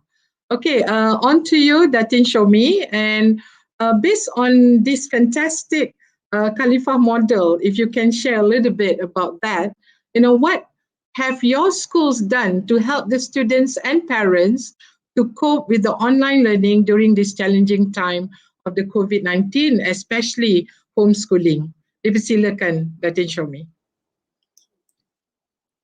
Okay, Bismillah. Okay, thank you, Madam Moderator.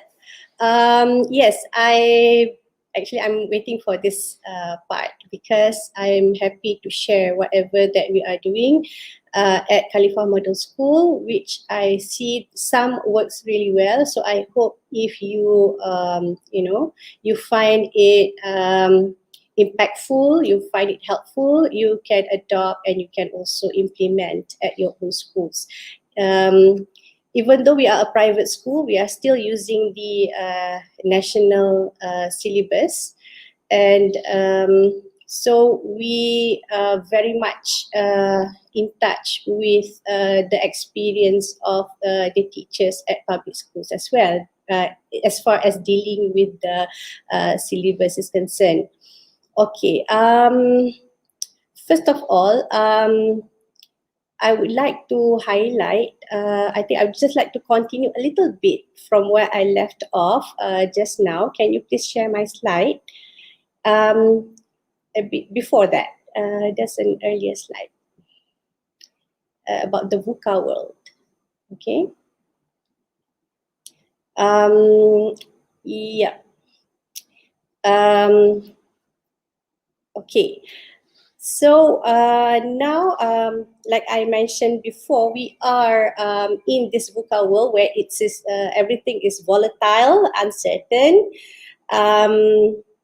It's very complex, so it should not be addressed like in a blanket way. And it's ambiguous, like what we are experiencing now. Everything is ambiguous. Don't know what's going to happen. I mean, suddenly the numbers of cases go up. Suddenly, schools have to remain closed, even though we plan to be open in September.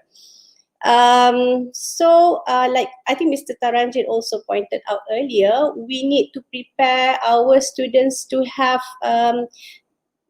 this is really now is the time for us to look at this 21st century skills. That is, to have collaboration, to have critical thinking, communication, creativity, compassion, and lifelong learning. So as for my school, compassion has been part of our system from the beginning. I think Prof. Zaida mentioned about the heart education. I think that's what we have been promoting all along. Because that when we started Khalifah Model School, we want to showcase a school where teachers care about the students and create a safe and positive learning environment. Okay, with the use of what we call an approach called Khalifah method, because Khalifah method is based on a God-centered worldview. We get the students to really have high spiritual intelligence, and at the same time they are positive, and they have also a positive and motivational worldview. So alhamdulillah, because of that, I think we fare, I'm not saying because there's no data to compare, but then I think we are not faring that badly throughout this pandemic, because we are already grounded in that sense, in terms of where our school, in terms of our school policy, in terms of our approach. So, but I hope for the whole education system, the whole education for other schools, this is the time for us to seriously look at this. I will share about some collaboration things that we have done. Okay, next slide, please. Yes, I'm now going to like really school level now. Yeah, Mr. Taranjit talked about the policy. Prof. Zaida talked about the education, learning, the education world in general. So I'm talking about what we do here at our school, which is number one. I think that the most important is to address the love triangle. Who are in this love triangle? The parents, okay, the students and the teachers. I mean, the school administration, whoever is leading the school have to ensure all these three parts of the school, these three parties, yeah, you must connect them and make sure that they have this common goal. And throughout the pandemic, when we started off the pandemic, we need to get the parents on board and the students on board and also the teachers on board with the theme of less is more. Why do I say less is more? Because when we were hit by the pandemic, we had to shift everything online. Parents were still expecting, like, you take the physical school and transform it into online learning. Like, they were at school from 8 until, like for my school, they were at school from 8 until 3:45. So online learning should go on from 8 until 3:45. I mean, that is because, like, for private schools especially, parents are paying fees. Yeah, so if they are paying fees, they expect the same service, even though everything is now shifted online. So we had to convince parents, get them on board, that actually less class time and less online sessions, as long as it provides meaning, it engages the students' learning, is actually more beneficial for them. So that was our first task, okay? And in terms of teachers, we had to convince the teachers that the less syllabus covered, teachers were always like, oh, I need to cover the syllabus, I need to cover the syllabus. So we need to convince them that less syllabus covered means still it can be more if they are able to identify the core components. What is it exactly that the students need covered? Just cover that. You don't have to worry so much about, like, you know, chapter 1 until 10, everything must be done, the whole workbook must be completed. You know, less is more. So we had to convince the teachers that. To identify, now look at what's really, okay, for this topic, what is really the core, what is it that the students don't know, just get them to understand it in a meaningful way and you are fine. And we had to convince the students that the less teacher regulation doesn't mean they don't need to show good character. That they now need to learn to self-regulate, rather than, you know, when they are at school, the teachers will help, especially at the kindergarten level and at the primary level. You see teachers regulating a lot. Teachers are having to guide them a lot. So now is the time to teach the students that they have to we can shape them to be to self-regulate more. So this is what we did first at my school. Address this love triangle, convince them that less is more.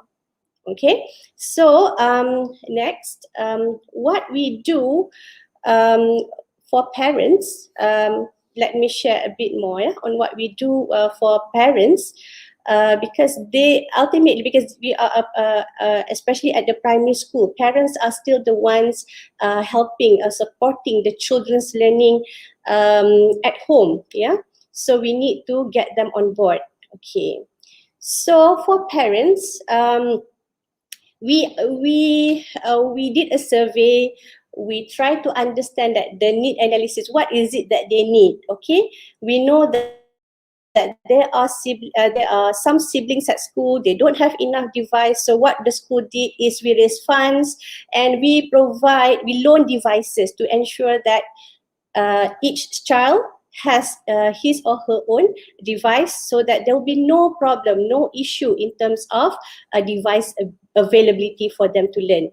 Okay, like I said earlier in the first session, our school, I mean, because we are a private school and maybe we are in Kuala Lumpur, we have we don't have problem with internet connectivity, but still there's still problems at times when the service is not as good as we expect, yeah, in terms of the internet provider. Sometimes they're lagging. I mean, that is not our problem, but we are able to at least conduct classes online. So we also understand that parents, some are working from home, some are frontliners. They have to juggle between work and supervising their children's online education, and while coping with the stress being presented with the pandemic. So we have to get them on board.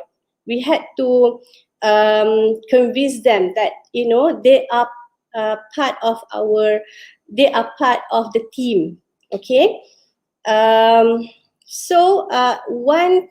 a way, we are quite fortunate because even before the pandemic, we have developed a bond with the parents. We have always gotten parents very much involved with school activities. So throughout during the pandemic, I mean, that relationship helps a lot. Yeah, that bond that we had helped a lot. So we so much so that the parents appreciate the teachers so much. Just a few weeks back, they organized a virtual Teachers Appreciation Day for all the teachers online.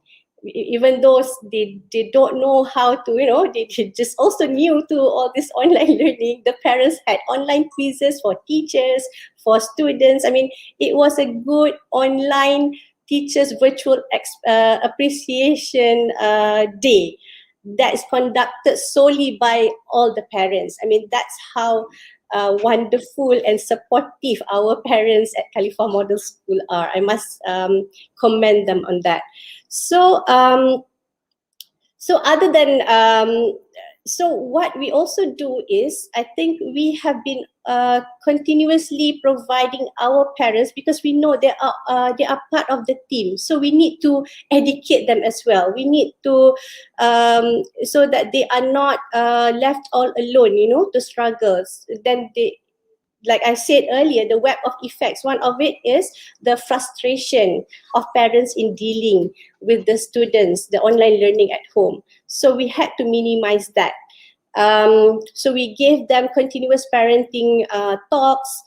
We have had many programs, like you can see in the poster, on how to help the kids to manage screen time, how to... Datin, I'm so sorry to stop you.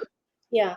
But we are running out of time. Can you please conclude your last tips for the parents? Probably we can take up more discussion. Yes, on your, because I would like to also share later on what we do for students. So I hope I have that chance as well. Okay. Fantastic. Yeah. So in terms of the so parents collaboration, we also have our online reward system where we get parents to reward the students' good behavior at home. So other than the teachers rewarding good behavior, parents have this platform that they can use to reward good behavior. So usually every month we would identify a behavior that parents can focus on and shape at home. So that also complements what we do what the teachers do at school.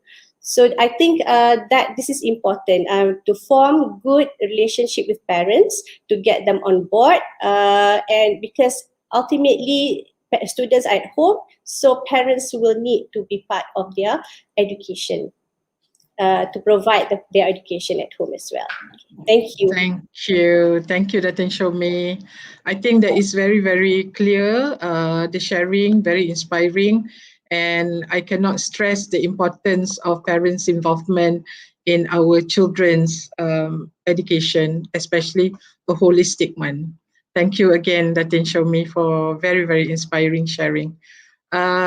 We are coming to the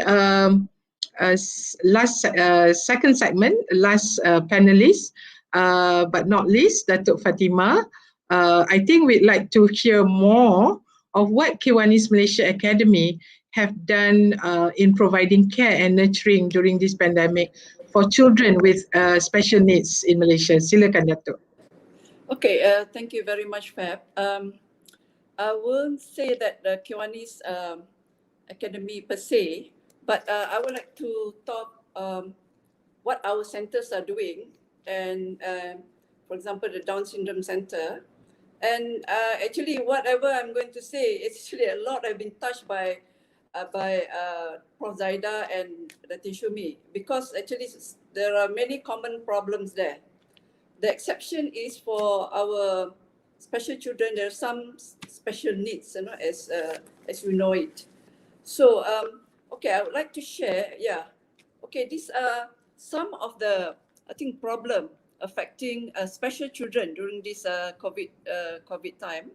Actually, I did some research. Through reading, globally as well as locally, we have a lot of common problem.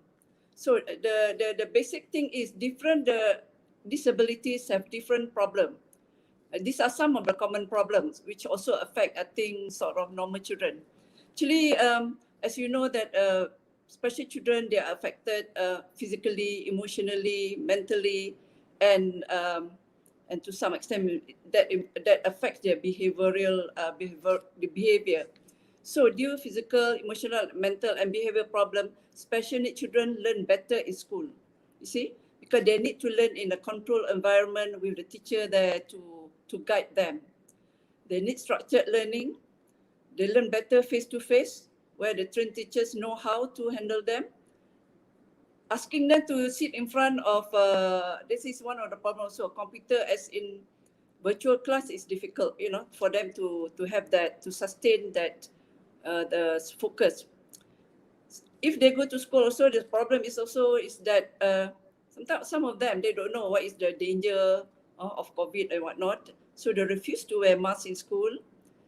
For the hearing impaired children, they face problem because they have to read the lips of the teacher. But then when the teacher wear mask also, it's going to be a problem. Student, as for student with low vision, they cannot see very well if they were to learn through remote learning. And next one, next slide.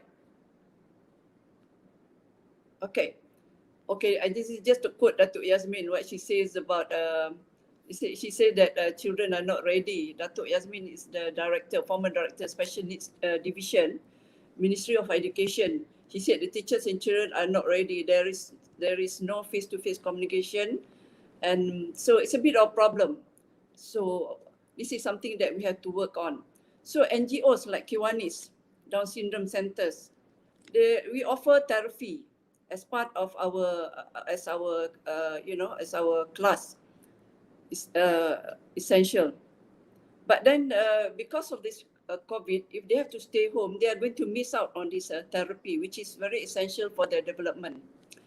So also we need high engagement from parents so that they can guide their children at home to stay focused and to follow a certain schedule. Most special children as students cannot focus and understand well via virtual learning. Affected family well-being, this is also one of the most, common problem due to aggravated parenting practice. When you have a very especially the autistic spectrum disorder child, so they are prone to anger, frustration, and this also make the parent also frustrated, also angry at times, and of course they become very fatigued. And this also the economic level of the parents also very important to provide proper learning tools and equipment, and also the knowledge how to assist the student at home while they themselves are struggling to make a living. Conducive home environment also is, as you know, is very critical for this. But since I'm asked to offer some solution, I have put here some something that we can think about for the solution. I think as Prof. Zaida said, in the first place, special children need inclusiveness. So we need to get every special children to have some kind of education, formal education. So Kiwanis is playing this role as a complement to what the government is doing. And also government has a policy of zero reject policy, which also is what we are doing. You know, we are complementing the government. But I must say, being an NGO is not easy because, you know, having this kind of center, it's very expensive and we depend on charity. For example, to give an example, our center in a very old center in KD, we call it KDSF in KL. The first one is set up in 1990. They spend like something like a million a year to run the center.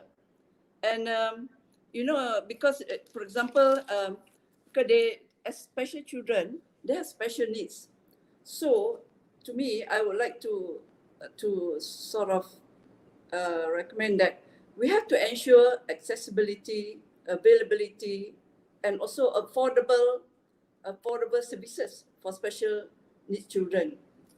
And not only that, we need to ensure quality service, because without that, there's no point. So we need a good program, good equipment, we good educational toys and learning programs, and most of all, we need dedicated teachers. That's been mentioned by my fellow panelists before. Dedicated teachers, very important, because they have to love what they're doing, because these special children can be very challenging, you know. If you get, say, autistic children that come and beat you and smack you, you know, because that's what they are, you know, they don't know what they're doing. And then to have a policy that protect them, that support them and their needs. Of course, from government, you have to give some adequate budget, not just a matter of fact thing, you know. So, and also government must support NGOs like us, Kiwanis, that is struggling, you know, to even though we have the will, power, but then sometimes, you know, we are also working, we also have our own other responsibilities, but we need whatever help that we can get. And then must have really trained specialists to ensure the students have the right intervention program, specialists like physical therapy, speech therapy, behavioral therapy, and whatever that is needed to improve, you know, these children. So the other, I think, very important thing is that involvement of parents. I think Datin Shumi mentioned just now, involvement of parents. Actually, it's very important. Good teacher, parents involvement. So because whatever teacher is doing, some parents, they just leave the children there and forget about it.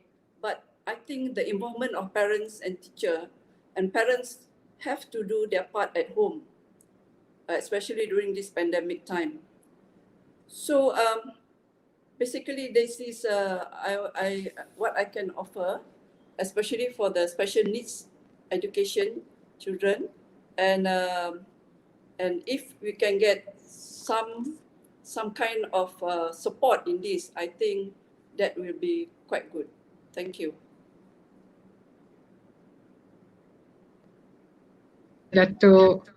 All right, so it looks like it rests on our shoulders as public who are looking into the best interests of children with special needs. So the main things that Dato' Fatimah have shared with us is the inclusiveness and zero reject policy for these children to be included in the school system and all the facilities. And we also need the law to protect the best interests of these future leaders of our nation. Thus, we could support the NGOs such as Kiwanis to provide the special and unique facilities and support mechanism, inshallah. All right, so thank you to all panelists. I have learned so much, and I hope our delegates who are following our forum this afternoon are also enlightened by your nuggets and wisdom that you have shared. Is there any questions that we can take up? So I'd like to take up any questions that we might have. All right, any questions?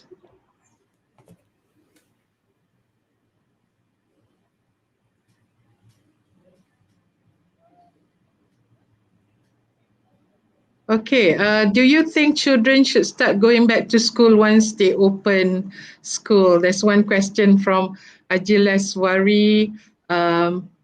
Yep, silakan anybody, any of the panelists would like to answer the question.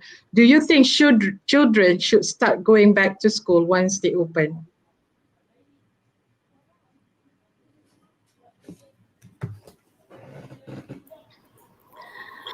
May I, Madam Moderator? Silakan, Prof. Okay. If it is open and the SOP is clear, they should. Because we have to give cushion between classroom-based instruction and home-based learning. But I would suggest this, home-based learning must be strengthened because home-based learning, the environment is so conducive for students to learn. And I would like to quote a quote from Mahatma Gandhi. Every home is a university and the parents are the teachers. To enable us to fulfill this quote, there are two things. Number one, parents should develop cult-based home learning environment. Number two, and embrace or try to furnish or to create a digital home learning environment. As shared with by the speakers from Finland, moving forward, these two strategies or these two recipes, that is the integration of technology and the integration of care-based or cult-based or we say heart-based education, where it really focus on humanistic approach, could be the drive to for us to move forward during this COVID-19 pandemic. My 2 cents. Thank you, Prof. I am afraid we have come to the end of our forum. Rasanya sangat-sangat sekejap because there are so many things that we'd like to take up, but I think it's a good start for all of us to start reflecting on some of the thoughts shared by Mr. Taranjit Singh, Prof. Zaida, Datin Shomi and Datuk Fatimah Saad. So I'd like to leave all of you with a saying from our beloved Allahyarham Yang Amat Berhormat Tun Abdul Razak when he spoke. Very apt, the quotation that I picked up, because our beloved Allahyarham Tun Abdul Razak spoke at an international conference on the modernization of Asia in the year 1972. And I quote, "The Rakyat must work hard, have courage, confidence and readiness to think beyond the normal capacity if we want to succeed in creating a new community." Ladies and gentlemen, on behalf of UNIRAZA GECPC Organizing Committee, I wish to express our heartfelt thanks to our inspiring speakers, the 4 of them, and for this forum this afternoon. And we thank all of you, the distinguished guests and conference delegates, for joining our forum today. And we wish you all the very best in your learning journey. Wassalamualaikum warahmatullahi wabarakatuh. Until we meet again. Thank you. Thank you Puan Fatimah Abu Bakar and all panelists yang berbahagia Datuk Fatimah Saad, Mr. Taranjit Singh, yang berbahagia Datin Shomi Riza Shomidon, and Associate Professor Dr. Zaida Mustafa. Ladies and gentlemen, now I would like to invite yang berbahagia Professor Datuk Sri IR Dr. Zaini Ujang, Secretary General, Ministry of Environment and Water, and a former Secretary General, Ministry of Higher Education Malaysia, to give the closing address. Assalamualaikum warahmatullahi wabarakatuh and salam sejahtera. Can you hear me? Can you hear me? Is that okay? Okay. Assalamualaikum warahmatullahi wabarakatuh and salam sejahtera. Distinguished speakers, participants, ladies and gentlemen, I'm very honored to deliver the closing address of UniRazak's inaugural Global Education Conference and Postgraduate Colloquium 2021. With its theme, Education in Crisis, Global Education Amidst the Pandemic and the Way Forward. I believe that today you have obtained fruitful insights from the presentations and discussions from the reputable speakers, each representing an important stakeholder in education locally and internationally. Indeed, these insights have not only deliberated on the pertinent issues that we face today amidst this critical turning point in the education sector, but also provided possible solutions to ensure the sustainability of education sector and continuous access to quality education for all. It is timely for all stakeholders to reconstruct and reframe education at all levels of schoolings and higher learning in the new normal. I believe that this conference aims, which are to offer a platform for sharing latest ideas and development, best practices and principles with regard to conducive and supportive teaching and learning environments, have been successfully addressed in the sessions that we have seen so far. Additionally, other key takeaways that have been commendably highlighted and guidelines in managing resources and providing insights on educational leadership and management strategies in the new normal.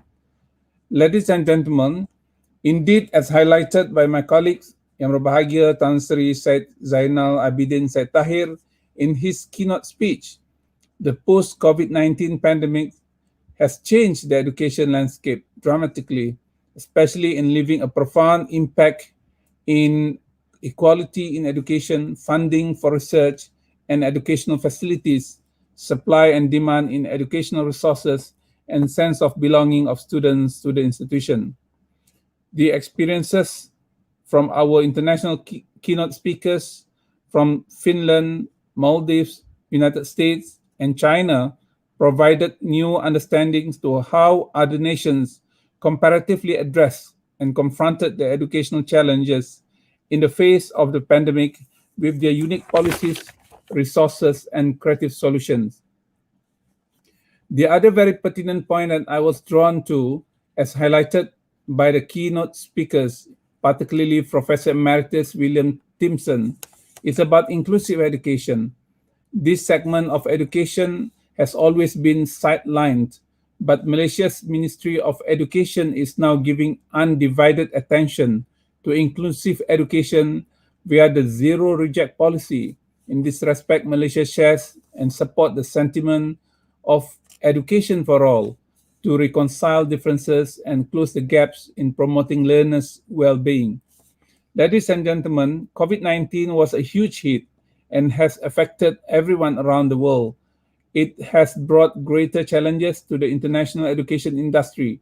Therefore, there are needs for intercontinental partnerships to learn from each other in mitigating the issues and challenges brought upon by the COVID-19 pandemics and possibly other such emergencies in the future. For example, Malaysia and China has a long-standing educational collaboration and relationships, particularly in providing opportunities for students from both countries to enroll in higher education programs. The sharing from NGOs, private school, and industry counterparts in the forum session has underlined the need to revisit the education transformation initiative as espoused in the Malaysian Education Blueprint 2025, especially in adjusting to the current situation and need and in achieving its milestone. Finally, we had the privilege of receiving practical inputs from speakers representing major key providers of educational technology solutions, namely Google, Microsoft, Apple, and Canvas infrastructure, in providing alternatives, tools, resources, and new hybrid model of education and technology-based remote education. Distinguished speakers, ladies and gentlemen, I hope that as I have, all of you have benefited from this very timely and relevant global education conference. I also hope that you will take advantage to participate in the sharing of research works in education by scholars and postgraduate students in the parallel session and postgraduate colloquium happening tomorrow. Towards this end, I would like to congratulate UniRazak, its management team, particularly the School of Education and Humanities, as the event host with its partners, Yayasan Pendidikan Khalifah and Kiwanis Club Taman Tun Dr. Ismail, as well as the committee members for hosting this first virtual global education conference and postgraduate colloquium with great success. With that, I thank you. Assalamualaikum warahmatullahi wabarakatuh. Thank you Yang Berbahagia Professor Datuk Sri IR Dr. Zaini Ujang. Our distinguished speakers, participants, ladies and gentlemen, we are now already at the end of our day one. We have learned from renowned experts in the education and technology sectors on ideas, strategies, best practices, and even economic leadership and management strategies in a new normal. Our conference will continue again tomorrow, same time at 9 a.m. You may click at day 2 from the main website and click the button Enter Session for your respective choice of theme. We have a selection of theme for tomorrow's session. We have education technology, best practices in education, educational leadership, teaching and learning, and young learner education. While in the afternoon session tomorrow at 1 p.m., we will be having Best Papers and Posters Award and closing ceremony. Once again, don't forget to fill in the attendance form by simply clicking in the respective button to check in and check out. Don't forget to like, subscribe to our My UniRazak YouTube channel. Follow us on our social media, Instagram and FB My UniRazak, and don't forget to tag us and use the hashtag GECPC2021. Ladies and gentlemen, once again, thank you for gracing our inaugural of the first Global Education Conference and Postgraduate Colloquium 2021 with your presence. Lastly, I would like to wish everyone to stay safe, happy, and healthy wherever you are. Thank you. Assalamualaikum warahmatullahi wabarakatuh.